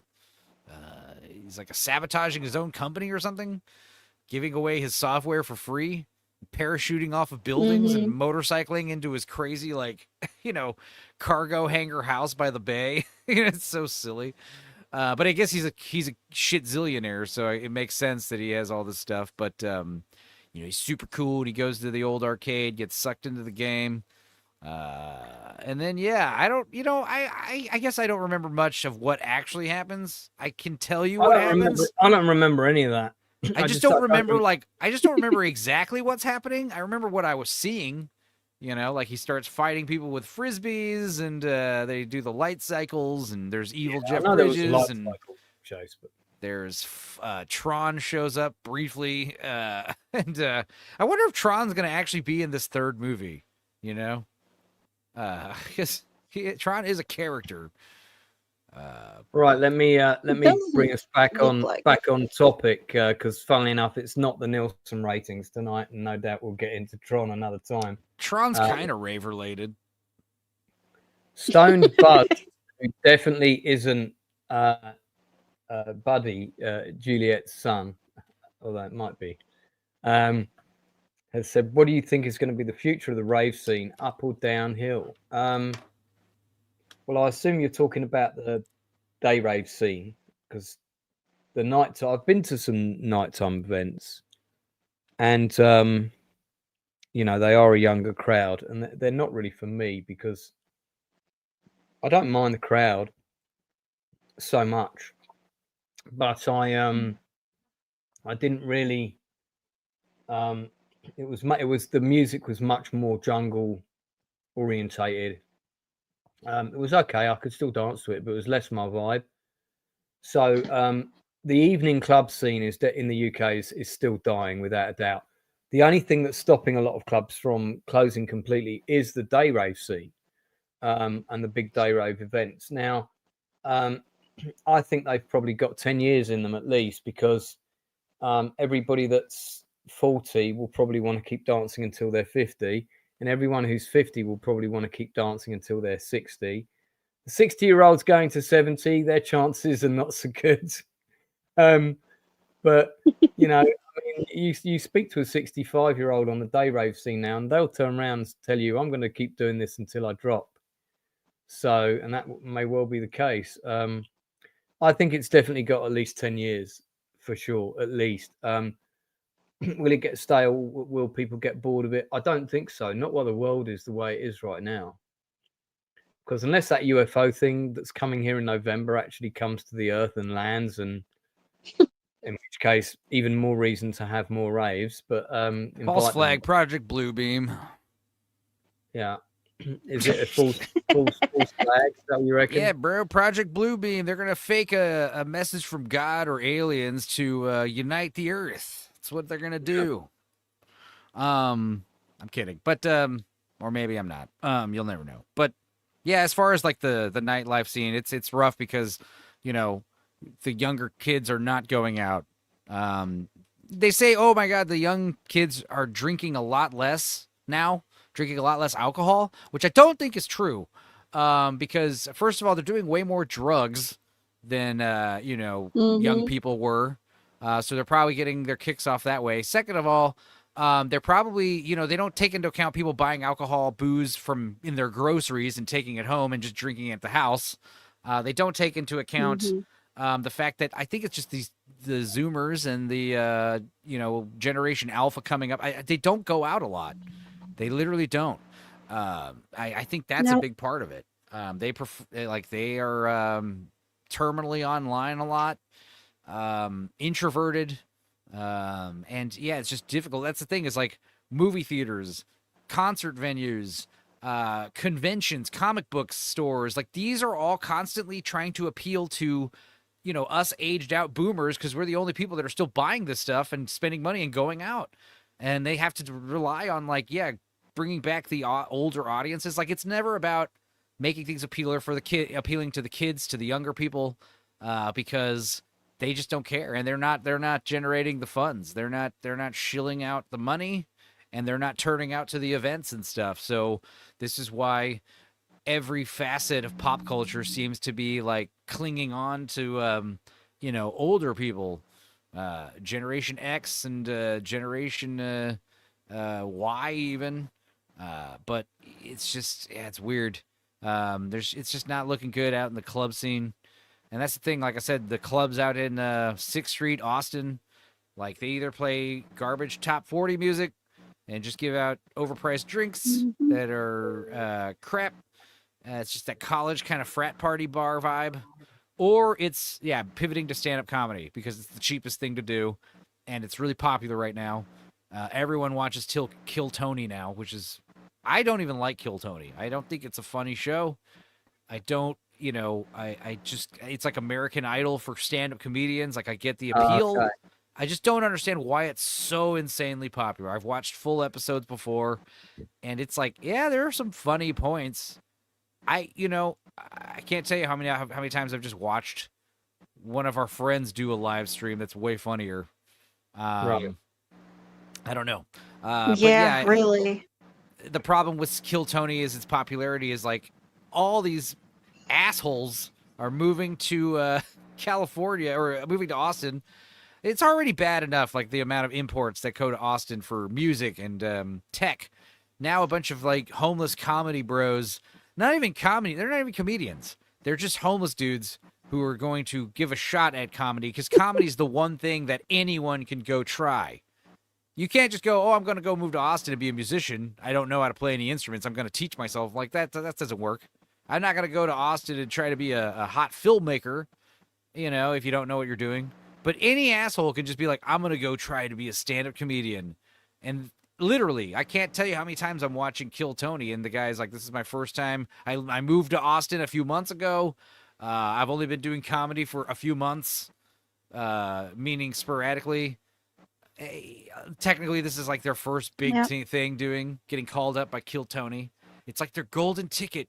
And it's like the idea like Tony's going to bestow like fame and fortune onto you if you're lucky, if you're funny, for that one precious minute.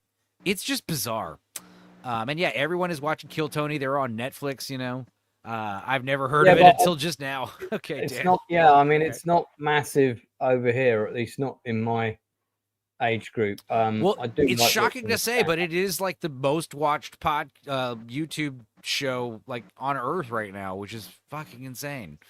Everyone, That's crazy. I don't know. Yeah, it's not cool. I mean, I like Joe Rogan and I like Tony Hedgecliffe. I mean, I agree with them politically, and I understand where they're coming from. It's just too much of a good thing, because now everyone's like moving to Austin to be this like based comedian. It's just like this boomerness of talking about, like, ranting and raving about, being anti-woke and stuff. That's like so 10 years ago. Like, especially if you're not even being funny. Yeah, comedy went out with reason. I think comedy is making a comeback. Don't get me wrong. Like, actual being able to laugh at things is coming back. Not being afraid of offending people with every joke and censoring yourself is, that's coming back. But it's like The Matrix. Like, I always compare things to The Matrix. The Matrix came out, it was so good, and then every movie was trying to be The Matrix after that for 10 years, 15 years.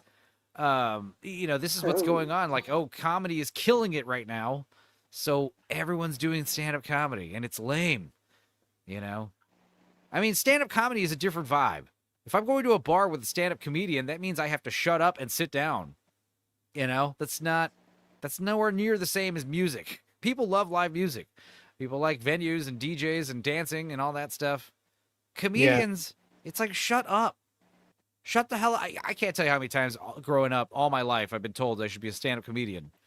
And I'm like, no, no, thank you. Then I started doing YouTube, and the same assholes that told me I should do stand-up comedy, I'm so funny and all this bullshit, they don't watch my YouTube shit. I'm like, hey, I've been doing YouTube channel for fucking 2 years. Oh, that's cool. It's like, yeah, exactly. So whatever. But yeah, the whole point about YouTube is it's easier. Like, what's the difference between me talking in a mic right here for 15, 20 people on YouTube versus doing it at a venue? Nothing. But, sorry, just to steer this back into, the clubbing, which is the topic at hand. Relevancy. Nightlife.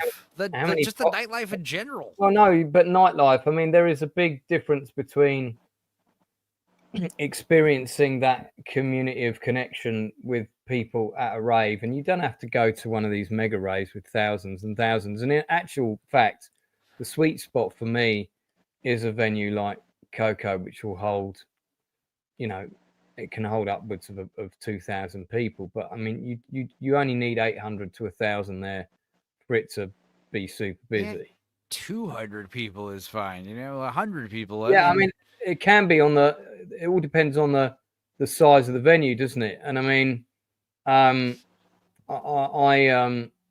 really like the fact that you go and you kind of get washed up in that atmosphere with everybody else and so on. I'm not going to get that at a stand-up comedy gig, you know. This is a good video from. I might be slightly cheerful in this video. Dare I show Oh this? my. But this is, I think this was at the first Orange. So it's the first rave I've been to in a really long time. And might have also been the first in a really long time, other things. So this was it. And that's Nicky George behind me. This was I don't know what, oh, there you go. As usual, it sort of ends up on the floor. That was dilated your eyes are. My eyes were pretty in that video. I'm not gonna lie. Black eyes, doll's eyes, lifeless eyes. No, I'm just what's it? Oh, I remember So- everything about that night pretty well. Here's my question, because I know, like, you know, the day rave thing. I'm sure it's like there's a lot of reasons, like you said, like the older people are turning out to these events, so we're throwing them earlier during the day, and the benefit is, you know, you don't have to deal with the crazy night people in the city. But also, like, the question I have is, like, what? I know you don't drink a lot, but what do you think the alcohol sales are a lot? Do people do drink at these? Like, there are definitely people that go there that drink and don't do anything else. There are people that go there who don't do anything at all, and you know, there are people that go there that do other things and don't do alcohol, and then there are people that do all of the above. Now there's a cover charge, I'm guessing, right? A ticket. Yeah, price, I mean the tickets for Orange were around 30 quid. This is the same rave, by the way. This is a bit later. So it's proper packed now. So this is Orange, and again you can see all the balconies up above, and they were also all packed up as well. So that's another thing, man, because I'm thinking, like, I'm thinking they probably just sell more alcohol at these day events for older people than they do at the actual nighttime events for younger people, because not only do younger people, like I said, they're not just drinking less, they also, like, I mean, they have less money. They have less, you know, supplemental income. They've got less free time. And like I said, they don't go out as much. And yeah, they're probably more using drugs than drinking. So the point is, these venues, they need to make their money, you know? So, like, alcohol sales are a big part of that. It's a huge part of that, actually. So, like, if you're having, I know for a fact, like, if you have a band or a venue or a gig and it's a bunch of, you know, people that don't drink, or like, when I was a kid, you know, we used to play at this pizza place across the street from our high school. And it was awesome because the place was packed out the gills, you know, it was so packed. And the guy who owned the place, Wayne, he was all excited the first time, but then he realized, like, oh, the place is packed with people and they don't buy anything. They're all a bunch of kids just sitting at every table, and no one can actually get pizza if they want it. So yeah, it was like he did it twice and was like, nope, this is a terrible idea. I mean, this is Age Against the Machine, which is there's a lot of people that come to this who have been through AA and come out the other side and are now completely teetotal. It's not a drug heavy crowd. Right. They still manage to make the events work. The events are more around the kind of 200, completely different vibe, different music. I'll play it quickly for you.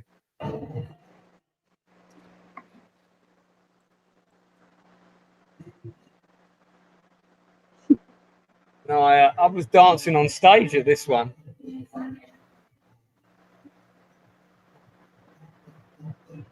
Yeah, I guess that's what I'm saying is, like, I think even with, like, the sober crowd and the older crowd that drink less in general, I still think they're drinking more than young people at venues, you know? I think that's true. I mean, there are Which is always crazy. people that get bladdered. I mean, I went to an after party at one event. Was actually at the same space as the one I've just played the video from. And it, you know, it wasn't that busy. It was from 9 until it went on until 3. I think I left at 1:30. And you know, I kind of went because the previous event I've been to, I had a bit of a shit time. And it was nothing to do with the event. It was some personal stuff. and I just I don't really want to go home, so I'm gonna carry on staying here. But you know, but ultimately I should have just gone home straight away, the same as everyone else. There are friends of mine.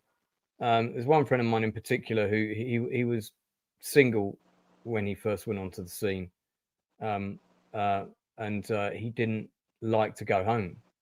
And the reason he didn't like to go home was because he found that really difficult.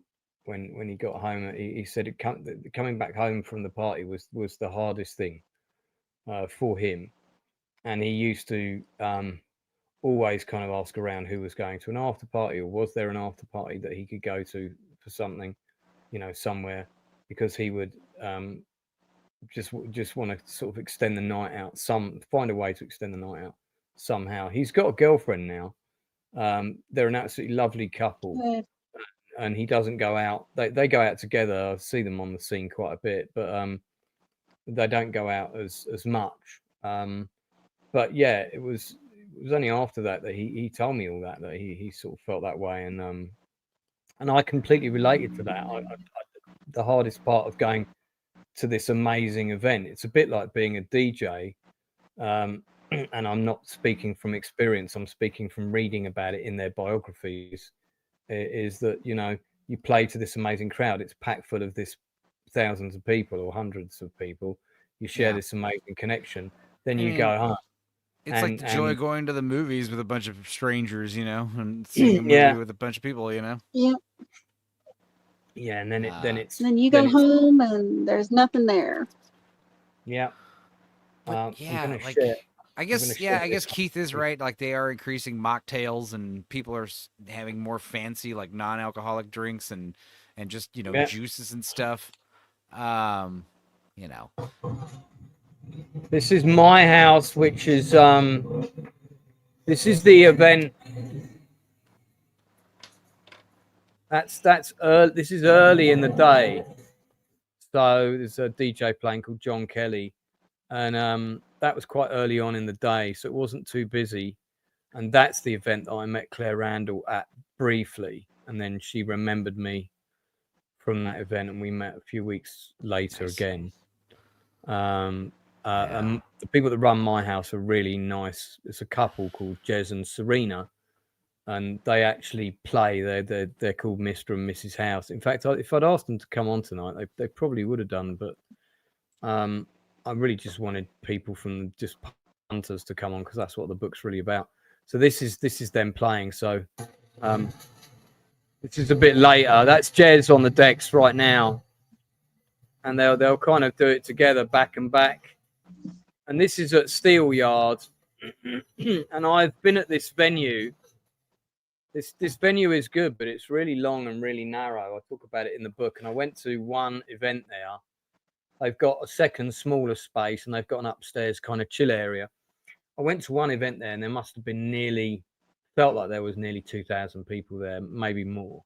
And you couldn't move. You couldn't move. There was no room to dance. The queue for the toilet was absolutely outrageous. When you got through the door, the queue for the cloakroom was just ridiculous. I just kept my bag with me until that queue had died down to a sensible level, i.e. no one. And I went back there about an hour later. There was also a lot of really heavy-handed security stuff going on that day. And then one of my best friends who wasn't there that night said to me, "Oh, that club are notorious for using undercover people dressed as clubbers. They go round, they look at who's either taking or doing whatever, and then they go and report them to security, and then security come around and search them and chuck them out." And that actually happened right in front of us to somebody, and it all just felt a bit over the top and a bit unnecessary. It wasn't like anyone was blatantly dealing in front of anyone. I certainly didn't see anything. No one was sort of being mean to anybody or anything like that, but it was very heavy-handed and over the top. I suspect they were just looking for reasons to chuck people out, because on that day it was so busy. So that wasn't this event, that was something else. But yeah, it was that was all a bit nuts. But rest assured, when you come over to see my play on the Rachel jet, to 7 magnificent egos, you know, I'll be taking you raving, of course, and that will be a good day. For sure. In fact, He's it'll trying to sweeten the pot. be Rachel's first rave, wouldn't it? That'd be your first Yep, rave. it would be. I'm trying to. I thought I've got a video of Cyberdog here somewhere, and that is the clothing store which sells all this like wacky clubbing clothing, and I go and dance in there sometimes on Saturdays with a light whip and everything. Oh, there's Claire. Is that Claire Randall? Yeah, it's a really funny video with me and Claire. I forget what event this was at, but this is in Coco, but the upstairs room was being used as a chill out room, and I went up there, and Claire happened to be there, so I was like, "Let me grab this video with you." It's a shame I didn't show her this when she was here. Yeah, that was funny. So I grabbed that. She's a good egg. What else have we got in here? I'm just seeing what other embarrassing videos I've got before we start to wrap things up. This is great. So this is Chris Bain. This is really short though, and Adele. They played back to back at Coco, and this set was actually one of the favorites of mine that I've ever seen. And in the DJ section of the book, there's like you know, my kind of top 10 favorite DJs I've seen live, and this is the set that's from that is number 1, but there's only 16 seconds of it. There's a great pan around here.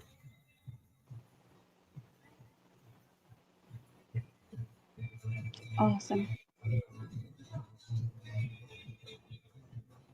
Good times, man. I'm almost back there. Can't wait for Saturday week. It's raving about unity and freedom of expression. I think both of those things definitely. Connection, human connection. Connection between you and the people on the dance floor. Connection between the people either side of you and the DJ, especially if the DJ is proper on point. And again, just to remind people that the book is out now on Amazon. If you're American, you want to go to Amazon.com. If not, it's Amazon.co.uk. That is that's the softback version. The hardback version is the one with the trance cover of Us All at Peach. That's the Orange House Music cover. Darth can appreciate that, but can't handle noisy rooms. Yeah, but Darth, I read your comment earlier, where you said, trying to find it now, future holodeck tech will end all dating. I feel like that's leaning towards some sort of 3-dimensional porn experience, but I'm not sure. Lance, you ever do the silent discos, the headphone raves? I tried that. They're weird, right? Fucking boring, man. I just they had one at Rave Story, and you could put headphones on and you could go into the room and you're there looking at a whole load of other people. You can't hear them, you know, and you're all just sort of. The best is when you take the headphones off and it's like a super quiet room, and there's 2 assholes over there with headphones on, yelling at each other, and you can hear everything they're saying because they're talking in a quiet room, like loudly. But my favorite, I mean, it has its place, like when you're doing an event late night outdoors, you don't want the cops called. You're doing an event, you know, that needs to, there's reasons for the silent disco, like. We're doing we're outside under a bridge in a residential area. We can't, that kind of stuff's fun. When it's out of necessity, you have to do a silent rave, but it's just super weird. It's just not the vibe. So if you don't have to, obviously amplified speakers is better. But yeah, it's that's weird. It takes some getting used to. But yeah, it's just a weird place to be, especially when you take your headphones off in a silent disco. You're watching a bunch of people shuffle their feet in silence. Yeah. Like I said, there's always 2 or 3 people talking with their headphones on full volume. They're just yelling. They're yelling like this, and you can hear everything they're saying about who they had sex with at the fire, whatever. This is another great from Peach. I think this is Ben Gold, if I remember rightly. He's a little blurry there, but I'm pretty sure that's him. And when he did a drop from an old school dance track, which is called Felix, Don't You Want My Love? I think this is it. Let me play it. We'll see. Oh no, this is a different one. Sorry, that is so Graham Gold, who's been on my channel. This is Ben Gold. This is his son. And then I think I turned the camera around on us, and we were like, yeah, there we are. We're all dancing and having a good time. That's me with Ben, who's a lovely guy. That's Gareth, who's another lovely guy. So yeah, that was good. That was fun times. Yeah, those guys get a fair few mentions in the book. But he did that guy Ben Gold. He's a really good DJ. He did an absolutely amazing set, and there was just one bit where he played this. Oh, I think this might be it. Yeah, this is it. Where he queued up this old school track. I thought it was Prodigy at first, but it's not. It's called Felix, Don't You Want My Love? Everybody knows that track. And when he did the drop on it, because you couldn't quite tell what was coming, and then suddenly everybody realized, the whole room just went completely mental. Yeah, this is it, because we all realized, and then he suddenly, it's that. I don't know if you guys have heard that track before, and this is kind of like a very remixed sort of dancey version, and he just played that first line, Don't You Want My Lovin', and then he turned it off, and the whole room was like, "Way, we know what's coming." That's a DJ who really knows how to like work the crowd and get us all, going. And I mean, for me, that it's quite a specific art. It's a skill set to be able to do that. It's not easy. Yeah, I mean, Ben Gold's a really good DJ. He plays to massive crowds in Ibiza. And then there's the other aspect of these concerts, which I mean would be very much up Enzo's street, which is the graphics stuff. You can see a little bit of that in the background. That stuff has become really big and, involves more spectacle. And it's no good if it's just there. And you can't just have a rave and have some cool CGI dragons flying about in the background unless it's a dragon-themed rave somehow. They did this really good one that was Trance at Outernet, was like an Egyptian themed event with pyramids and all these kind of things. For whatever reason, a load of people had gone around and bought pharaoh hats, which were being sold on merchandise stalls, which I don't know why people bought those, but you get a bit of the graphic stuff in the background of this one. And he's even playing to that as well, which is kind of fun. This is not good for epilepsy, by the way, for anyone who suffers from that. A little late. This is the track from Blade, in the nightclub in Blade. The Blood Rave. Nice. By New Order. That's just before the blood drops down. And again, that's another great drop. Every time, because I was like, oh, I need to remember these. I want to look up which track's this and all the rest of it. And one of the reasons that I was able to remember a lot of this stuff for the book is because I have these videos.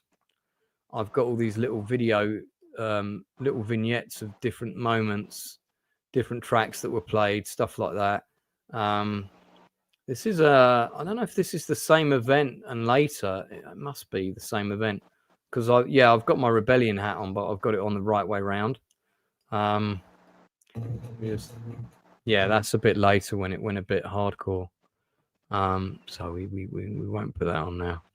But hardcore. A bit, not that sort of hardcore. I'm just looking to see if I've got other videos of other events. Do you know what? I'm playing this one. I can't even remember where this one was. Where is this? This is this is John Reed's birthday. So so I actually decided to, sometimes you decide to turn the camera on as you enter the club, not knowing what you're going to see. So this was about 2:00 in the afternoon. This guy called John Reed, who's one part of Rave Days, John and Lee Reed, lovely guys. I talk about them. There's a great picture of them in the book. John Reed decided to hire the club out for his, I think it was his 50th birthday, it might have been. And he just decided to invite everybody. It was an event for his mates. So it was completely free to get in. He covered it.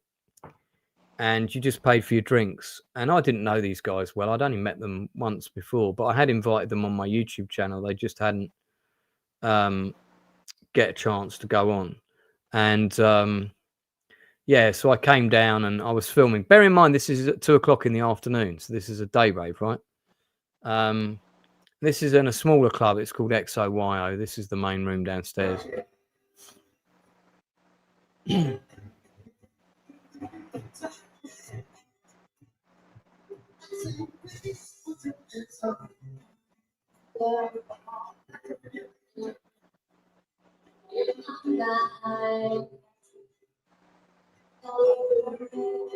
then like these guys who just did the Summer Shakedown event, which had about 2,500 people there. And they've done they did a massive Valentine's event. They'll get some of the actual singers of these original songs, the female vocalists and whatnot. And the next thing you know, they're actually at the event. They're singing the tracks for them, so they're able to get pretty good lineup. But I was quite chuffed when I got a message from him saying, "Do you want to come to my birthday event?" And I did say, I said, "Oh, I've done a few events this last month. You know, I can't really thank you, but I'm going to give this weekend a miss. I need to save some money." And he was like, "Oh no, Lance, you don't have to pay to get in. It's you know, it's all on me," kind of thing. And I was like, "Oh, okay. Well, you know, you can't be rude and say no to that, can you?" So then, of course, this club has a stage. It has a stage either side of the dance floor. Anytime there's a stage, I'll be up on it. And so this is me up on the stage. Same event, dancing a little bit later. This is probably about 3:00 now, so it's still quite early.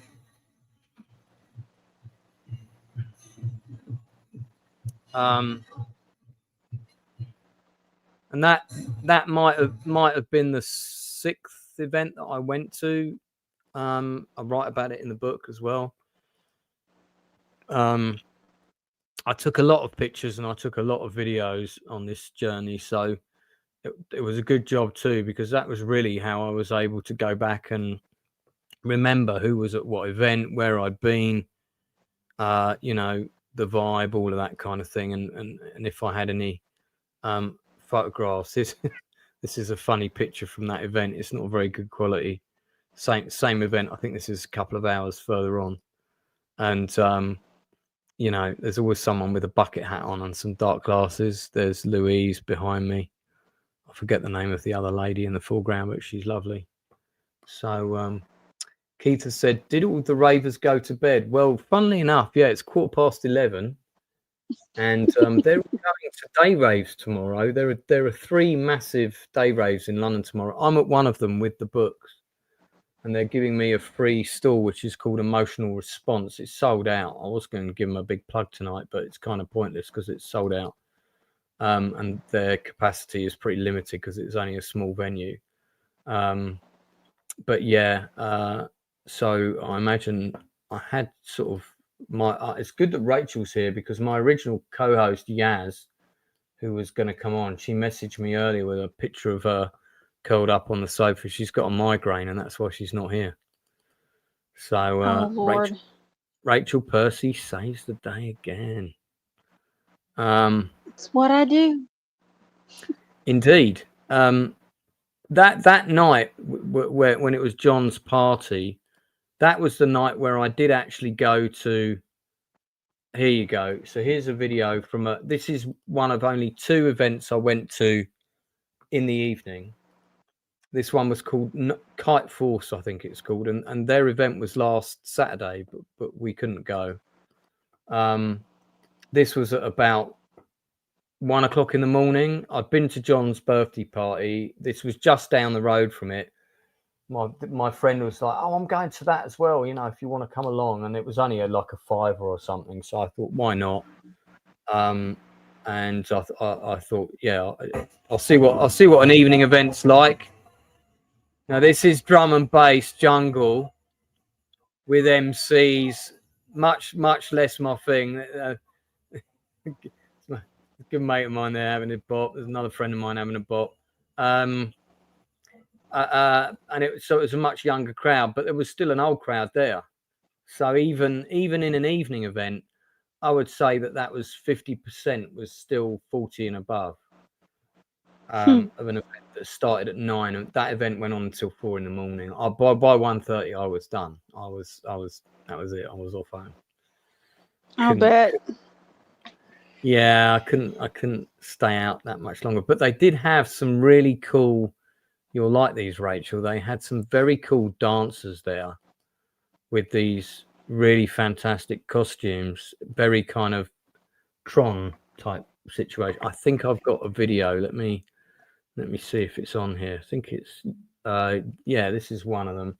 This is not the coolest costumes that they wore, but this is certainly one of them. Yeah, so this is the same event. This is Night Force or Kite Force, I forget which name. And I got right down the stage so I could take some good photos of these guys. It was pretty busy by this time. They had a great laser show as well. Look at that. Yeah. So that was pretty cool. Are excellent. Yeah, the girls are from a company called Stage Invaders, I think. I talk about them in the book, and the girl who runs it, who's a girl called Sally Newton, I want to say. Caveating all these things just in case I get any of that stuff wrong.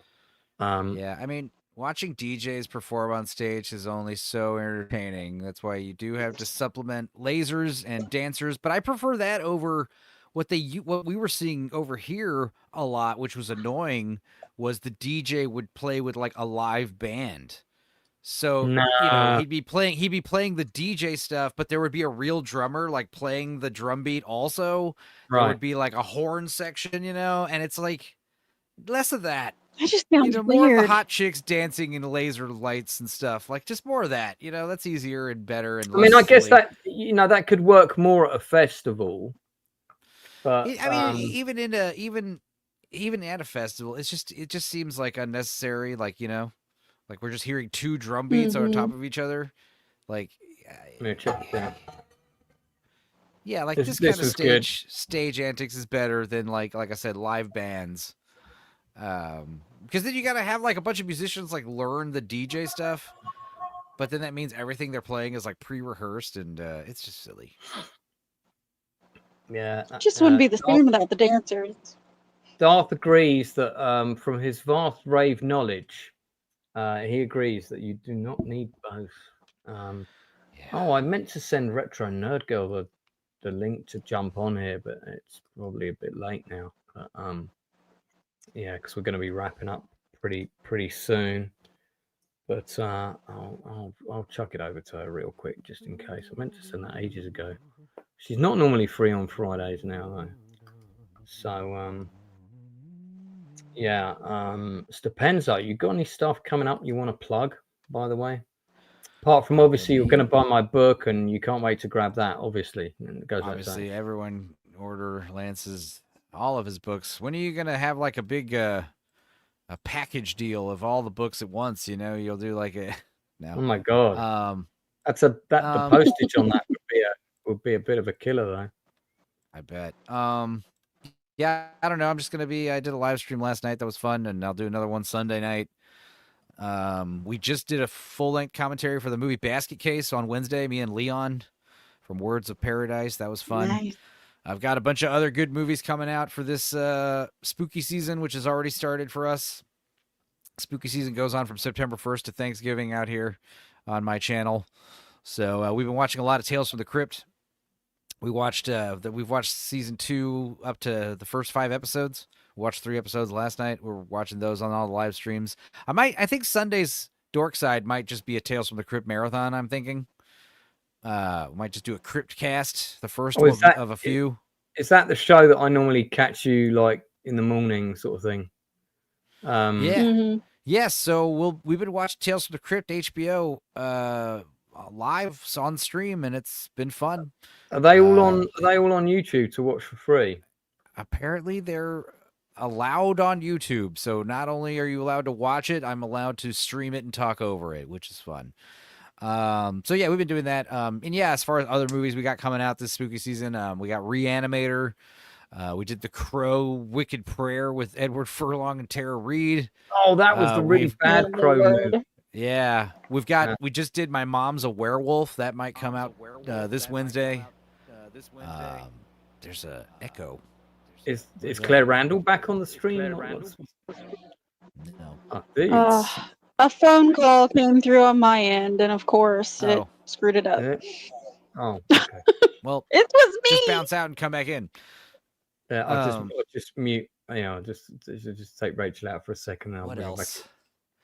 Her back. Yeah. What else? Other movies I got coming out. I want to do some Howling movies. I want to do The Frighteners this year. That's a good film. I'm gonna try to do a bunch of good stuff and some bad stuff. So I'm excited. Spooky season we take seriously around these parts, so should be fun. Other than that, I'll just be popping on random streams, hanging out, editing videos, just doing the usual. So I got a good month and a half before I go out of town again, so I'm gonna use my time wisely. Yeah, that's not so far away. I mean, I can't believe it's we're almost at the middle of September. Did the summer go fast for you? Yeah, time is exponentially going faster objectively for everybody. Well, that's true, but it definitely felt like it went exceptionally fast for me this year. Yeah, it's because we're keeping busy. Yeah, I mean that's definitely I am definitely doing that. This is hang on, I've got a video of an event here. Let me show this before we wrap up. Yeah, this was an event I went to called Tool Room. This was also at Coco, but they hadn't sold enough tickets, so they what they did was they only opened downstairs, and as a result of that, and this was the only rave event I've been to where I saw a punch up. So they opened downstairs. The upper balcony was open because that's the way you come in. And yeah, this is the only event where I saw two people get into a fight. Only time. And it was this was the other evening event I went to. In fact, there's even some jostling going on in this video over here. There's something a bit testy happening. Don't know what's happening with this guy here on the left. He's getting a bit antsy with someone. But yeah, two different incidents kicked off at this. I'm sure the people that run it are very nice. I don't think it's anything to do with the event itself or the people that run it, but there were two different fights that happened both times between two different guys, and it was a very male heavy crowd, and it was also an event on an evening. It was a Friday night, I think, and that's the only other evening event that I went to, just those two. So one was good.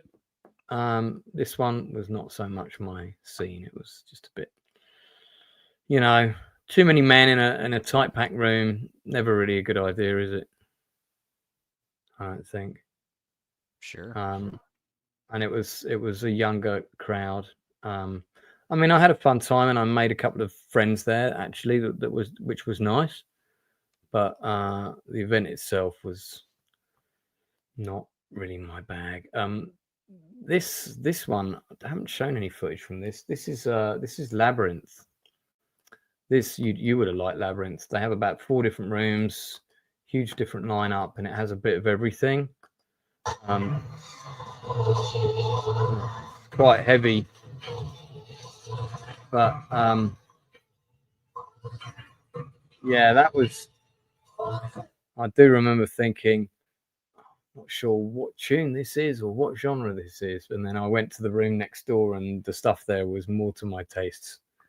So there was a bit of everything at that one for people. So I might catch you on the Monday. I might be a bit tired come Monday morning. Yeah. We'll see what time I get up. No worries. And yeah, you know, Rachel, I mean, right. Lasting the 5 hours. Well, Enzo, thanks very much for coming on and being the kind of the voice of the American clubbing scene, which is mainly a festival. I meant to ask you this earlier. Have you ever been to Burning Man? No, I go to Flipside, which is like the smaller Texas version during Memorial Day. It's the same thing basically, but smaller and in the woods next to a river for 5 days instead of in the desert with 30,000 people for 20 days. So it's just, right. It's just way chiller. And yeah, we partied in tornadoes and floods and droughts and heats of, you know, triple digits. It's just a rowdy ass time. And I liked it. It was cool. But like many other things, it got hijacked by crazy communists. So I stopped going. Okay. Crazy. It got hijacked by crazy communists. How did that work? Oh, yeah. Well, you know, just like the comic book industry and a lot of the film industry, like these insane people, just radicalized idiots, just you know, they assert themselves in the positions of power, position themselves, and then, like I said, when the COVID happened, they just became like crazy fascists. It was insane. It was weird. You know, just I'm not into it. They're just a bunch of insane blue hairs. And that's a lot. That they have to be insane for that coming out of me. You know what I mean? Yeah. But it was cool while it lasted. Just like Burning Man. You know, Burning Man is just tapped out. You know, it's too mainstream. It's been infiltrated by corporate interests. It's not what it was. You know, like most of these grassroots parties. Burning Man sort of seems to be less about enjoying the festival experience and more about being able to say that you've been at Burning Man. I don't know. You know, it doesn't. It seems like it's been taken over by the Instagram crowd. And hey, look, I've never been. I'm sure in its heyday it was amazing. Maybe it still is. I don't know. I'm not speaking I mean, it's amazing if you have everything paid for and taken care of, you know, like that's the thing that's popular now is you pay people to go up there and set up your camps, and you show up in an RV, or like some people can just like they made it now you can just helicopter in or, you know, fly in. You don't need to do the whole. So I mean, you know, as awful as that is, like that is the best way to go. Obviously, if you're like some of these hot chicks I know, they literally, some millionaire tech bro will just say, I have an RV and some extra tickets and everything. You just have to bring yourself out there somehow, and everything's taken care of. You don't need to bring food or water or any of that stuff. I mean, obviously that's the way to go. But yeah, I mean, it sounds terrible because you need a bicycle just to move around. You need an RV to camp. Can't camp in a tent out there. Or a yurt. You need an RV. You need bicycles. You need all this gear. There's going to be dust storms and it's just not. Yeah, no, it's just not. It doesn't sound fun. I heard about Burning Man and Flipside at the same time, you know, and I was like, yeah, the smaller one. That sounds better for sure. It was. Yeah, I mean, I have to admit, if you're in one of those RVs and stuff, that's great. But I mean, if you can't afford that, basically what you can't go. Is that essentially the situation? I mean, crusty hippies manage to go every year, so I don't know. They figure it out somehow. Yeah. Barter and trade, bro. Yeah, I guess it doesn't strike me as a. And that's the thing is, I know, like I said, some of these rich people, like I said, they have they hire help basically. They have like stagehands who go up there for them with tickets, and their job is to just set up the rich people's tent and yurt and space and bring out their RV and all their supplies.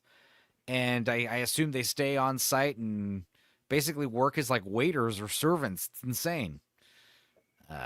Yeah, it's like it's just weird. Just weird. Well, for the people that have been watching, or anyone who came on, we've had about 10 people on, I think, altogether. Thank you so much for coming on and supporting the stream tonight. It's not easy to do these mega streams, and I have done them before. I normally do them for my anniversary of my channel. Again, thank you so much for coming on. If you're gonna buy the book, then I thank you in advance. Or if you've bought it already, thank you so much for your purchase. Really do appreciate it. I do have many other books online, so do feel free to watch those, read those even until I'm tired. Read those as well. I think if you enjoy Back to Raving at 50, you'll definitely enjoy Silver Screen Journeys, especially if you're a fan of the movies.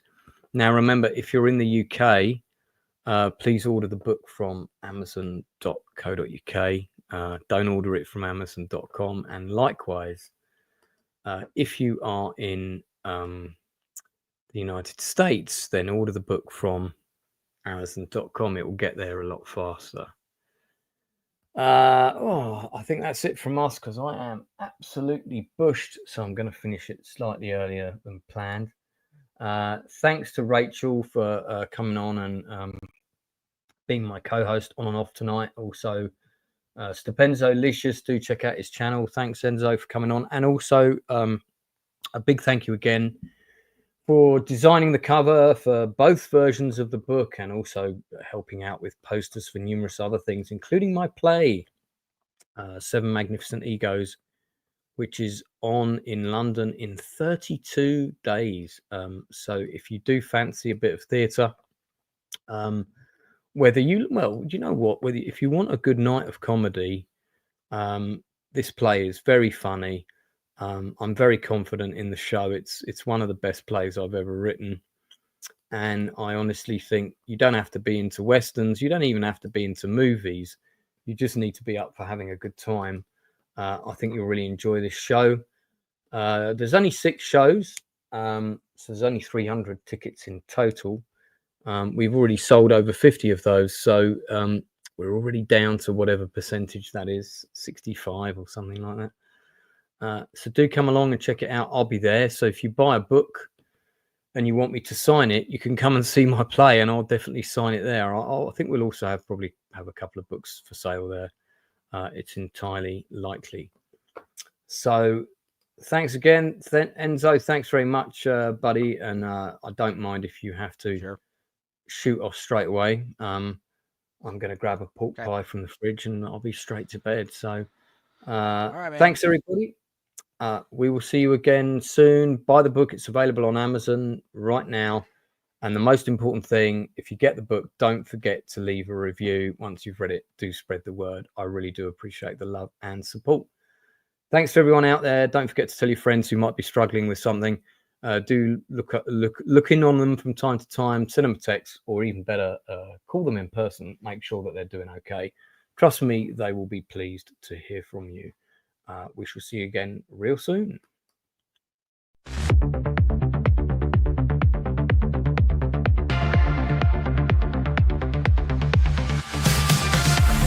Hang out with the lamps at the Outcast Creative, where all the misfits and dreamers get innovative.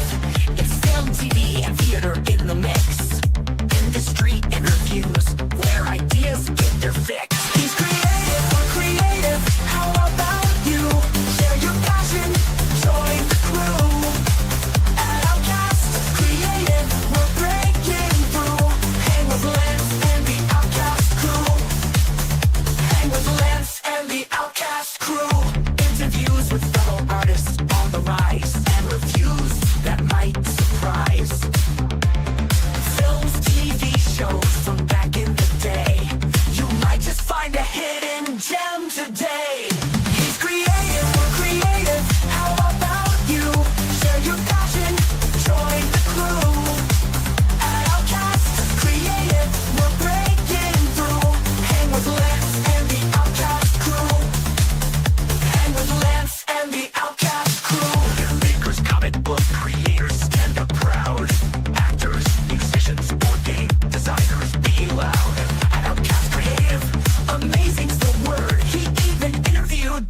legend, Gail Ann Hurd.